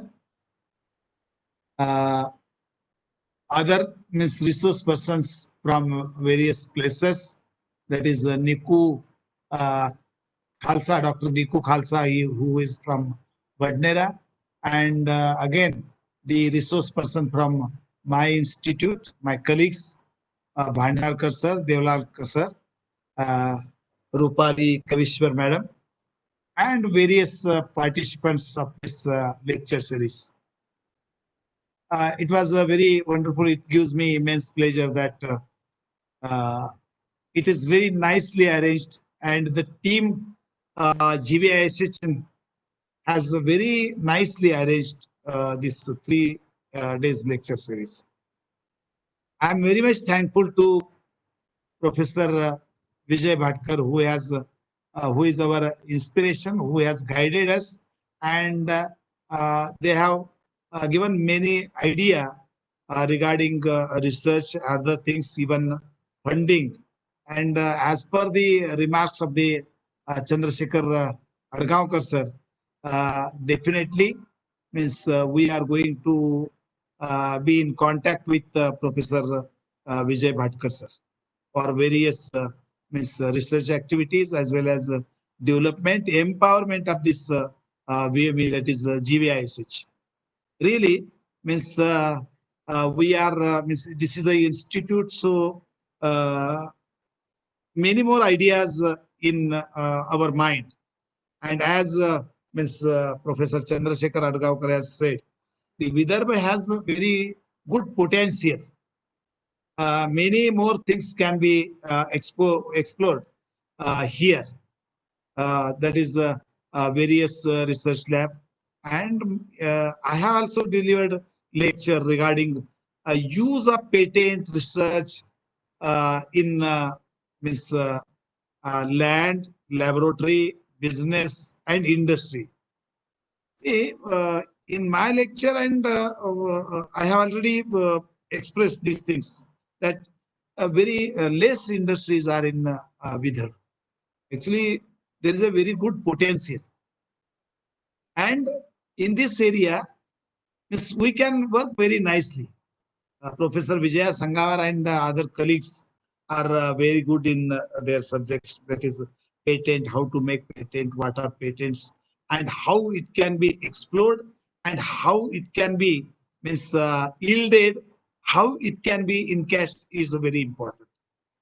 But another thing is that job opportunities also can be created. It can be means, made very nicely in this region. As Professor Adgaonkar said that Professor M.G. Marathi, who was principal of this old Vidarbha Mahavidyalaya, and he was also principal of Rajaram College, Kolhapur. Actually, he has started research here, and in Rajaram also he has tried well. But in Rajaram College, there was only graduation. During my reign, I have started MSc as well as PhD research, various research projects from BRNS, UGC, DAE, and various funding agency. UGC is very common for we people, DST.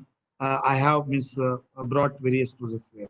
I have worked with various my colleagues in Institute of Science, Mumbai.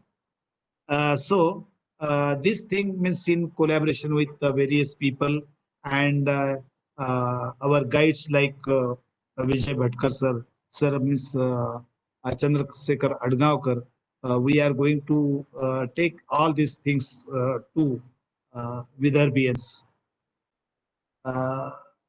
In these 3 days, we have brought various things to the participants, researchers, professors, and research students, and our students, other students. See, really means this institute has not conducted any international conference before this. This is the first means during lockdown, we have carried number of activities, number of events, and number of seminars also. So, means this is a third international lecture series. 2 were before this conducted, but this lecture series is of a different kind. It is of its own kind because it is having various things, and we have discussed regarding what is patent, what is trademark, what is copyright, service trademarks, service marks are also there. Which is very important for today's time because it creates various things. So definitely in future we will be in contact with the various people, those who are associated with us. And one another thing is that in future we are going to explore various things. One thing I want to say here, in education, except medical college, there is no actual practice is done. In medical college, MBBS and other colleges, actually patients, they handle patients and they work with that.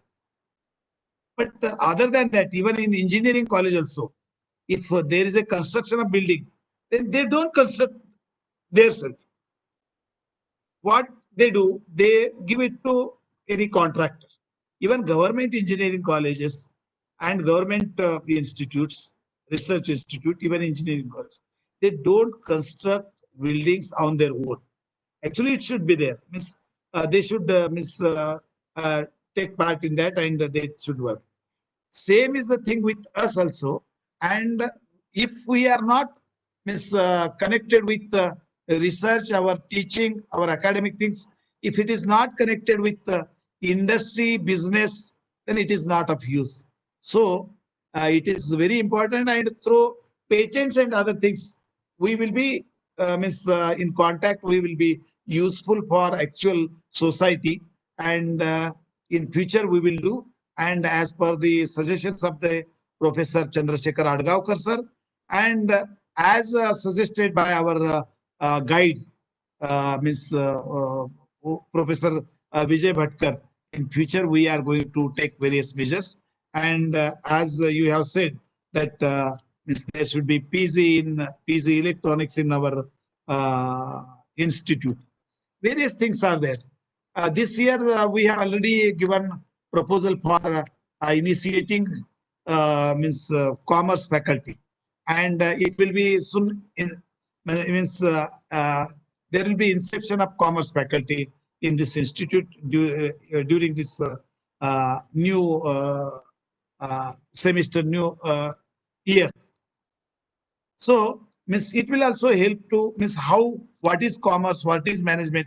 That should be that is also very important, and very effectively we are going to do that. I am very much thankful to various resource persons, those who have delivered their lecture in this lecture series, as well as the team GVISH, as well as the experts and other teachers who are associated with those who have worked in this. They made this lecture series very successful. I'm very much thankful to all these people. And last but not least, I'm very much thankful to Professor Adgavkar, who has given the 3 days remarks, who has means reduced my burden, and Madam has also taken many more efforts. I'm very much thankful. Thank you. Thanks a lot. Thank you. Thank you very much, sir, for your kind words. Okay. सफर रहेगा, कभी होगा दिन तो कभी होगी रात। Researcher आप है, रिसर्चर हम सब है, न जाने किस मोड़ पे फिर मुलाकात होगी। Now I request professor Vijaya Sangavar ma'am to propose a vote of thanks. Ma'am is a guiding force behind the organization of this 3 days international lecture series. Sangavar ma'am, please.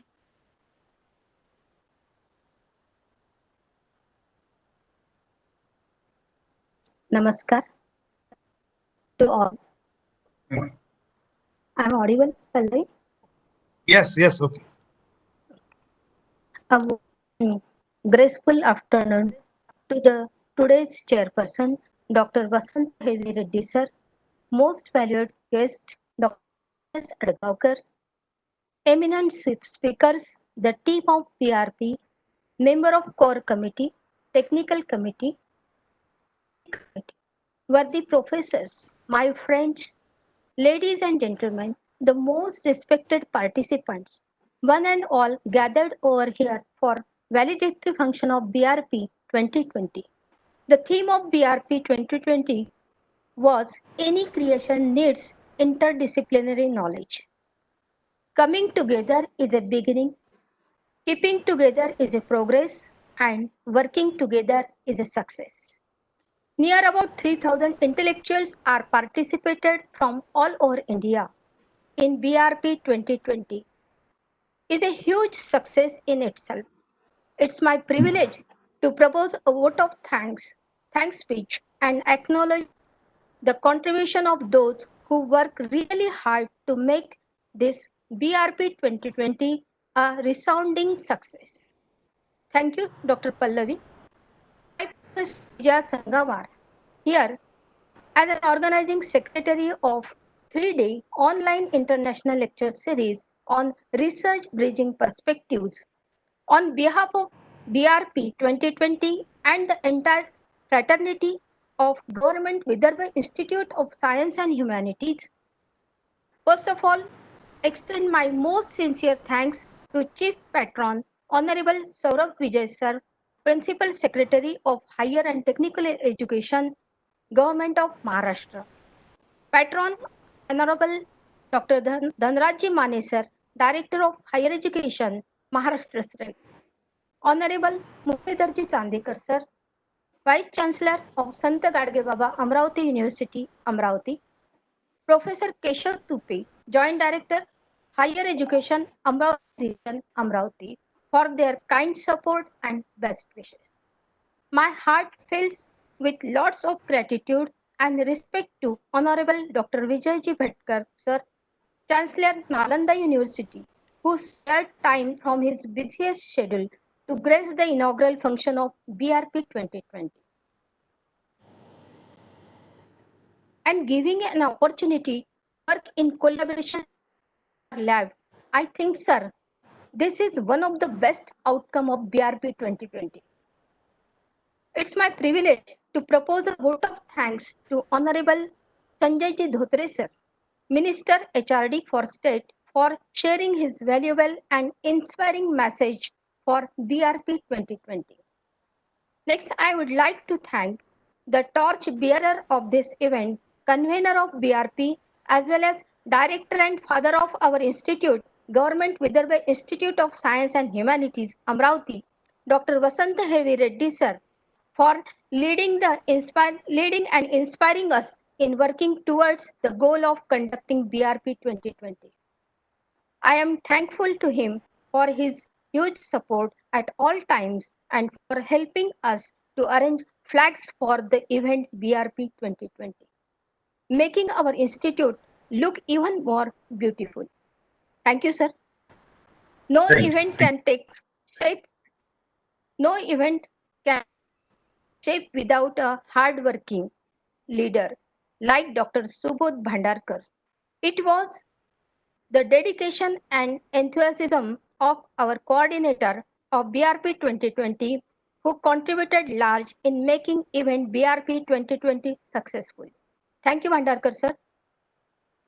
Unity is strength. And when there is a teamwork and collaboration,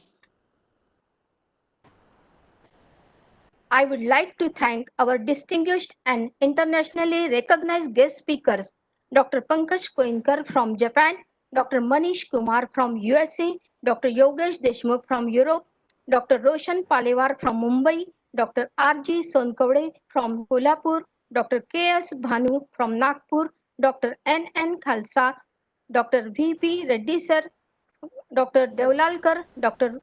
Rupali Kavishwar, Dr. Subodh Bhandarkar from Amravati region for not only sparing their valuable time for us to grace this occasion, but also for enlightening us with their commendable talks.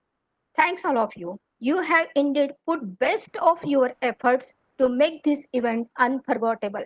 Thank you all of you. On this auspicious day, I bow down to my both the gurus, Adhyatmic Guru Acharya Kishorji Vyas and Academic Guru Dr. C.S. Adgaukar for blessings and imparting the immense wealth and knowledge and wisdom. I am running short of words to express my humble thanks to Professor Adgaukar sir for accepting our invitation as a resource person for concluding remark of BRP 2020. Professor Adgaukar sir is continuously with us for last 3 days. I feel as if he is blessing me for everyday success. He is my best teacher. His personal care, deep involvement, stimulating discussion, inspiring guidance, not throughout my life. Thanks for everything, sir.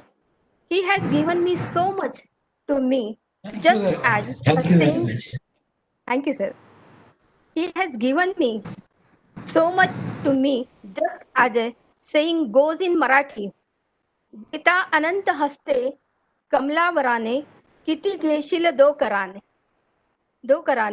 My answer to you, sir, as much as possible. Thank you, sir, for your valuable concluding remark. It is true, sir. So thank you, sir, for your valuable concluding remark and guidance. Once again, thank you for being with us. Since during this COVID-19 pandemic situation, all the programs are online, and in online programs, technical persons play a vital role. So I express my deep sense of gratitude to Dr. S.E. Bhandarkar, Dr. Pratik Agrawal, Dr. Shivanand Kumar, Dr. Raj Belekar, Ganesh Erawa, Dr. Amit Gadre. Without their to conduct successfully such a big event without any obstacles. They have really shown that so powerful is the light of unity, it can illuminate the whole earth. Thank you so much, all of you, the technical persons. During these 3 days, I have received many comments and compliments from participants all over India. They have appreciated the content, the speakers, and they have said that your organization is excellent. You are organizing the team is very efficient. I said most of them are my research students. In reply, one participant said that they are your permanent assets. What I replied them, they are not only my assets of me, but they are my patents. Thanks to my brilliant students, Dr. Pallavi, Dr. Vital, Dr. Amit, Dr. Eravar, Dr. Niraja, Rakhi Bhagwat, Jata Mishram, Dr. Sanjay Jagtab, each and every participant in this BRP 2020.